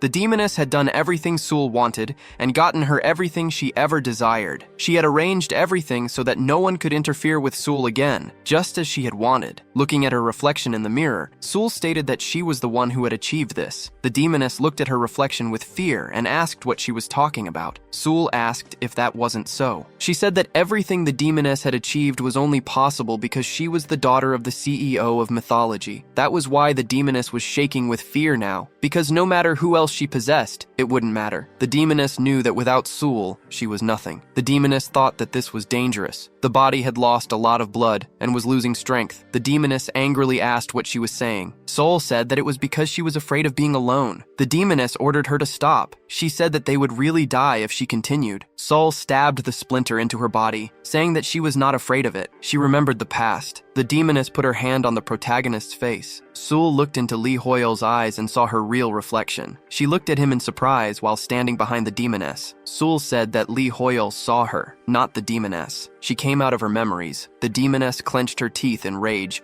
putting her hand on her neck. She thought that she would die like that. The demoness resolved that she would not let this happen and would get her revenge. She wondered why people were so weak. She couldn't heal because she didn't have enough strength. The demoness put her hand on the box, thinking that she needed to absorb something, anything at all. She quickly headed towards the door where an NPC was standing behind her. He looked at her in surprise and told her to hold on, adding that she needed to get to the hospital quickly. The demoness sent dark mana in his direction. After some time in a wooden house on the island, Romeo was surprised, holding a cup of hot tea. He remembered the system window which notified him that the natural enemy skill was being activated, and wondered what it was. The protagonist looked away irritably and said that it was a curse. He sat on the sofa, crossed his legs, and said that she was sneaking in at such a late hour without permission. He thought that she still had no manners, just as before. Romeo put the cup on the table and told the demon to come in. The protagonist smirked and said that she was not the guest he expected, but he would be hospitable. Romeo smirked and crossed his arms, while Lee Hoyle stood up straight, waiting for the demon. The door did not open after his words. The protagonist sighed with relief, thinking that apparently even demons did not want to come at such a late hour. The demoness smiled, leaning her back against the window and crossing her arms, saying that Lee Hoyle was more sensitive than she expected. The protagonist, frightened, clenched his teeth and shook. Romeo looked at her ominously and asked if it was really possible to sneak in like a thief through a window at night, and where she had learned such manners. The demoness, entering the room, remembered her manners and said that he had asked her to work on them. She smiled ominously, surrounded by dark mana, and while asking for forgiveness, said that she had forgotten about it. The protagonist thought that he could no longer see Saul's silhouette as he had before. He wondered what had happened and if she had really been sealed. Romeo, looking up, said that he did not see Saul. The demoness, with a terrible smile, covered her mouth with her hand and asked what he was talking about. She said she was right there, then asked if he was really talking about a dead girl. Romeo was surprised to hear this. The demoness said that Sewell was dead. She explained that Sewell had suddenly wanted to stab herself like an idiot. Apparently, Sewell had died from shock, and the demoness couldn't sense her anymore either. The demoness scoffed, asking what else could be expected from that idiot, and if she really thought such a threat would work on her. Lee Hoyle, with fear on his face, wondered if Sewell was really dead. He thought that it couldn't be right. The demoness then asked if he wanted to know something interesting. She stood next to Romeo with a smile, raised her hand, and said that Sewell died because of him. She continued to say strange things, something about the main character being the only one who saw her. Sewell was illegitimate, and, according to the demoness, the first article about her was published when she was 8 years old. Sewell didn't have to do anything to attract the media's attention. She was bullied at school and in the neighborhood. In the end, her mother killed herself in a fit of depression. Did Lee Hoyle know what Sewell's father, Baekju Sung, had said? The demoness recalled the past and recounted his words. He had gritted his teeth, looked at a piece of paper, and said that although Saul was a mistake, he could not leave a child without parents, so he would accept her. The demoness crossed her arms and laughed loudly. She raised her hands with a smile and announced that after a couple of years had passed, Sewell awakened her hunter abilities. Her father made her work very hard in the rifts. She did whatever he wanted. Why did Sewell do this? It was all because she wanted to be loved by her father. She wanted to confront everyone who underestimated and hated her, shouting that she was Ju Sung's daughter. She wanted to take revenge on everyone who pointed fingers at her mother. In the end, no one needed her. Sewell had said that she would repay Lee Hoyle's debt because he had believed in her. The demoness asked laughingly if it wasn't funny. Sewell had died completely in vain. Romeo, with a terrifying look, interrupted her and ordered her to shut up. The demoness, smiling uncomprehendingly, fell silent. The protagonist wondered if she really dared to talk to him. She was just a weak demoness. Her impudence knew no bounds. A system window notified that the player Lee Hoyle had turned his attention to her. Her mental strength was too weak. The demoness, looking at Romeo's terrifying gaze,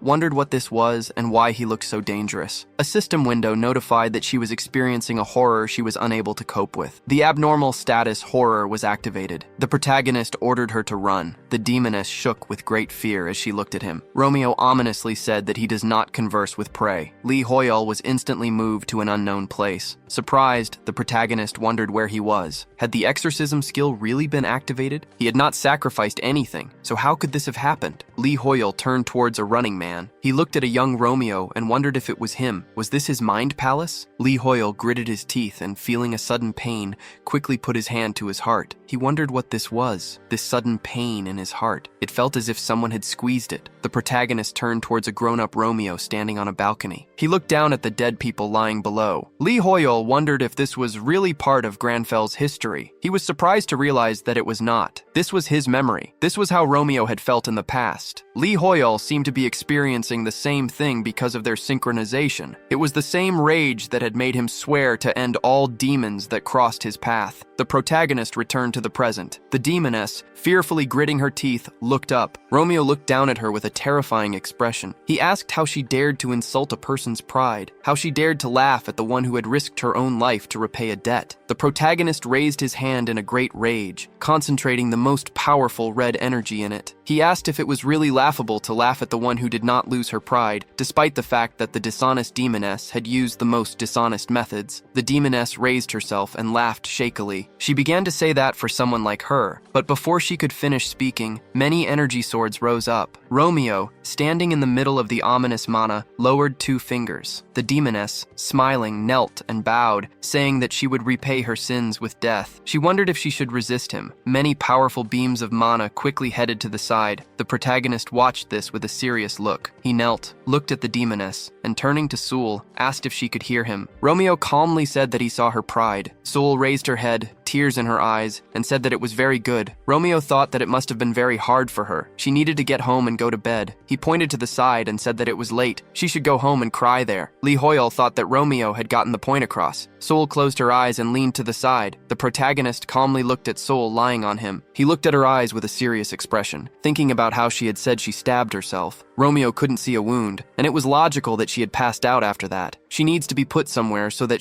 Jessica quickly opened the door, not giving him a chance to think, and called out to Lee Hoyle. She said loudly and angrily that they had gone on patrol because they had felt the presence of a demon. She quickly asked if she was okay. Jessica, not having time to finish speaking, looked at the protagonist standing over Sul. She apologized, saying that she didn't know he was with a lady. Jessica didn't know at all that the main character was going to rip the blanket off Sul. Romeo calmly looked at her and said that he was covering Sul with a blanket. Jessica said it was obvious, adding that it would be strange if someone like Lee Hoyle wasn't in a relationship. The main character wondered why she snapped at him. She said loudly and embarrassedly that no matter what, they were asking for forgiveness. They would modestly leave now. Anak, red-faced, turned his head to the side and covered his mouth with his hand. He burst into tears and quickly ran out of the room, shouting that Lee Hoyle was a fool. Jessica, stretching out her hand, called for Anak to wait. Lee Hoyle wondered with shame what this was all about. After a while, the door closed. Romeo was sitting on the couch, doomed. Lee Hoyle tiredly threw his head back and wondered if this day would ever end. It seemed that fighting a mortal sin was actually easier. A system window announced that a class quest had appeared. The protagonist looked sternly at the system window, wondering what this was. He had a bad feeling. At the same time, in the AU department in Korea, Soo Ji-young looks at her computer screen. A notification about an update has appeared on it. The announcement from Arcana said they would soon release a new region, the northern city of Perafrost. The producer happily raised his hand, pointing a finger toward the screen, and exclaimed, asking if this wasn't an incredibly important event. Permafrost is the largest metropolis in Arcana. Shops and forges would be opening there as well. He excitedly asked Soo Ji-young to look at the comments, saying that this was very good. Smiling, Soo Ji-young agreed with him, adding that it certainly was. This update would allow them to breathe a sigh of relief. At the same time, Waikong, happily looking at the screen,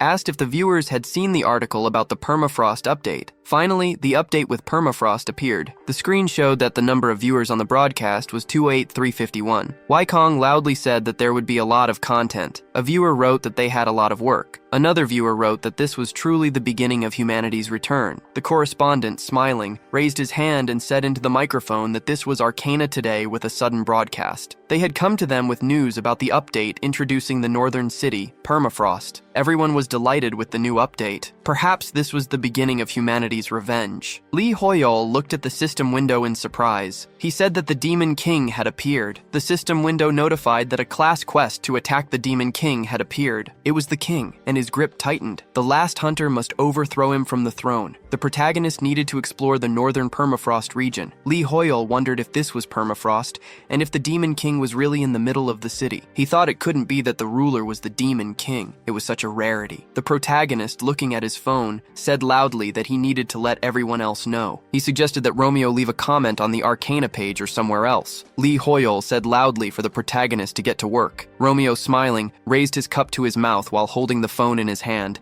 and said that the Demon King reminded him of Ixion. The Demon King was the true sworn enemy of the demon hunters, who were trained back when Arcana was a game. The man crossed his arms and said that the Demon Kings were powerful. They were not just powerful, they were very strong, and there were a lot of them. They even had a ranking system. Few demon hunters had survived a clash with even the lowest ranking Demon King. He handed Romeo the book and said that he had better get ready. In this book were the names and descriptions of the Demon Kings that they knew about. The man, smiling, said that Romeo should memorize them. The system window notified that a new quest had appeared. May they be filled with knowledge of the Demon Kings so that they can kill them. The remaining time was 1 hour, 59 minutes, and 59 seconds. The man said that he would check it in 2 hours. In the present, Romeo thought that, as he had later read on the internet, this quest had not been necessary to complete. He laughed, smiling, and said that it had been a significant time that allowed them to gain valuable knowledge. Lee Hoyol thought that at least now it was useful. Life is very unpredictable. He looked at his phone and wondered if a comment had appeared. The phone showed that Romeo had proclaimed to everyone that they needed to make every effort to prepare before ascending into Perafrost. There, they would be faced with the threat of the Demon King, and also needed to be wary of the NPC. A comment said he was a fool. You can get a lot of money at once that way. Lee Hoyol thought that he wouldn't take it seriously either. He quickly threw his phone back with a smile, thinking he didn't care. Permafrost is a very large metropolis. Nothing too bad could happen. Even the Demon King wouldn't be able to do whatever he wanted. The protagonist lay down next to the sleeping soul, crossed his legs, and thought the update was going to be cool. The restaurants in Permafrost were good. Maybe he should visit them. First, however, he needed to look at the items he ordered from the Mage Tower. She charges a lot for custom-made items, though that didn't matter. Lee Hoyol was sure that everything would be fine. It was late, so he would sleep for a while. He suddenly started rolling on the floor, thinking that because of this strange post, he couldn't sleep. The protagonist loudly wondered why Romeo talked like that. A bird flew quickly towards them. Holding a bag in its paw, it said that this was a delivery from the Mage Tower. It then asked if he was Lee Hoyol. Romeo looked up and confirmed it. Lee Hoyol was surprised, thinking he had a very deep voice. As it flew away, the bird said that people nowadays mostly order contactless delivery. The protagonist was only making her job more difficult. Romeo, holding the bag in his hands, looked at it. Lee Hoyol thought that she didn't have a very good personality either. In any case, this was his order. It had arrived just in time, and now he didn't have to go all the way to the Mage Tower. The protagonist decided to see how the items turned out as Romeo tore the bag open. He held a box containing a ring. The system window notifies that this is a ring made of pure emerald. Its rank is unique, and its effect is to restore stamina upon impact. This is a ring made using a unique technique. It uses the effect of the emerald to the maximum. Lee Hoyol was very surprised,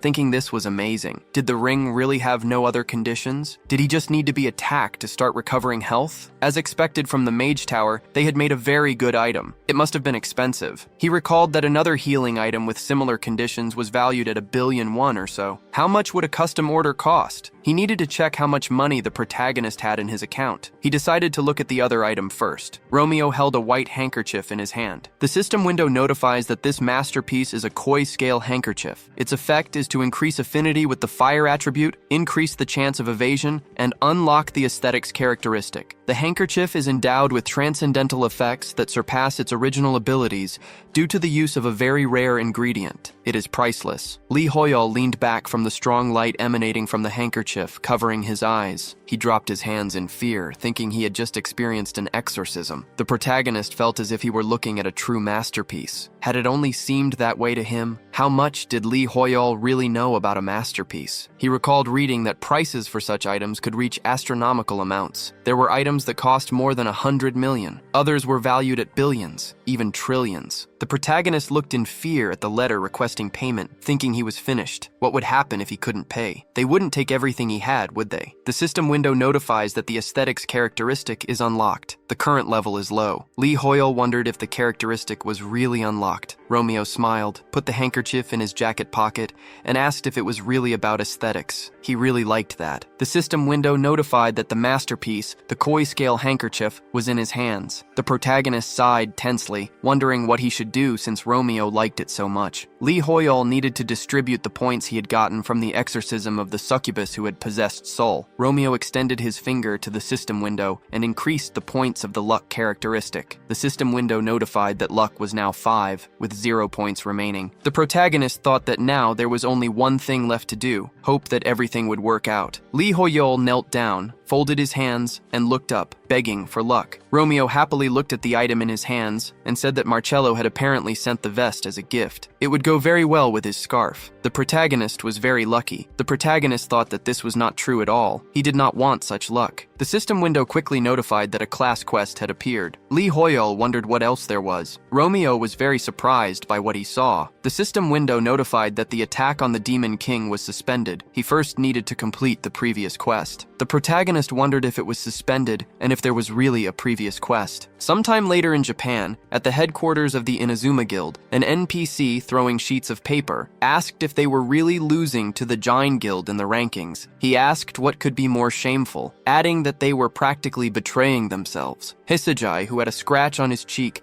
closed his eyes, stated his name, and said he would make sure they recovered from this shame in the permafrost. The NPC, pointing at him, said that if Hisagi made a mistake again, he had better be prepared to commit.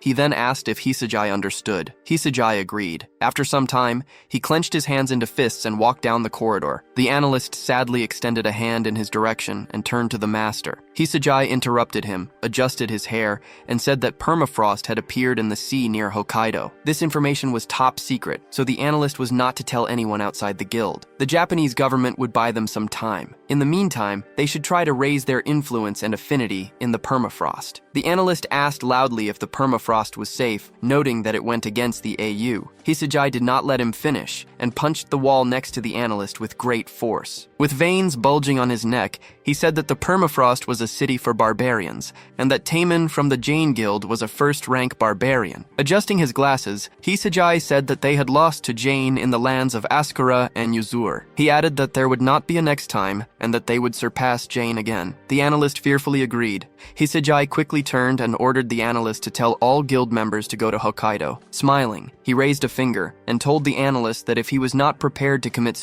for him, he had better watch his behavior. Everyone was behaving so frivolously because they were not the ones who would have to take responsibility. The analyst, with beads of sweat forming on his face, took his phone and, laughing nervously, said that he would handle it. The analyst wrote a message that permafrost would appear near Hokkaido. The man thanked him and wrote that he would transfer the money as soon as they confirmed it. The analyst wrote a message asking when he would be able to contact him. At the same time, an NPC quickly picked up the phone, ran to his comrade, and said they had received a message from Inazuma. He said they would post the news and leave immediately. Han Moon-san, sitting in a boat, asked where she was. The NPC replied that she was in Hokkaido. His comrade needs to hurry. The NPC assumes that the analyst will tell everyone else too. Moon-san, pressing the keyboard, said that it was Hokkaido. After some time, the news reported that permafrost had appeared near Hokkaido. Dimitri, holding the phone in his hand, addressed Rox and said that the analyst had just called him. The guildmaster looked at him, raised his hand, and said that he had already seen it. He ordered them to get ready, as they were moving out right now. An NPC put his hands to his mouth and ordered the Shining Ones to get ready. At the same time, the huntress ran into the room, calling out to everyone and showing the phone screen. She asked if the guildmaster was really an idiot. They needed to take ski equipment. Leonie said that the huntress would freeze there if she took only swimming trunks. The huntress had definitely gone crazy. At the same time, Waikon happily covered his mouth with his hand and, turning to the audience, said that the permafrost was in Hokkaido. The viewers wrote that he was very cute today. And what about Boss Lee Hoyol? Waikon today has no hair in his nose. The northern city of permafrost. This is the city where you can get the barbarian class. It was one of the main bases when Arcana was a game. There were blacksmiths, NPCs, and various shops, usual for a metropolis. People were delighted and called this event the beginning of humanity's return. If the city's content is the same as in the game, then it will greatly help players. Sometime later in Hokkaido, in front of the portal to the permafrost, Taemin angrily put his sword on his shoulder and asked what this was. He wondered what they were even talking about and if they had gone crazy. Nam Chol, holding a tablet in his hand, asked what was wrong. Taemin, angrily pointing his finger back, turned to his brother and said that they required passports. He had never been asked for a passport. How had he even become a player? Nam Chol raised his hand, smiling, and said that there must be some kind of mistake. He said hello and stated his name. An NPC holding a gun apologized and said that they could not enter without a passport. Nam Chul, surprised, exhaled hot air from his mouth. Taemin said that they were not letting anyone in and had sealed almost everything. This was not happening only to him, but to everyone.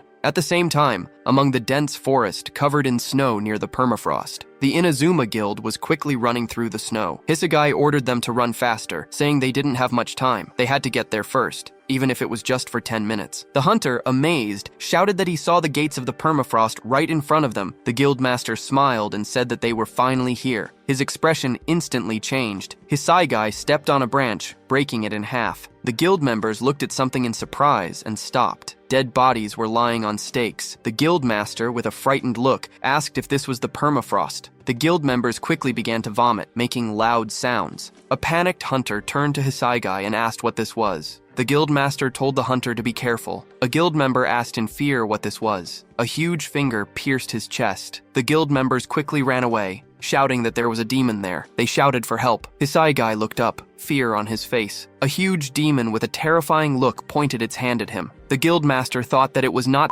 he needed to be afraid of. A few hours earlier, at the Lee Hoyol residence in the Ascura archipelago, Sol was sleeping on the bed making sounds. She remembered what happened and quickly opened her eyes. Sul immediately got up and wondered why she was still alive. When had she lost consciousness? She worried if she had embarrassed herself too much. It was a great shame for her. Had she burst into uncontrollable tears when the protagonist said that she was amazing? She owed her life to him. How could she now answer for all the inconvenience she had caused? Romeo thoughtfully held his chin and looked at the system window. He thought that it seemed the Demon King had started to act. The system window notified him that it was time to return to the burning permafrost captured by demons. If the scale was empty, the quest would fail. Romeo wondered if there would really be a failure with an empty scale. So far, he did not see any scale. Would it really appear when they arrived? The protagonist closed his eyes, raised his hand, and said that it was time for him to go. He thought that first, he needed to wake up Sol. Romeo looked to the side and saw her. He calmly asked if she had already woken up. Lee Hoyol, frightened, raised his hand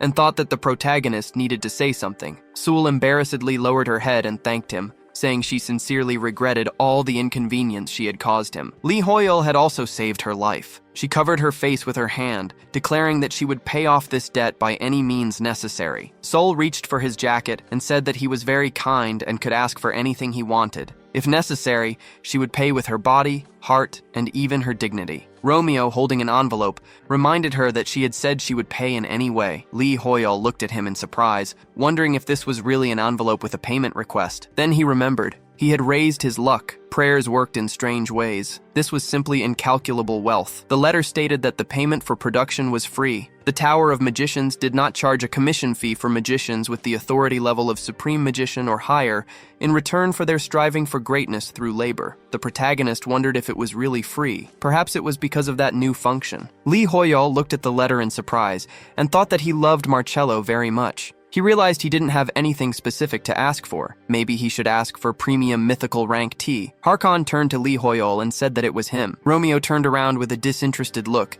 and allowed him to enter. The commander said in surprise that the protagonist already had guests. He approached Romeo with a smile, covered his face with his hand, and said it seemed the rumors about Enoch bursting into tears after Lee Hoyol rejected him were true. The protagonist tiredly put a hand to his face and told Harkon to get to the point. Lee Hoyol, standing between them, raised his hand and thought that these rumors were groundless. The commander said with a smile that His Majesty the King would discuss the reason for the visit with the protagonist in person. Harkon happily said that he had something to talk about with their savior. The knights had escorted him here. Lee Hoyol thought that for some reason it seemed like more and more people were coming to him each time. Sul smiled ominously, put a hand to her chin, and said that this was a great omission. She apologized for the late introduction. Sul put a hand on her chest, introduced herself, and greeted Hakuna and Harkon. She thought sheepishly that perhaps Lee Hoyol was wondering if she had a split personality. The commander turned around smiling and said that it was Sul. He had heard of her. She was very beautiful, just as people said. The king folded his arms and said that this was more important. He extended his hand forward,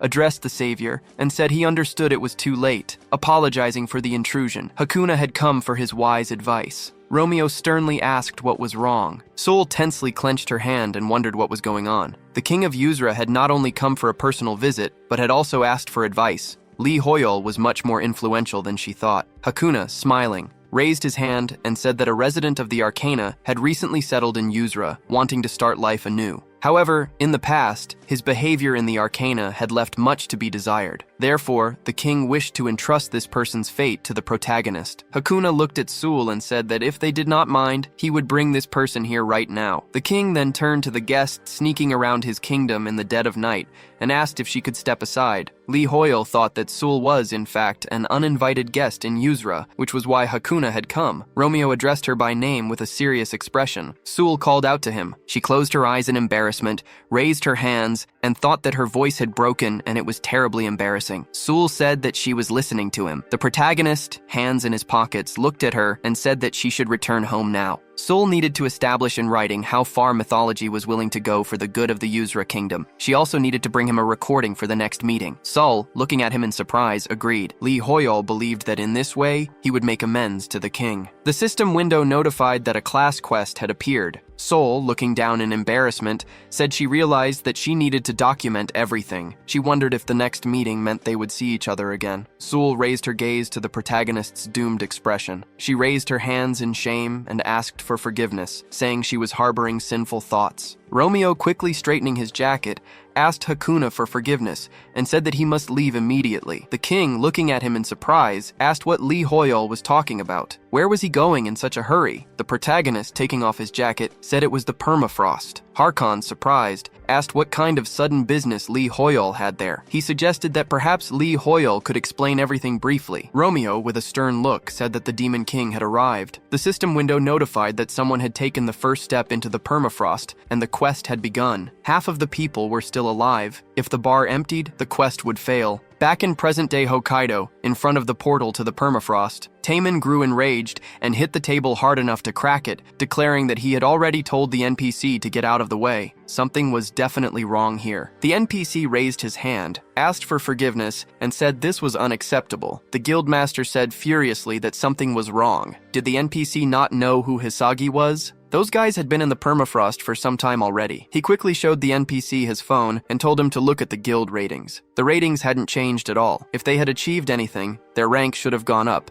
but it hadn't, regardless of what the NPC said. Rox, scratching the back of his head, interrupted. He said he hadn't planned to interfere to avoid embarrassing himself, but now he felt uneasy too. He confidently asked if they understood that this violated the established AU agreement. If they were unlucky, this incident could turn into an international problem. Were they really planning to start a war? Were they really okay with this? Taemin looked at him in surprise, thinking he was an American. An NPC put his hand on his helmet and asked if that was really so. He announced that it was accepted. The NPC raised his hand and ordered everyone to retreat and leave their positions. They needed to get into formation faster. They agreed with him. Taemin, squeezing the hilt of his sword in surprise, asked what was going on and why everyone was leaving. He wondered if this was really because of the Americans' authority. The hunter quickly raised his hand, addressed Rox, and said that a recording from the drone sent into the Permafrost had arrived. The guild master looked at the recording in fear. He asked if this was really the Inazuma Guild and the demons. After a while, Kojiro put his hand on his head and told his Seiji that the government was going to send out bombers. The guildmaster looked at him with fury and told Kojiro to tell them not to do unnecessary things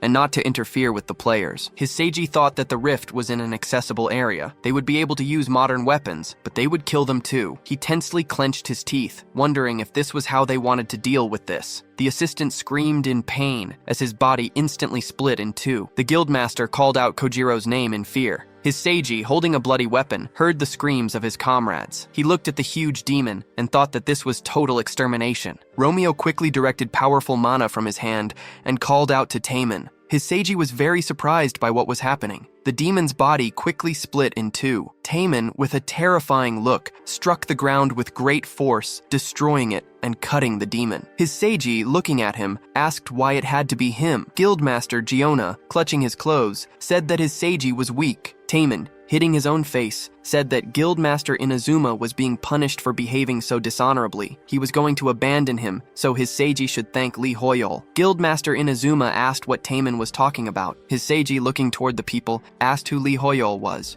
He wondered if there was someone on the cliff and if reinforcements had arrived. Romeo, standing on the cliff, ordered them forward. The hunter, looking up in surprise, said that the main character was there, and the knights of the Lionheart Order were with him. The knights quickly jumped down and ran forward. They struck the demons with their swords. Romeo, looking sternly at the bodies lying on the spears, thought that this was what they called historical permafrost. They had allowed themselves to mock the inhabitants by putting their bodies on display. The protagonist said with rage that this was the Demon King. He covered his eye with his hand, enveloped the space around him in fiery mana, and said that this was ridiculous impudence. The Demon King awaited a proper end, and Romeo would guarantee it. The system window notified that less than half of the survivors remained. Some time ago, the hunter asked if they had really come to help them. Harkon, looking at what was happening, thought that Lee Hoyle had spoken of this. He believed that the Demon King had appeared in the permafrost. The commander had not expected that the city itself would be in such a bad situation. Harkon, looking at the protagonist with fear, thought that Lee Hoyle knew about this and was still going to save the permafrost alone. Romeo thought that he had feared the worst when he saw how the survivor count was rapidly falling. Lee Hoyle, smiling, thought that he would have been doomed if he had come here alone. He wondered if Romeo really thought they could have handled it themselves. At the present time, the protagonist, looking at the commander, thought that they were really lucky that Harkon had gone with them. A few hours earlier at the Lee Hoyle residence in the Yusra archipelago, Hakuna angrily raised his hand and addressed the savior, saying that this would not do. The king did not doubt his abilities, but the Demon King was a great danger. Hakuna definitely could not let the protagonist leave alone. They would soon organize the fighters, so he asked him to postpone his exit. The commander tensely said that His Majesty was right. The protagonist's life was in danger. Romeo confidently asked what life Harkon was talking about. Demons must be exterminated. Someone's life was not a reason to wait. The commander was very surprised by his words. The protagonist sternly said that exterminating demons was the only way out,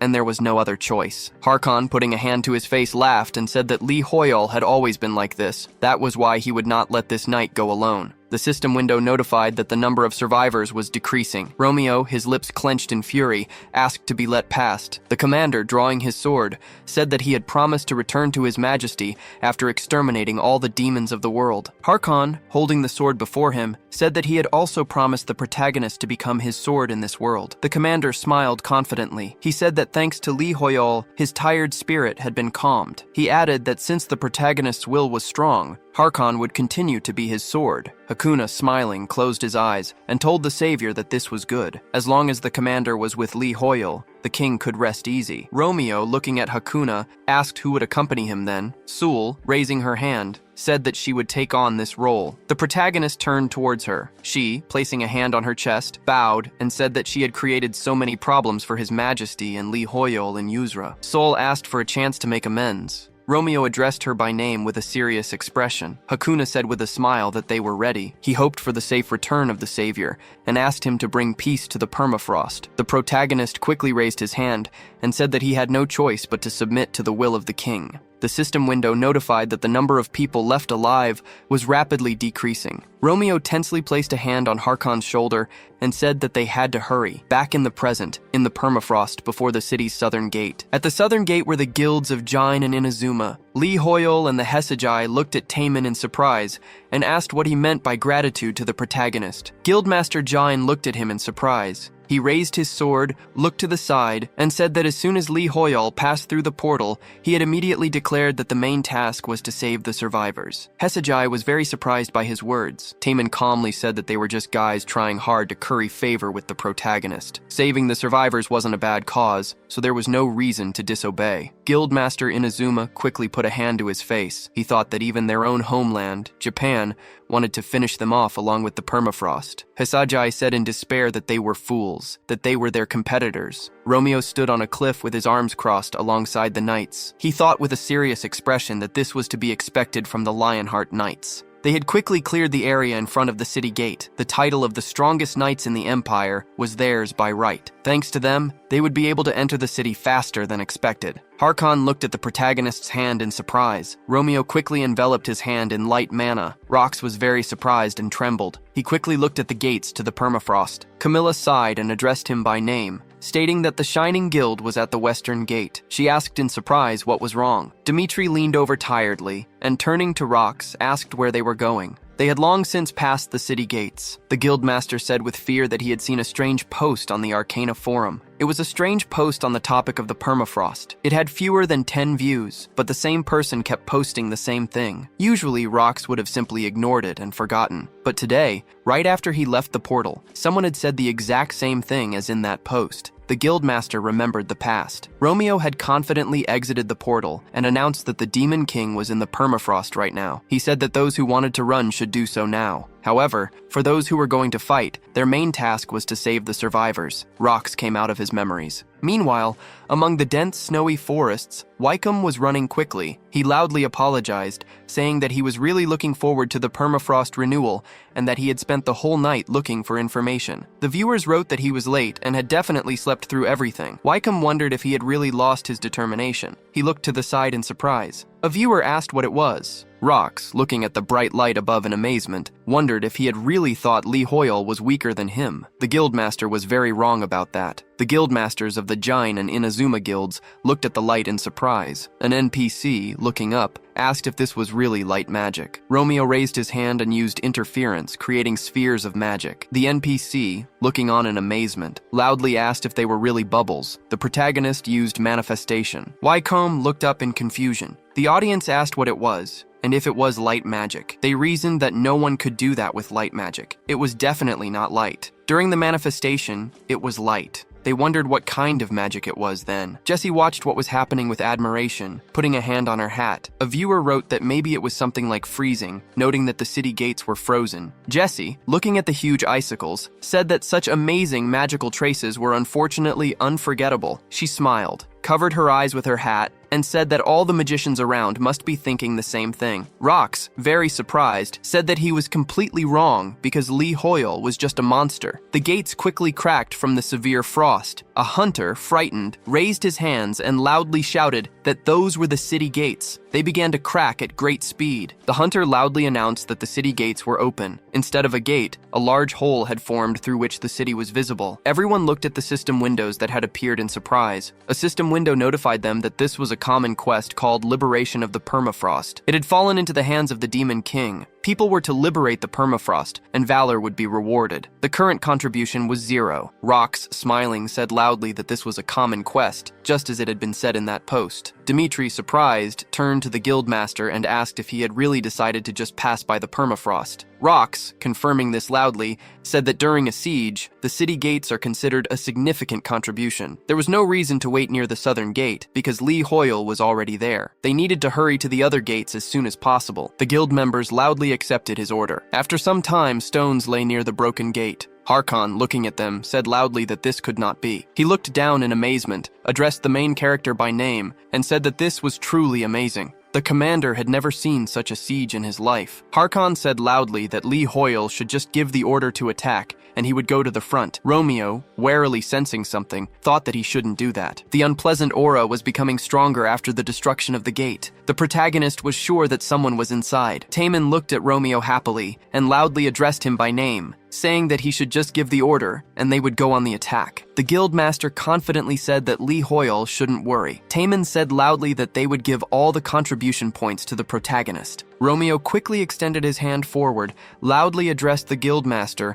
and ordered them to stop. He said they were retreating because there were demons inside. Taemin, with the demons behind him, looked to the side and asked what the protagonist was talking about. The demons quickly grabbed him. Namkyeol, frightened, loudly called out to his brother. Romeo thought that the guild master would be dragged behind the walls. He quickly turned and loudly called out to the knights. Jessica, clutching her sword, instantly headed in their direction. A stream of mana rushed between the demons and Taemin. Jessica, landing near him, said that they would continue the offensive. Taemin was surprised, thinking that this was a barbarian technique. The protagonist, with a tense look, thought that this was not all. He furiously raised his mana-enveloped hand and loudly called out to Jessica that the demons were above them. They looked up in surprise at the rapidly flying demons. Romeo instantly jumped back from where he stood. At the same time, Kichi, smiling, jumped while holding threads in her hands. She confidently looked back and loudly ordered Alkari to set up a portal next to her. He set up a portal, asking for her forgiveness. The protagonist, looking at him, wondered who these people were. Alkari, holding a weapon, looked away and said that it was done. He ordered Lokad to come through. Romeo looked at them in surprise, wondering where they came from. They were not from the Tower of Magicians, yet he used portal magic. A purple portal quickly appeared in the sky, and Locad flew down from it. The ground instantly broke into pieces under him,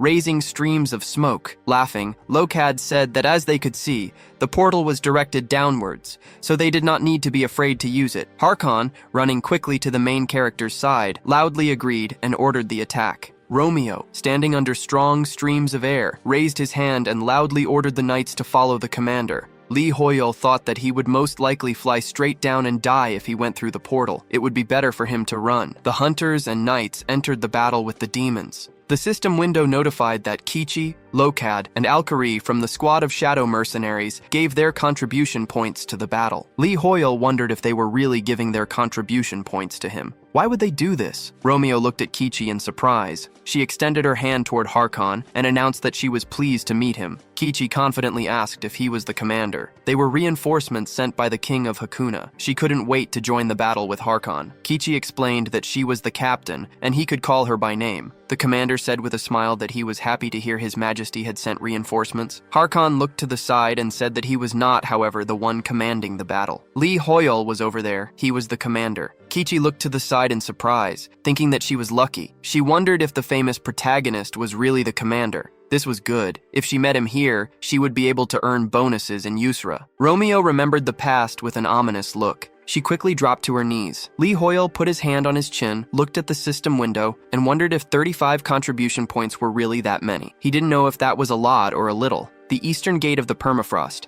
outside the castle gates. The NPC smiled, put his hand to his earpiece, and announced that this was Arcana Today, with a special edition. At the moment, the United by Heaven Guild, which is second in the rankings, was at the eastern gate. The general quest to free the Permafrost began as soon as they entered the territory. At each of the 4 castle gates, every guild was in battle. The United by Heaven Guild had many more members than the rest. They were calmly conducting the siege, replacing the fighters on the front lines from the rear guard as needed. Lu Xingchun, 4th in the player rankings and guild master of United Heavens, raised his hand and ordered everyone to reload. He then ordered them to shoot. Clouds of smoke quickly appeared near the monsters after the impact, knocking them down. The reporter announced that in addition to this, Guildmaster Chun's contribution points had reached 1812. He added that people should not be surprised. He had accumulated the highest number of points among the players who had made their contribution points public. Would the positions in the guild rankings change after this siege? Chun smiled ominously and shook as he listened to the orders for the knights to reload and attack. He thought that he had been expecting a castle siege. The Shining Ones may be capable of individual battles, but when it comes to an organized siege, they were no match for him. The system window notified that his points were now 1832. Chun thought that everyone should see how many points he had accumulated. The guildmaster looked up with a terrifying smile and quickly raised his arms to the sides, thinking that with such a number of points, he would become the ruler of the Permafrost. Laughing, Chun ordered them to attack and continue the offensive. He declared that the whole world was at their feet. At the same time, Lee Hoyle's contribution points were 35,712, and they continued to grow. After some time, at the southern gate of the Permafrost, Romeo sternly crossed his arms, thinking that he had been hesitant to go here because of the possible traps along the way. It was a good thing the squad of shadow mercenaries volunteered to be the first to explore the area through the portal. Kichi looked down with a frightened expression and trembled. She wondered if the main character hadn't recognized her and worried that he already hated her. Romeo looked back, thinking that in any case, the squad of shadow mercenaries. This squad was formed from several elite specialists under the command of Captain Kichi. They complete their assigned tasks by any means available and are also known for disregarding the ethics of their missions. The protagonist thought back, believing Hakuna had been talking about them back then. It was all the better for him that help had arrived. Kichi covered her head with her hood in fear, wondering if Lee Hoyle would take revenge on her for not helping him in the fight with the leopard. Romeo was surprised to hear how he was addressed. Alkari said that he had looked around using the portal. Apparently, no one was hiding nearby. The protagonist said that he understood. Alkari sternly raised his hand, saying that he didn't think they should go through the gate. There were enough traps along the way to instantly kill an intruder. Oddly enough, when he tried to create a portal beyond the gate, some powerful force prevented him from doing so. Romeo was surprised, thinking it was the power of the Demon King. He said that everything was clear, which meant they needed to find another way in. Jessica quickly put her hand on her chest, loudly addressed Lee Hoyle, and said that she knew about a secret passage into the Permafrost. She said with confidence that there was a very large evacuation shelter under the permafrost. Underground passages permeated the entire territory. One of the entrances was located near the castle walls. Jessica was sure that most of the survivors were there too. The protagonist thoughtfully looked down, rubbing his chin. Taemin quickly rushed to the side, pointed forward, and loudly said that he knew it. He wondered if it was her. Smiling, he put his sword on his shoulder and raised his hand, loudly saying that it seemed to him Jessica's sword technique resembled a barbarian's. He asked if she was from the permafrost. Jessica confirmed this, adding that she knew the guildmaster was a barbarian. Taemin smiled confidently, looked at her, and said he was glad to meet her. The protagonist considered that the guildmaster only knew about the entrance for barbarians and wondered if this secret entrance was really nearby. Jessica, holding a map, pointed forward and said in agreement that they just needed to go that way. Taemin, looking happy, turned his head back and loudly told Lee Hoyol not to worry. He explained that everyone in the permafrost was familiar with the basics of evacuation. The shelter under the city was as big as the catacombs under Paris. The guildmaster was sure that all the people were there. He loudly confirmed this, telling the group to follow them. Surprised, Romeo looked down at the system window, which notified him that the number of survivors was very low. After some time in the city, Taemin, standing by a fence, loudly told Lee Hoyol they needed to go in here. The protagonist asked in amazement if the entrance was really in such a place. The guildmaster smiled, pointed down, and explained that a spell had been cast on the entrance so that only the inhabitants of the permafrost and barbarians could see it. The spell was working fine, and the door also looked intact, so Taemin was sure that everything was fine. Romeo was very surprised as he looked at the open entrance. The guildmaster was terrified by what he saw. They were looking at many human corpses lying on the floor. The sight sent the guildmaster into a strong rage. The protagonist said that these were traces of a demonic ritual. Someone had summoned a demon here. Romeo put his hand on Taemin's shaking shoulder. The system window notified him that the protagonist had entered the permafrost, a city that had turned into hell. After a while, the knights put the wrapped corpses on the floor. Kichi angrily raised her hands and asked loudly what this was. Had Lee Hoyol really decided to pull out the bodies? Had he gone crazy to do this right now, when they didn't even know when the Demon King's army could attack them? Alcuri, standing at the entrance, said that was why they were standing guard. The commander quickly raised her hands and said there was no need for this guard. They needed to go into battle and kill everyone, then they could go home. This was just a waste of time. She put her hand to her face in fear, turned to Alcuri, and asked what they had done to make Hakuna hate them so much. Kichi thought the king had done it on purpose. He laughed loudly and said the captain would not have said that if she had known how to read magical traces. Alcuri smiled confidently and said it was better to be patient for now. In due time, they would find out what that gentleman in a suit had planned. At the same time, Lee Hoyol became very scared and jumped. The NPC ominously held his bloody sword. He held Romeo's shoulder and wondered if the NPC had really died defending the passage. The protagonist was very scared because of him. A knight quickly turned towards his running comrades and called out that there was a passage here too. Jessica put her hand on her chest, turned to Lee Hoyol, and he looked at her. She looked down sadly and thanked him for giving her permission to retrieve the bodies. Jessica said that these were soldiers whose homeland was the permafrost, just like hers. She said she didn't even know how to repay the protagonist for this debt. Romeo wondered how he could counsel Jessica, knowing her homeland was the permafrost. He looked down tensely. Romeo said that even if it weren't her hometown,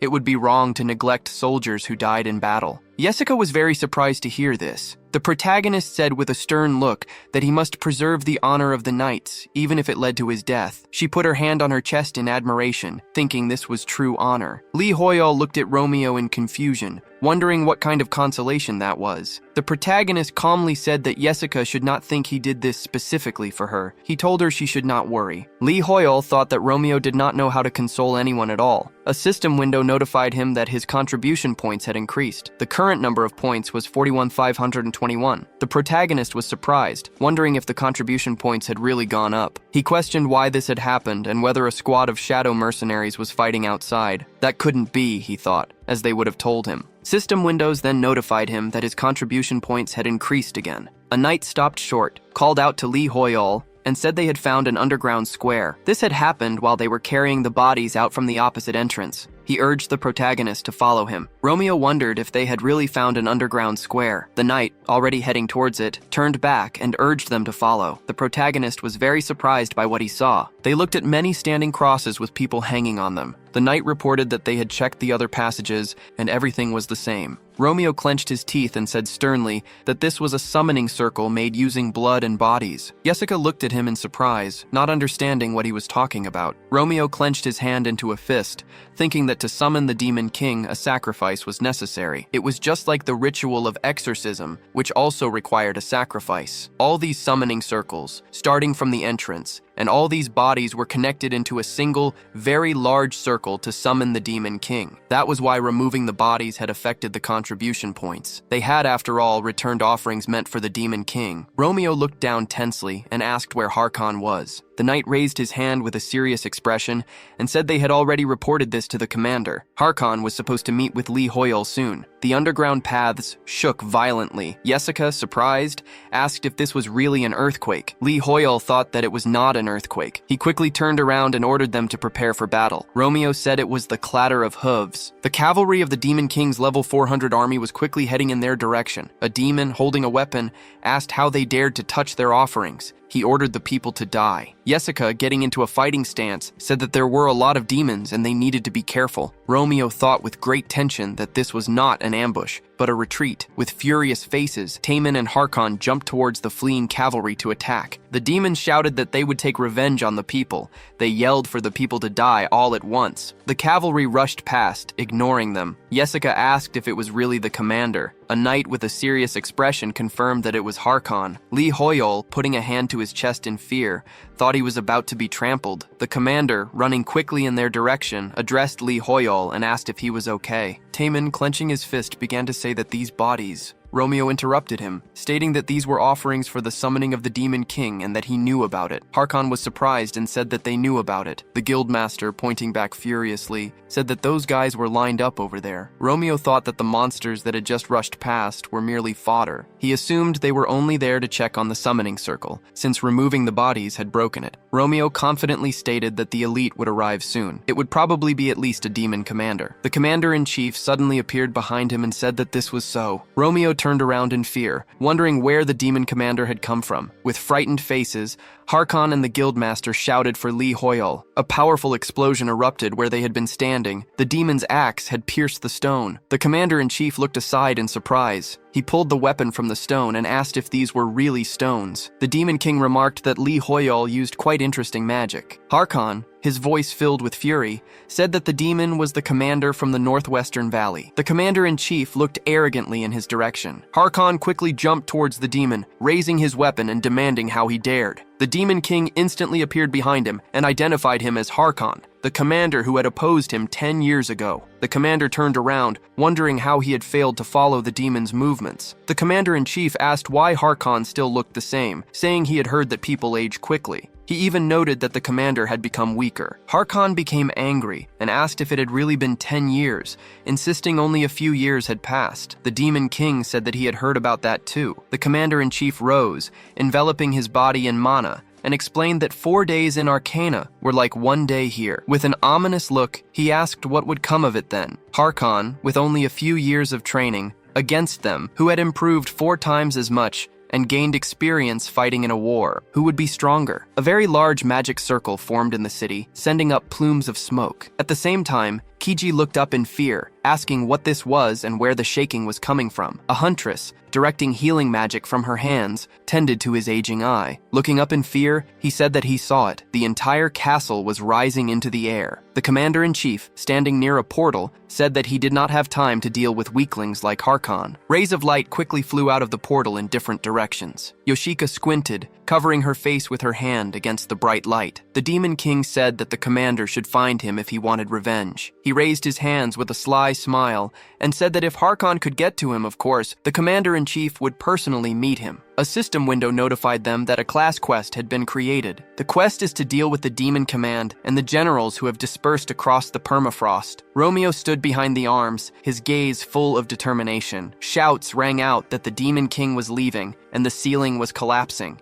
Harkon, standing furiously among the falling rocks, addressed the commander-in-chief and asked if he was really running away. Yoshika, addressing him by rank, cried out that their exit was blocked by rubble and the entire city was shaking. The commander tensely clenched his teeth and wondered if the only way out was really through the crack in the ceiling. Yoshika and Harkon were able to jump out of here, but the underground passages connected the entire city. If the catacombs collapsed, the surface would also be significantly damaged. Any survivors would very likely be hit. In the worst-case scenario, even if they reclaimed the permafrost, it would be completely destroyed. The commander, in confusion, put his hand on his head and asked how they could stop these passages from collapsing completely. Taemin, looking at the protagonist, called out his name. He said that it was dangerous, and they needed to leave. Romeo raised his hand with a stern look, directing the mana streams. Lee Hoyol knew that it was dangerous, and that he would not be able to hold the entire network of tunnels with his mana. Perhaps he would be crushed by a boulder, but he would do it anyway. The debris quickly began to fall towards the protagonist,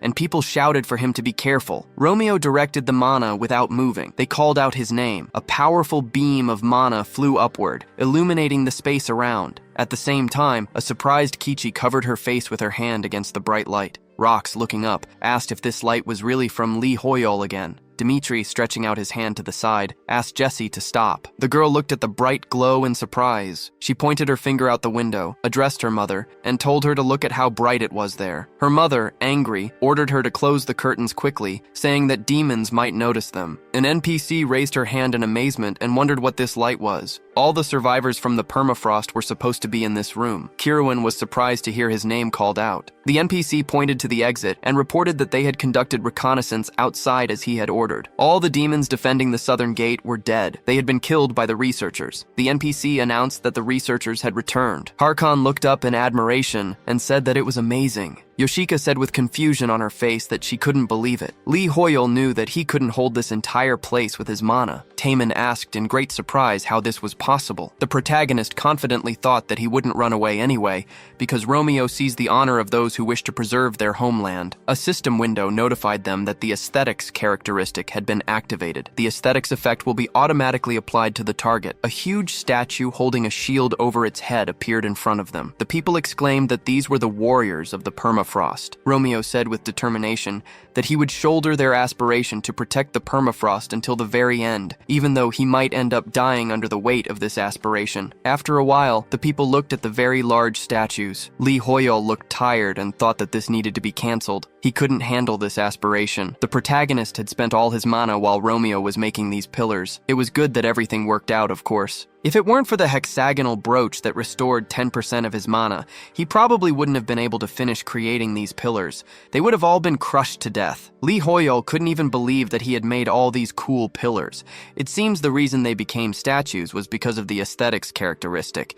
It just adds an aesthetic quality, but he doesn't have to try hard for the characteristic to work. It's almost easy compared to the times when he had to spend all his mana to create one cup. Romeo rubbed his chin with interest, looked at his other hand, and wondered if this was something like unique skins in a game. He then wondered what he needed this for. Harkon sadly looked up and thought that a day in this world is equal to 4 in the Arcana. The permafrost would not have suffered such a fate if he had defeated the demon in those ancient times. The commander met him again, and again he managed to escape from him. Harkon felt he had no right to see his majesty's face. Taemin looked up and asked what this was. The knight asked in surprise if this was really a shadow. The guild master opened his mouth wide, very frightened. He said loudly that these were bats. Many bats were rapidly flying through the cracks into the building. The knights quickly looked to the side and asked loudly if they had really flown here because of the light. Harkon said loudly that these were not ordinary bats. He loudly ordered everyone to prepare for battle. Everything was fine. Although there were many of them, they were weak. The knights should not worry and should simply beat them one by one. Romeo looked up in fear, thinking that this could not be. Something was approaching, something larger and stronger. The system window notified him that a demon was nearby. The natural enemy skill activated. The protagonist's combat abilities would increase significantly in the battle with the demon. Romeo was very surprised by what he saw. A hellbird, the commander of the demon army, Kubican, level 500,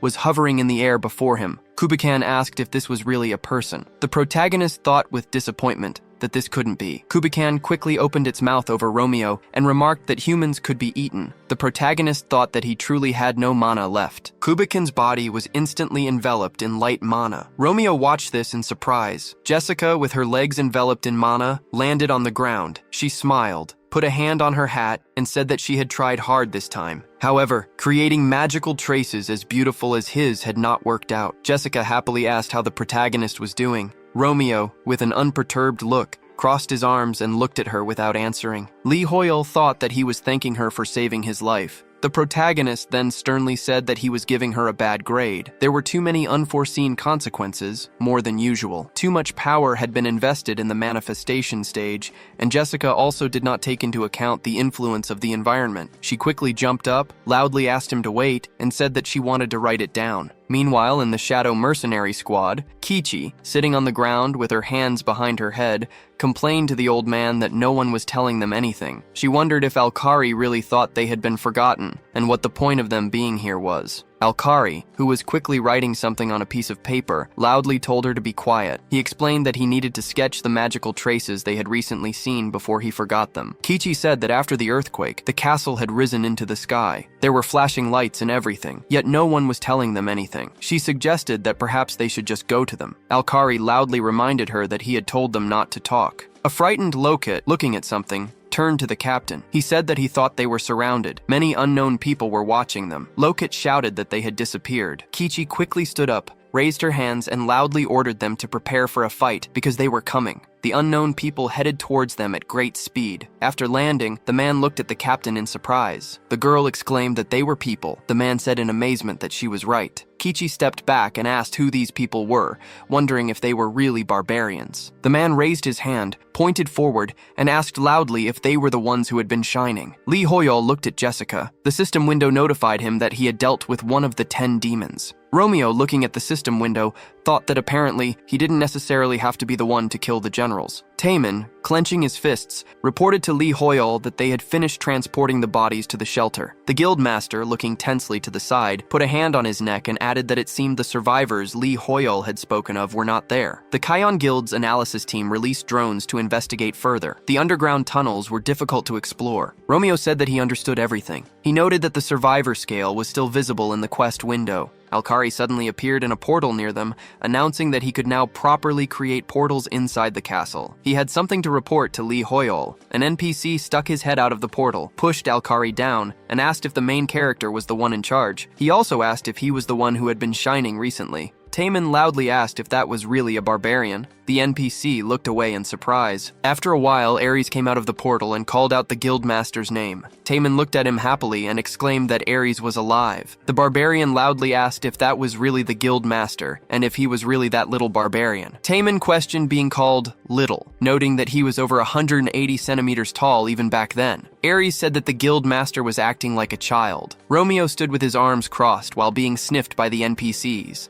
Ares joyfully ran his hand over Taemin's head, saying loudly that no matter what, the guildmaster was alive. He added that Karun would be happy to see him, and that Taemin knew how much Karun loved him. The guildmaster asked loudly if Karun was alive. Ares confirmed loudly that he was, and that the guildmaster was alive too. Lee Hoyle indignantly asked who Karun was. Ares looked at him with a smile and asked if Lee Hoyle was the leader, adding that the Pillar of Light had been really cool. Taemin shook in fear, thinking that the barbarian was speaking too informally. He worried that this was not good, as NPC barbarians did not know proper etiquette. The guildmaster raised his hand in fear, addressed Lee Hoyle by name, and explained that they were not trying to be rude. Romeo smiled and said that everything was fine. He added that he understood barbarian culture. Ares calls him the leader. The protagonist understands that they treat him with respect. Ares said, laughing loudly, that this leader was truly different from the other explorers. An NPC sniffs the commander, while Jesse sniffs the barbarian. Ares calmly said that fortunately, they also have a good leader. He has been making secret sorties into the city for many years to lead out survivors. His name is Karen, and he is the father of all barbarians. They lived in the forest nearby, trading and working with the Perafrost. One day, they saw the permafrost catch fire. The wind brought them an unpleasant smell and an ominous aura. The barbarians immediately ran into the permafrost under Karun's command. What they saw was terrible. Generals in the form of birds flew everywhere, squeezing the permafrost warriors in their claws as if mocking them. Demons in the form of animals had hung the bodies of the permafrost inhabitants everywhere. Harkon lowered his head tensely. Ares clenched his teeth and said that their brotherhood fought the demons to save the survivors. However, the demons were too numerous and too strong. Most of their brothers were killed, and Karun was badly wounded. After that, they searched for survivors in the permafrost and protected them for many years, but things only got worse. The barbarians could not even light a fire because these demons are sensitive to light. Because of this, the survivors slowly died of hunger and cold. That is how they all slowly began to lose hope from fatigue. Then, a ray of light appeared in this dark city. Ares smiled, having finished his story. He thanked the explorer for this, and for all the other explorers who fought with him. Ares raised his hand and said that he came to tell Lee Hoyle this on behalf of all the barbarians and inhabitants of the permafrost. He smiled, quickly put his hand on his chest, and turning to the explorer's leader, said that if he was going to defeat the Demon King, his brothers and sisters would fight alongside him. The Demon King who captured this place is called Decaravia. He is one of the 72 and controls birds as his comrades. It is difficult for them to fight flying enemies, as the barbarians are accustomed to fighting on the ground. However, they will do everything to help the protagonist reach the enemy, even if it means making a mountain of their corpses. Taemin looks at him in surprise. Romeo said that he understood this, but that he would refuse their offer. Harkon looked at the protagonist in confusion. Ares raised his hand and asked Lee Hoyle if he was not going to fight, or if he did not need the barbarians. Romeo disagreed sternly, saying that he would defeat the demons and that he was glad they were ready to help. However, collecting corpses was not a hobby of his. Ares was very surprised by his words. The protagonist crossed his arms, addressed Alkari, and said that there were other priorities. The magician agreed with a serious expression. Romeo ordered him to move all the survivors to the kingdom of Yusra. Romeo added that Alkari should also convey a request to the king to provide them with warm housing and food. The protagonist was sure that the portals could handle this. Alkari lowered his head and said that he would do his best. Romeo looked to the side and addressed the guildmaster. Taemin looked at him in surprise. Romeo said that the guildmaster would go with the barbarians. It would be good if Taemin and the guild could provide protection to the survivors during the evacuation. In addition, the protagonist was sure that the guildmaster was worried about the fate of the barbarians he knew. Taemin was delighted and loudly thanked Lee Hoyle. Kichi, standing by the portal, asked if the protagonist really wasn't going with them. Romeo, looking away, said that he had unfinished business. Several demons instantly appeared above his head. The commander of the demon army, a level 500 Hellbird, said that traces of a Kupikan aura led here. Could it really be the main character? Romeo stood in front of his comrades, raised his hand, directing mana from it, and told them to leave. At the same time, inside the portal, the survivors looked at the bright light in surprise. Ares, smiling, raised his hand and loudly said that they should prepare to leave. An NPC asked if he was with the researchers. What was going on here? Alkari, raising his hand, said that he was opening a portal to Yusra. Ares loudly said that he would explain everything later. He ordered everyone to leave. The NPC asked if Yusra was the legendary island. Could they really be saved? Taemin happily looked at the portal. He was surprised to see a system window notifying him that a class quest, the secret technique of the barbarians, had appeared. The guildmaster raised his hands in amazement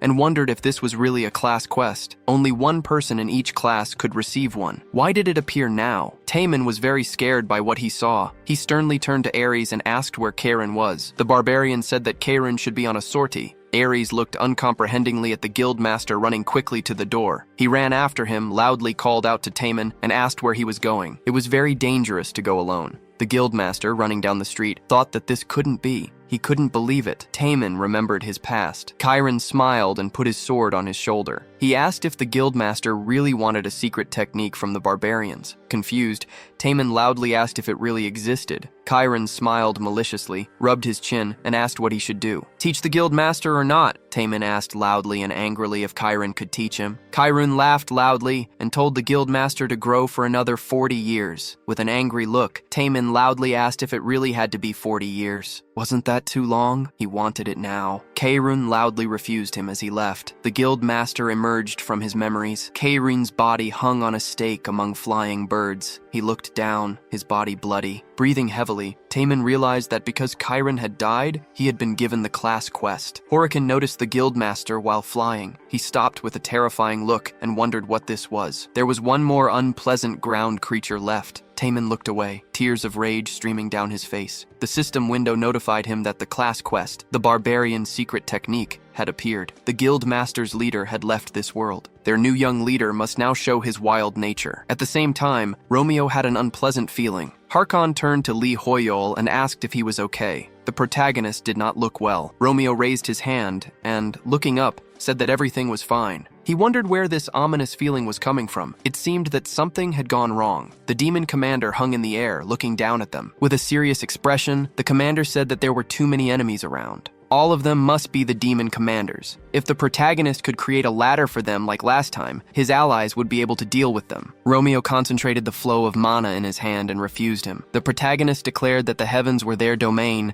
and that he would overthrow them. A commander quickly raised his hand and asked loudly if Lee Hoyol really thought a ground freak like him could bring them down to the surface. Harkon angrily leaned over and announced they were going to attack. The protagonist reasoned that the demons must be sensitive to light. He quickly directed mana towards the demons, illuminating the area around them. The generals instantly shielded their faces from the bright glow. The system window notified that the commander of the demon army, Hellbird, had been stunned. Jesse looked at the protagonist in surprise. Lee Hoyol thought that it had worked and they could continue. He needed to get them down to the ground so that the knights could fight. Lee Hoyol recalled that the magic lightning Jesse had used worked in a similar way. The lightning, made of mana, quickly struck the generals, enveloping their bodies in mana. The system window notified that the protagonist had defeated the commander of the demon army, Hellbird, and that contribution points had been awarded. Jesse said with admiration that one spell had been enough. Lee Hoyol confidently looked at his hand, thinking he had not expected to kill them so easily. He wondered when he had become so strong. Jesse enthusiastically raised her hands and exclaimed that this was to be expected of the protagonist. She added that it was very elegant and that she had learned so much. The system window notified that 6 out of 10 generals were now dead. Romeo looked up sternly, thinking that there were still 4 more left. He felt uneasy at the thought. He wondered if Taemin was all right. The protagonist turned his head in surprise and looked at the portal. He asked loudly if Alkari was really there. The mage scratched his beard angrily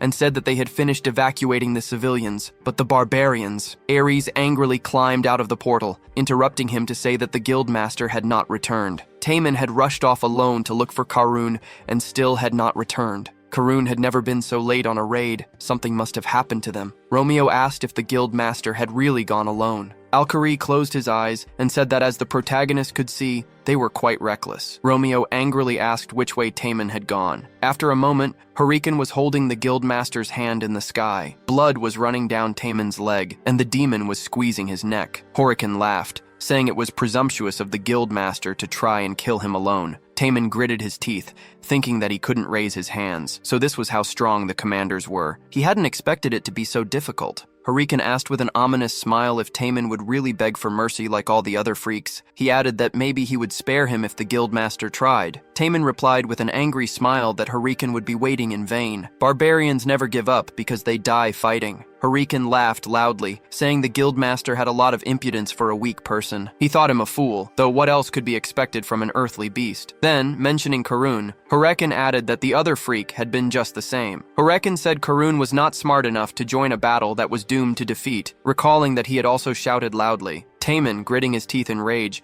yelled that the demon should not laugh at the leader. Hurricane retorted that weak people like them should run and beg for mercy, shouting pleas to be spared, and that was how Karin had finished. The guildmaster, clenching his fist, replied that Karin had also told the demon not to laugh at the leader, a warrior who died in battle. Taemin thought that he should raise his fist. This demonic creature considered Karin a fool, so the guildmaster was obliged to kill him. Hurricane asked if Taemin could guess what the fool's last words were. Remembering the past, Hurricane recounted what the leader had said. Karin had smiled confidently, squeezed the hilt of the sword in his hand, and said that the demon had found a problem. Someone very foolish would come for him soon. The leader claimed he could smell him on the wind. It had been a long time ago, and that guy was truly crazy. A new leader, one who even Karun was no match for, would be here soon. Smiling ominously, Hurricane had raised his weapon and said that the leader was talking too much for a dead man. Karun, smiling, had replied that Taemin was always asking about some barbaric method. The leader had been sure that the guildmaster would like it. Hurricane came out of his memories after telling him everything. Taman was stunned. His eyes wide as bloody tears flowed from them. Smiling maliciously, Horiken said that he was curious about this very strong guy who was supposed to come. Was it the Guildmaster? The demon laughed and asked if Taman was the one the man had been talking about. He was no better at understanding people than a beast. With a terrifying look, the Guildmaster suddenly bit into Horiken's arm. He clenched his teeth even harder, causing blood to spurt from the wound. Horiken screamed in pain. He threw Taman down with great force and demanded to know what the Guildmaster was doing, telling him to leave him alone. Looking at his torn arm in fear, Horiken screamed again. With blood pouring from the wound, he shouted, asking where his arm was. Taman, an aura radiating from his body, said that the demon himself had said not to laugh at Karen. The Guildmaster furiously clenched the demon's arm with his teeth, steadying it with his own hand. Horiken looked down, laughed, and asked what kind of creature this was. Taman was no different from an animal. With a terrifying look, the Guildmaster raised his hands, enveloping his body in fiery mana, and said that the leader knew he was here. A system window notified him that he had fulfilled the conditions of the barbarian's secret reception. He would be rewarded for this, and had earned the exclusive class skill, Call of the Wild. Horiken raised his weapon, enveloped it in mana, and stated that no matter how hard the Guildmaster tried, he would still remain a ground-bound freak. Taman need not worry. The Guildmaster would meet Karun after Horiken struck him in the stomach. With a terrifying look, Taman's appearance began to change. Raising a clawed hand, he opened his mouth wide and let out a roar. The system window announced that a class skill was being used. Call of the Wild awakens the true frenzy imprisoned within, significantly increasing the savagery characteristic. Enveloped in fire, the Guildmaster shot towards Horiken, intending to attack. Taman dealt a powerful blow to the demon, throwing him aside. Blood flowed from Horiken's wound. He wondered what this was. The Guildmaster was moving completely differently than before. What was this oppressive feeling? If Taman got any closer, it would be the end for him. He needed to fight from the maximum possible distance. The Guildmaster instantly disappeared from where he stood. He appeared behind Horiken with a furious expression, saying he was irritated by the demon's wings. The Guildmaster grabbed the wings with his hands and tore them out with force. Horiken, raising his hands to his sides in fear, called him a freak and begged Taman to leave him alone. The Guildmaster listened with fury as Horiken coughed loudly. Horiken thought that this was a curse.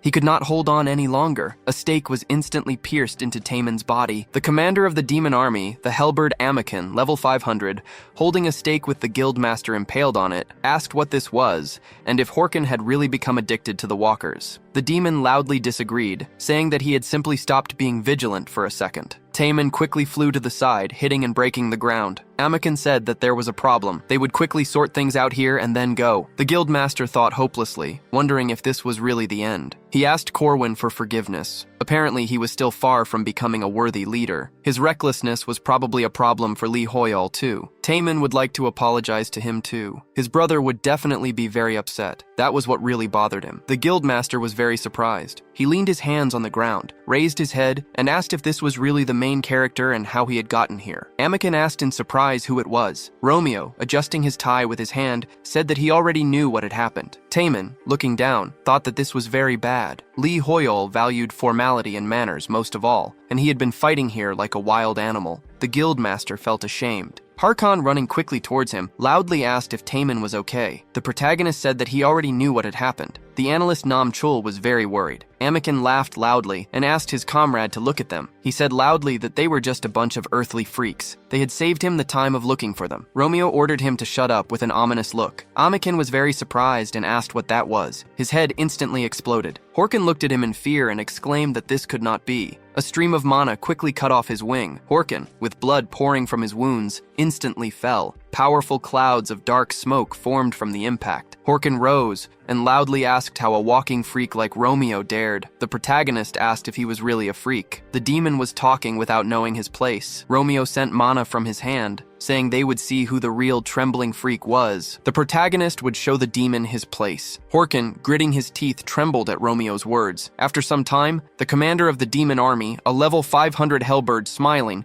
quickly flew by, inflicting wounds on the NPC with a beam. Dmitri, looking up, said loudly that the freak had taken off again. Gritting his his teeth, he clenched the mace in his hand and said loudly that the commander could not be hit while in the air. Camilla quickly drew an arrow and said that they would have to rely on rocks. She confidently declared that she would cover them. Camilla aimed her arrows towards the commander, called out to the guild master, and said it was time to begin. The commander, smiling ominously, dodged the attacks, saying the arrows were very weak. Rocks struck him before he could finish. The commander, his body cut in two, screamed. Rocks, landing on the ground, loudly told Camilla it was a good job. Dimitri looked towards the fallen commander and asked if they had killed him. The guildmaster loudly ordered them to report the situation. Camilla, looking at the fallen commander, said this was what the demon command was like. Dimitri asked if there would really be more of these monsters in the future. Rox raised his hand and asked what the losses were. The NPC said that 8 were seriously injured and 2 had minor injuries. The guildmaster called out to the healer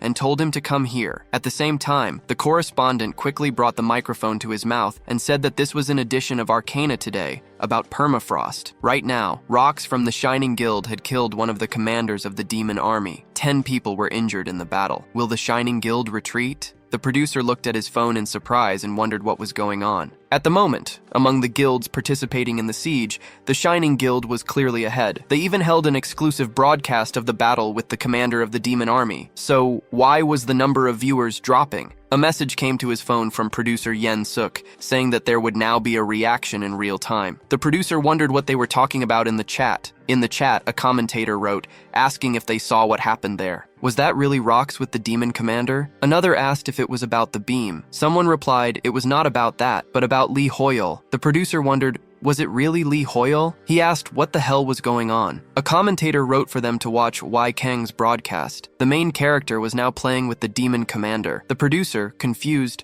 looked at the phone and asked what this was. Was the commander of the demon army shaking in horror? There were 6,658,127 people on Wai Kang's broadcast. Lee Hoyle put his foot on the head of Amigan, who was lying on the ground during the broadcast. At the same time, the commander raised his hand and quickly lowered it. Romeo looked ominously at Horiken. The commander told the main character not to come near. Horiken knew he was wrong and asked him for mercy. He looked at the mana in Romeo's hand in fear, falling to the ground. Horiken begged for mercy. The protagonist ordered him to shut up in disgust. The commander, shaking with fear, pleaded that since he was groveling, Lee Hoyle would spare him. Horiken promised it would never happen again. Romeo, without listening to him, quickly hit him with a powerful stream of mana and said that he did not talk to prey. Wai Kang, smiling, watched what was happening, hiding behind rocks. He asked the audience if they saw that. Lee Hoyle had already defeated 8 commanders of the demon army. The protagonist sighed with relief and wondered if the demon commanders really differed in stamina. He had almost spent all his mana while trying different techniques, but Horiken still did not want to die. A spectator, watching what was happening, asked if they saw how the protagonist played with them until he killed them. Jessie raised her hands in admiration and said that it was amazing and unbelievable. Lee Hoyle had made various changes during the intervention stage to use the same spell in different ways. Going along with him had been the right decision after all. She had learned so much. Taemin kept his hand on his wound and addressed the protagonist by name. Romeo turned to him and asked if the guildmaster could move. Taemin looked down tensely, confirmed he could, and said that it was all thanks to Lee Hoyle. He said that he was very ashamed because he had disobeyed the protagonist's order to evacuate the survivors. As a result,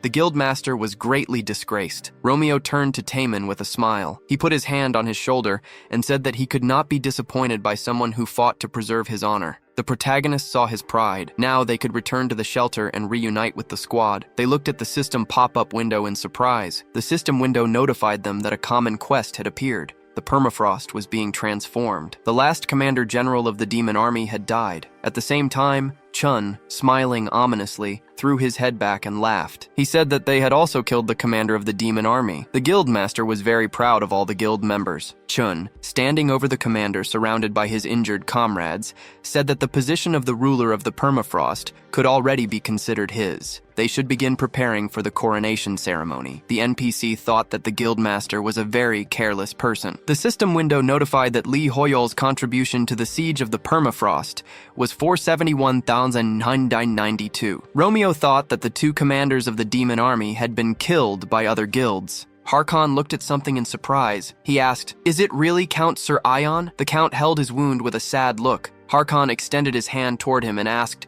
How is this possible? The Count was able to survive. Sir Ion, looking exhausted, addressed the commander and asked, "Is it really him?" The Count, smiling through his tears, said that he could not even imagine that Harkon himself would come. His Majesty and the Empire had not left them. Sir Aeon, smiling, looked toward the protagonist and said that he had also observed the good deeds of this explorer. This was very surprising. He extended his hand toward Romeo and greeted the hero who had arrived to save the Permafrost. Sir Aeon, having given his name, said that he was the Lord of the Permafrost. Taemin, very surprised, asked, "Is it really the Lord?" He had walked back and forth across the Permafrost so often and had never met him. "Why did the Lord come here in such a terrible form?" Romeo asked with a malicious smile. "Is this really the Lord?" He grew angry and asked him to stop this deception immediately. The system window announced that the natural enemy skill had been activated. Combat abilities were greatly increased in battle with demons. Romeo said that this was the Demon King. Meanwhile, why was Y Kang broadcasting? He asked,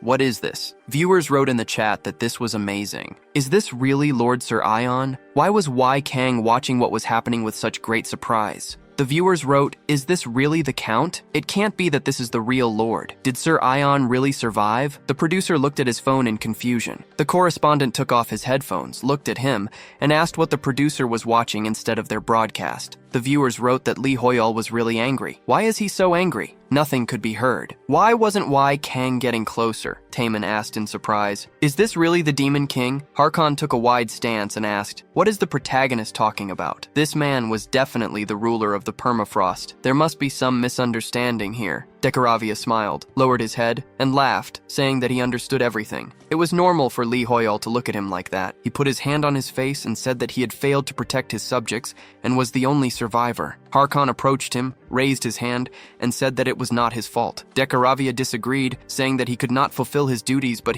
before he could finish speaking, stones quickly rose and pierced his body. Decaravia, his face bloody, looked down. Y Kang watched in great surprise. The viewers wrote, "Is this really Sir Aeon?" One viewer was sure that the protagonist had his reasons. Is he really the god of murder? The reporter and producer looked at the phone screen in amazement. The commander quickly extended his hand and called out to Sir Aeon. He turned angrily to Lee Hoyol and asked, "Why did he do this?" Jessica said with a smile that he was still alive. Harkon turned around in confusion and asked, "What is this?" Decaravia laughed as he left the Lord's body. The system window notified that the opponent's earth resistance was too high. Decaravia asked, "Wasn't that a bit rude of Lee Hoyol?" He was talking after all. The system window notified that the opponent was immune to earth attacks. Romeo raised an eyebrow in surprise and wondered, does he really have earth resistance? This wouldn't be easy to figure out. Decaravia asked them to take a closer look, because he was Sir Ion. Decaravia, leaving the body, enveloped Sirion's face with many eyes and announced that he was the Lord of Permafrost, whom they had been looking for with such diligence. Lee Hoyol was very scared by what he saw.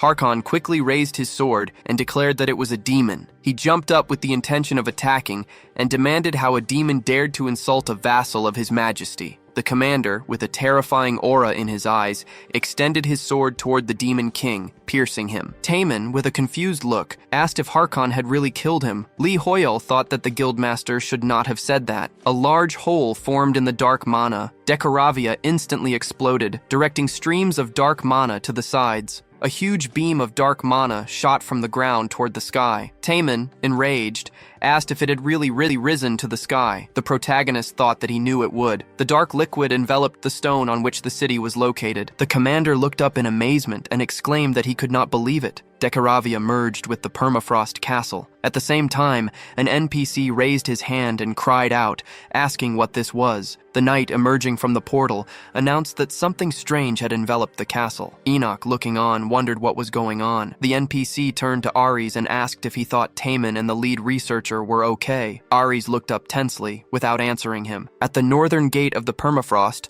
hunters were fiercely fighting demons. Leon, attacking the demons with fury, screamed. Shreg, gritting his teeth at a monster, demanded to know where so many of them had come from, adding that they never seemed to end. Another hunter shouted that Shreg should spend his energy on spells instead of talking. A demon quickly pointed his hand toward the huntress and screamed. The huntress, gritting her teeth, raised her hand while looking at the approaching demon. The monster stopped in surprise and looked up. The huntress wondered why he had stopped. The demon said that the Demon King was calling him. The huntress, with tears in her eyes, asked what this meant. The monster quickly headed in the other direction. Shreg, breathing heavily, said that the demons were leaving. Leon turned to the side and asked why this was happening. She was very scared as she looked up. The guildmaster looked at the flying demons and asked what was happening. Chun looked to the side and demanded to know what was going on and where all the demons had suddenly gone. He then turned his attention to the system window that appeared, his expression serious. The system window notified them that the Demon King Decaravia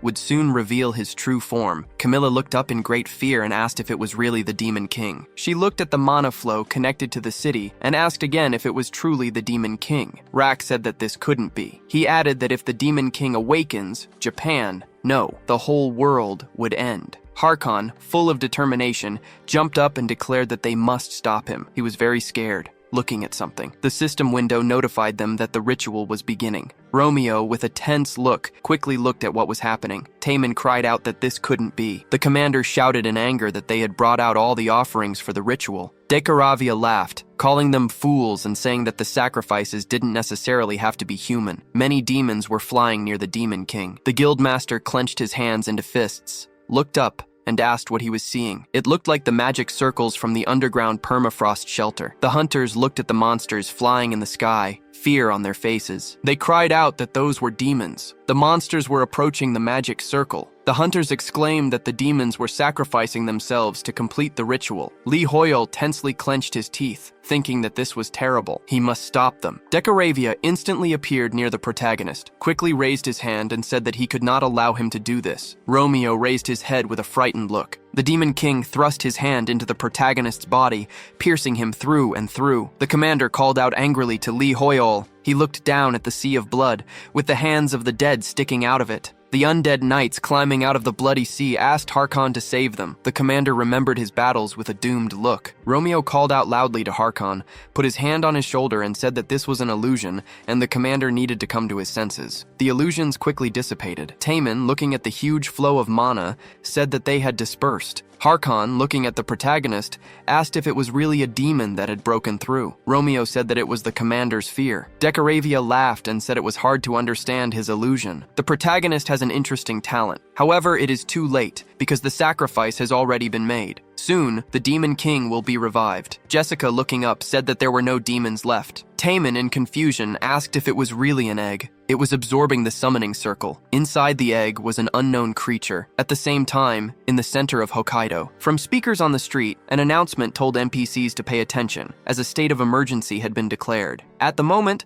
Hokkaido was classified as a danger zone. As a result, from 8 o'clock that day, the city would be completely blocked. The announcement insisted on the immediate evacuation of all residents. The warning was repeated. The NPC turned to the gentleman and asked what they should do now. Chun, running away, loudly ordered them to retreat immediately and request support from the mainland. The NPC loudly asked about the siege of the permafrost. The guildmaster asked ominously if the NPC was really worried about the siege now. Looking at the situation with his own eyes, the NPC still did not realize the full danger. Does he really think he can handle it? This is not something they can deal with on their own. Taemin, holding the phone to his ear in great surprise, asked what this was. At the same time, Namcheol, adjusting his jacket, said into the microphone that an order had come from Korea. All players located in Hokkaido were advised to return home. They were going to completely block off Hokkaido. United by Heaven, like several other guilds, had already begun to retreat. Taemin excitedly asked what his brother was talking about. Namcheol said that if they stayed, they might die. Romeo confidently put his hand under his jacket, thinking that it was dangerous. They needed to kill the Demon King before he awakened. The guildmaster looked in his direction and called out to Li Hoyle. The protagonist held the necklace in his hand, thinking that this was an exorcism ritual. A system window announced that the cursed necklace had been chosen as an offering. The commander-in-chief instantly appeared in front of him and said that they had met again. Surprised, Romeo moved quickly. The Demon King struck the rocks with his weapon. The protagonist crouched near the rocks, thinking that this was a curse. The exorcism ritual had left him defenseless in the real world. The commander-in-chief said that this was the same trick with the rocks again. Li Hoyle thought they were in danger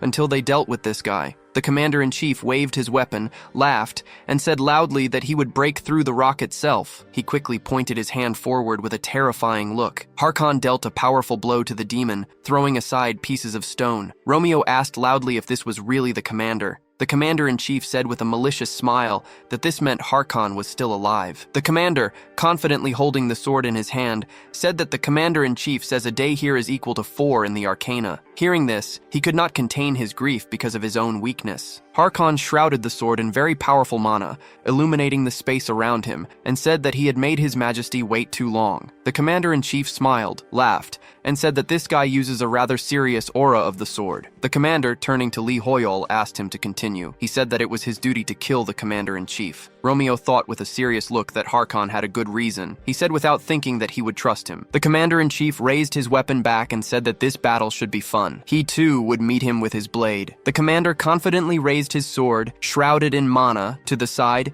stated his name, and said that he would fulfill His Majesty's last order. Harkon raised his sword with a serious look and said that he would do it right now. They quickly headed towards each other, creating powerful streams of mana between their weapons. Romeo, holding the necklace in his hand, thought that it was his turn now. The system window notified that the cursed necklace had been chosen as an offering. The exorcism ritual was activated. The Demon King asked if the protagonist was sure. Romeo instantly found himself in another place. He quickly turned around, tense. Drops of mana from the egg were directed to the sides. Taming quickly looked at the rising egg. Dark mana turned into demons. The guildmaster asked loudly if they were really resurrecting, and if these were really the commanders of the demon army. Taming said loudly, with great rage, that all 10 were here. These were the generals they had killed. Harkon gritted his teeth and turned his head to the side, asking loudly if their corpses had disappeared after being defeated, and if that egg had absorbed them with the ritual. Decaravia said that Lee Hoyol was defenseless while he was performing the exorcism ritual. It seemed that they lacked fighters against the demon generals. The protagonist felt the doom of the situation. The Demon King said that Lee Hoyol was certainly different, and he knew it. The protagonist had the abilities of those people from Ixion. Lee Hoyol wondered if Decaravia knew about the exorcism ritual. The Demon King agreed and said that he would go even deeper. Dark mana quickly headed towards the protagonist's chest. The system window notified that the possession effect had been applied. Decaravia asked if Lee Hoyol's mind could withstand it. The protagonist gritted his teeth in fear,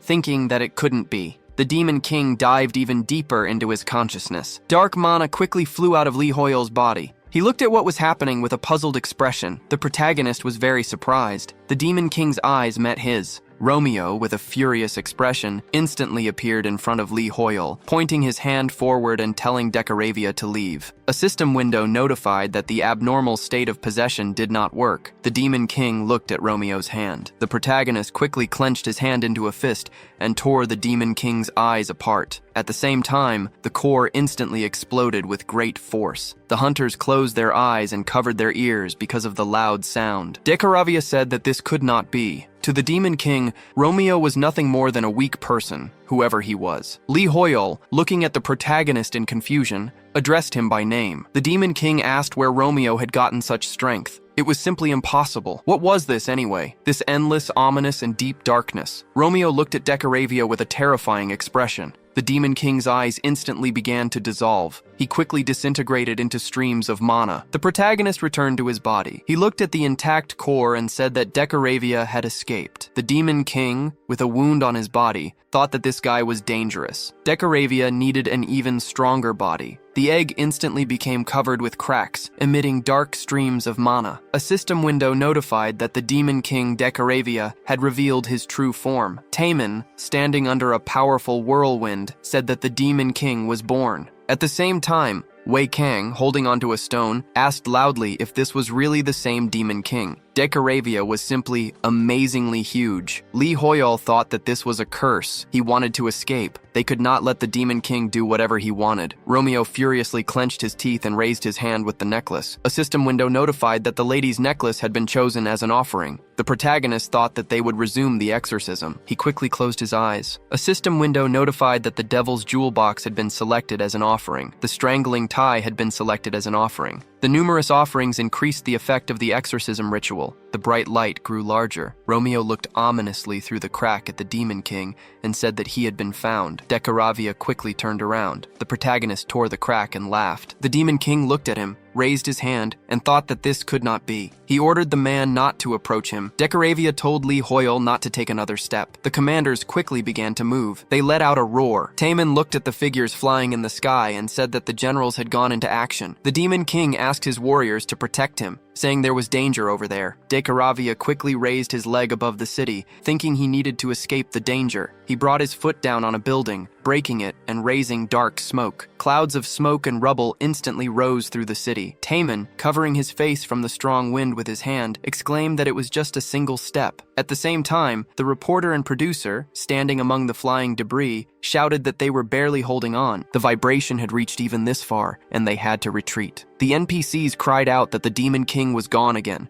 The commander flew up and demanded to know who in the hell Lee Hoyle was. The Demon King declared that no human could imprison him in a ritual while keeping their minds intact. The protagonist had been able to. How? Who in the hell was he? Decaravia, enraged, demanded what made him shake in horror at the sight of Lee Hoyle. Jessica, rushing towards the guild master, reported that one of the flying demon commanders had disappeared. Kupikin opened his mouth wide over the main character and said that it was a man. Taemin shouted for Lee Hoyle. A spear shot through the sky, cutting through the air. It struck Kupikan's head with great force, spraying his blood to the sides. The guildmaster said with tension that it was him. He wondered if it could really be his Saji from Inazuma. The guildmaster of Inazuma confidently ordered them not to let their guard down. He warned that 2 more were coming towards them. The commanders flew swiftly towards them, roaring. Rox leaped from the ground and thrust his sword into Kupikan's body. He shouted to Camilla and ordered them to act now. She confidently drew an arrow in her bow. The chains instantly wrapped the commanders' bodies. Rox asked why Lee Hoyle wasn't moving. Jessica, surprised, called out his name, explaining that the protagonist was using a skill. Rox wondered what the guildmaster was doing here. He turned his head with a tense expression, looked at her, and said that he simply made the choice with the highest chance of survival. Camilla, bow in hand, told the guildmaster that they wouldn't last long. Now that the disaster that could destroy the entire world had awakened, no matter where they ran, only death awaited them. Rox turned to his Saji from Inazuma and asked if he thought the same thing. That was why they had all gathered here, because they believed that Lee Hoyle would somehow solve this problem. Shrig declared that they would also fight. He smiled, put a hand on his chest, and said that in Yusra he had been rude. This time they, the second son, would also join the battle. The system window notified that the Second Son Guild had joined the party. Hisagi brushed back his hair and asked if they really believed it. He hoped that Shrig was not mistaken. Hisagi was simply not the kind of person to leave unpaid debts behind. The system window notified that the Inazuma Guild has joined the party. Taemin angrily pointed his finger at him and yelled at Shrig and Hisagi to stop pursuing Lee Hoyle. He wished he had a weapon. Someone quickly hit Taemin on the head. He looked up at Namcheol in surprise and wondered if his brother was really here. Namcheol angrily pointed a finger at his brother and demanded to know why he wasn't picking up the phone. He asked if Taemin really wanted him to worry so much. His brother scratched his head with a smile and apologized. Namcheol then presented a 2-handed sword, saying he found it in the warehouse and that Taemin could use it for now. The system window notified that Jaehyun and the Shining Ones had joined the party. A large party was registered and automatically assigned raid status. The commanders flew rapidly across the sky. The hunters called out that the others were also advancing. Kubikin quickly broke the chains on his body. Rox ran furiously, ordering the hunters not to let the commanders reach Lee Hoyle. The commanding generals were their responsibility. At the same time, in the protagonist's thoughts as he performed the ritual, Romeo grinned and said that the Demon King had asked what made him afraid of the protagonist. Decaravia turned his attention to him in confusion. Romeo showed him the situation in the city and said that this was it, their refusal to surrender, despite their despair and their human pride. The protagonist confidently raised his hand, emitting fiery mana from it. The Demon King quickly rose into the air. He furiously asked what pride this was. Decaravia told the protagonist not to make him laugh and declared that it was only an illusion. This was nothing more than strange sentimentality. At the same time, the Demon King thrust his weapon into Harkon's body. The commander coughed up blood. Decaravia raised his bloody weapon to the side and ordered Harkon to lie down already. The Demon King sighed in confusion, saying that he had dealt a fatal blow. Further resistance would only disgrace the commander even more. Harkon, with a terrifying aura in his eyes, looked to the side. He swiftly stabbed Decaravia with his sword. The Demon King looked looked angrily at the huge wound on his chest, wondering what it was. He questioned where Harkon found the strength to hold the sword and how he was still moving. The commander had lost so much blood that he should have died long ago. Decaravia sank to the ground, putting a hand to his chest. Harkon looked down at him sternly. The Demon King furiously demanded why the commander had not surrendered and how it was even possible. Harkon raised his sword to strike. Decaravia realized the commander was unconscious, yet still continued to fight. Harkon instantly cut off his head with his sword. The system window notified that the commander-in-chief of the Demon King had been defeated. The morale of the demon army had been significantly undermined, and the power of the Demon King had weakened. The hunters looked at the system window in surprise. Taemin happily put his sword on his shoulder, saying that Harkon did it, and they could move out too. Rox clenched his teeth and headed into battle, shouting his agreement. A powerful stream of energy struck Kubikin on the head. The system window notified that the commander of the demon army, Kubikin, had been defeated. The power of the Demon King had weakened. Hesajai turned and shouted that they would not be defeated and that they must go around Taemin. The guild master charged toward Amikon. A powerful beam of energy pierced the commander's body. The system window notified that the commander of the demon army, Amikon, had been killed. The Demon King's power had weakened. Horkin looked at the blood in fear, saying that this could not be. He wondered why they were not running, since they had seen how cruelly the Perafrost was defeated. They were the Demon King's army, to be defeated by weak people, not just once, but twice. Taemin remembered Kiruin, his expression turning angry. He furiously struck out with his clawed and fire-shrouded hand.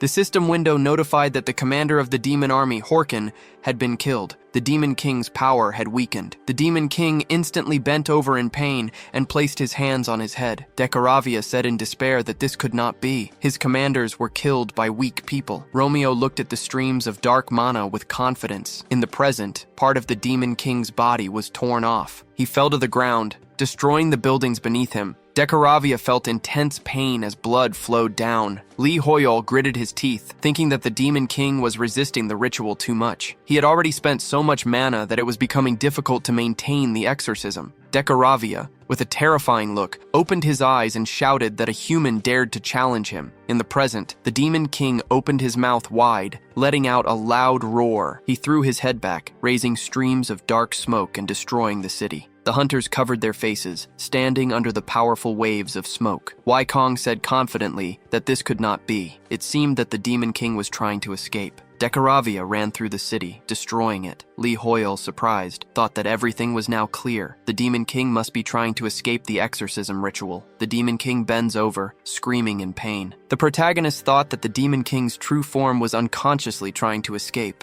At the same time, a reporter called out to the producer, asking where the monster was going. The producer exclaimed in amazement that the city center was in that direction, where civilians had been evacuated. Lee Hoyle clenched his teeth, thinking that this could not be allowed to happen. If they let the Demon King escape, a tragedy would follow. He had to concentrate on the exorcism ritual and stop it. The system window notifies that his mana is running out. Lee Hoyle was surprised and wondered what was happening. The system window notifies that the exorcism is ending. The protagonist thought that this was a curse. Romeo appeared behind Lee Hoyle and said that they had a source of magic. The protagonist remembered the past. Carl had said to use one's inner darkness as a source of mana. Lee Hoyle confidently emerged from his memories. He quickly raised his hand and extended 2 fingers shrouded in dark energy. He realized it was dark magic. The Demon King's real body was filled with dark mana, causing him to scream in pain. Decaravia thought that this darkness should never... He stopped thinking because of the intense pain. Waikong watches tensely. The viewers wrote that this was some kind of horror. They wondered what was even happening. The hunters look up in amazement. After a while, Leonie is standing on a cliff with her comrades. She smiled confidently while looking down. The guild master said that she was about to throw the protagonist over her shoulder and run away if it became too dangerous. Apparently, there was nothing to worry about. The system window notified that the Demon King Decaravia had been defeated. The quest to recapture Permafrost was complete. Lee Hoyle had restored hope to the northern city of Permafrost. A short time later on the news, an NPC holding sheets of paper announced it was breaking news. With the increased interest in the city of Permafrost, discussions about the city's reconstruction and the empty government position became an important topic. An NPC sitting at a table asked if he had seen the video. A smiling NPC asked if it was really from Waikong, if he had seen it, and guessed it probably had 200 million views already. At the same time, a news report on the phone said that a column of smoke had been rising for several days at the site of the victory over Decaravia. The protagonist put the phone on the floor. He was sitting on the floor, stretching his arms. Lee Hoyol happily laid down on the bed and exclaimed that it was good to be home. He looked up in surprise. The protagonist thought that after defeating Decaravia, thick smoke had risen from his remains. At the same time, the quest legacy of Akshan appeared. The system window notified that the class quest legacy of Akshan had appeared. The beacon of salvation is lit and burns brightly. O last demon hunter, bring back the legacy lost to evil. Lee Hoyol confidently looked at the system window, raised his finger, and wondered what legacy of Akshan meant. Could this somehow be connected with Romeo, whom he had met in the Palace of Reason? For now, he couldn't be sure of anything. The Demon King's last words confused the protagonist. He remembered the words of Decaravia. The Demon King had said that this darkness should never fall into the hands of people. A few days after the return of Perafrost, Arcana reported that the full table of contribution points for the Siege of Perafrost had been published as of October 29th. Lee Hoyol received more than 1 million contribution points. In second place was Rox with 4,221 contribution points. In third place was Chun with 2,249 contribution points. The notice apologized for the delay, explaining there was a system error in calculating points, which had led to a problem with issuing the reward. It stated they would distribute the rewards as soon as the problem was resolved. Commentators wondered if it was really a bug, or if such a thing was even possible. The system window then notified that an urgent notification had appeared, an announcement of an error in the distribution of rewards for the Siege of Perafrost. Sometime later, in the Yusra archipelago, Sol knocked on the door, apologized to Hakan, and told him it was time for his examination. She entered the room and asked how he was feeling. The doctor was very surprised by what he saw. The commander, his body bandaged, was standing on the floor supported by just 2 fingers. He looked at them and said that it was her, Sol. She quickly headed towards him and insisted that he needed bed rest. Hakan may have been given healing magic, but his injuries were still very serious. The doctor raised his hand and pleaded with the commander, as he was making his job very difficult. Hakan laughed and said that it was not a serious problem. Sol, looking tired, put her hand to her face and said that if the commander did not recover, she would not be able to look Lee Hoyol in the eyes out of shame. Hakana entered the room and said he was glad that Hakan was feeling well. Sol was startled to see him. Together, she and the doctor greeted His Majesty. The king, smiling, extended his hand and said that everything was fine. They should feel comfortable. Hakana had only come to give the commander a package from their savior. Hakana, looking at him, asked if it was really from Lee Hoyol. The king, holding a feather in his hand, said that it must have been left by the commander-in-chief of the demon army at the place where the commander had lost consciousness. A system window notified them that it was a feather of a helped bird with a rare rank. Hakana said that the protagonist had asked for it to be given to her, since the commander was the one who defeated that monster. Lee Hoyol had also said that when Hakana met the Emperor of the Arcana again, he would need a trophy proving that the commander had fully fulfilled his duty. Hakana looked at the feather in his hand in surprise. He squeezed it in his hand and asked if the protagonist had even thought of that. Lee Hoyol is a very attentive man. However, where had he disappeared to? Several days had passed since the victory over the Demon King Decaravia. Life quickly returned to normal, but a lot had changed. The NPC slammed his fist on the table. He threw the papers away in anger and loudly asked if Hisajai and all the other Inazuma Guild members were bowing to Lee Hoyol in gratitude. They were just fools. Not only did they miss out on being the first to complete the siege, but they had also lost to the Koreans. Did Inazuma really not realize how big of a problem their actions were, considering that Jane had already surpassed them in the rankings? Why had they let them through so easily? Hisajai asked if that meant he should have left all the civilians of Hokkaido to die. The NPC angrily asked what the guildmaster was talking about. Hisajai, with a terrifying look, slammed the table and threw it. He said with an ominous look that if the other guilds had arrived a second later, they would have all died. They were just old freaks. The NPC shook in fear, demanding to know what the guildmaster was talking about, how he dared, and who Hisajai took him for. The guildmaster asked how dare he. He said with a terrifying look, directing lightning mana from his hand, that the NPC had said the exact thing he wanted to say. Hisajai, along with the Inazuma Guild, turned away from Japan. A hunter turned to the guildmaster and asked what they should do now that they had turned their backs on their homeland. No one would welcome them now. Hisajai, walking down the corridor, said that he wasn't so sure about that. He smiled, raised his head, and said that he wondered what kind of captain they would need to emigrate to the Yusra kingdom. They found refuge on the Yusra archipelago and continued their activities there. The Japanese government was furious, but there was nothing it could do because technically it had kicked out the best players of its nation. Wycon's channel went viral, and he was now receiving cooperation offers from a variety of companies. He announced that due to the number of calls he was receiving, he would be taking a break from broadcasting until Lee Hoyle returned. It wasn't much of a problem, since people likely wouldn't tune into his stream without the main character anyway. The second son, Shred, managed to raise his guild's rank in the Siege of Perafrost, apparently atoning for his shame from the Yusra incident. Regarding Jan, everyone was talking about Taemin's class quest. Nam Cheol's expression at the press conference became a meme. News reports said that Jessie had indeed announced her departure from the Shining Ones. Rox, leaning his face on his hand with a stern look, asked what her opinion on this news was. As far as he understood, she didn't feel any attachment to the guild. Rox hadn't expected that she would be taken away from him like this. Jessie, calmly holding a cup, said that she had never said she was leaving. Rox, addressing her by name, said that if she really was going to leave, he would not accept it, unless the one taking her was Lee Hoyle. Jessie lowered her head and asked why he was already so tense. Lee Hoyle had disappeared anyway, somewhere in the world. With a tired expression, Romeo thought that he had been searching day and night for information about the new class quest, but had made no progress. He sat on a chair, tilted his head back, and wondered if this legacy even existed. Besides, why were so many people writing and calling him? The protagonist's phone rang rapidly, and he turned it off. Holding the phone, Lee Hoyle tiredly put a hand to his head and thought about how exhausted he was. It was time for him to turn off his phone. It was even worse than it was with Ascura. He wanted to visit the library of the Mage Tower, but he was too scared to go outside. There was no progress in the class quest, and the reward for the siege was also missing. And also, those last words of the Demon King.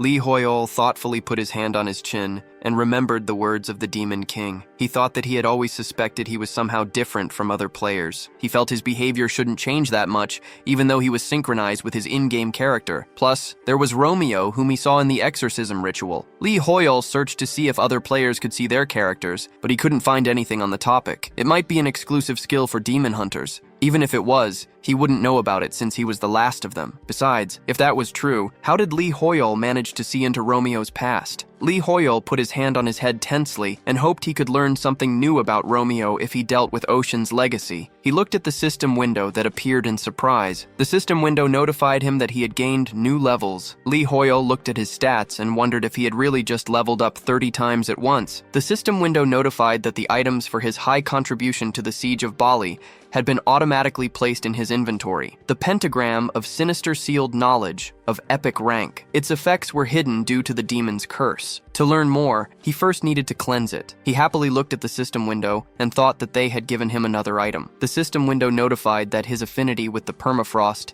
had reached its maximum. His influence in the permafrost had reached its maximum. The authority function was activated in the permafrost. Lee Hoyle thought that they had also given him authority. He clenched his fist with a smile and thought that the fact that he had authority in Yusra was already cool enough. Now he also had authority in the permafrost. Romeo looked at the system window in surprise. Lee Hoyle wondered if there was really anything left. He was very surprised by what he saw. The system window notified that a special quest had appeared. A new star had risen above the permafrost. He needed to attend the ceremony to appoint a new ruler. At the same time, Taemin looked at the system window in surprise and asked if there was really going to be a ceremony to appoint a new ruler. Namchul asked if there was really a new ruler. Rock bit his lip and said that he had a bad feeling. Chun angrily rose from his hospital bed and loudly asked if they were really planning an appointment ceremony and hadn't even told him anything. The NPC turned to the master and said that this wasn't about him. The NPC asked him to stop being angry. The system window notified that Lee Hoyle was the ruler of the permafrost. He opened his mouth wide in surprise. He quickly threw his head back, put his hands on it, and screamed. He was in the permafrost. But now I want to hear from you. What did you think? Let me know your rating from 0 to 10 in the comments below,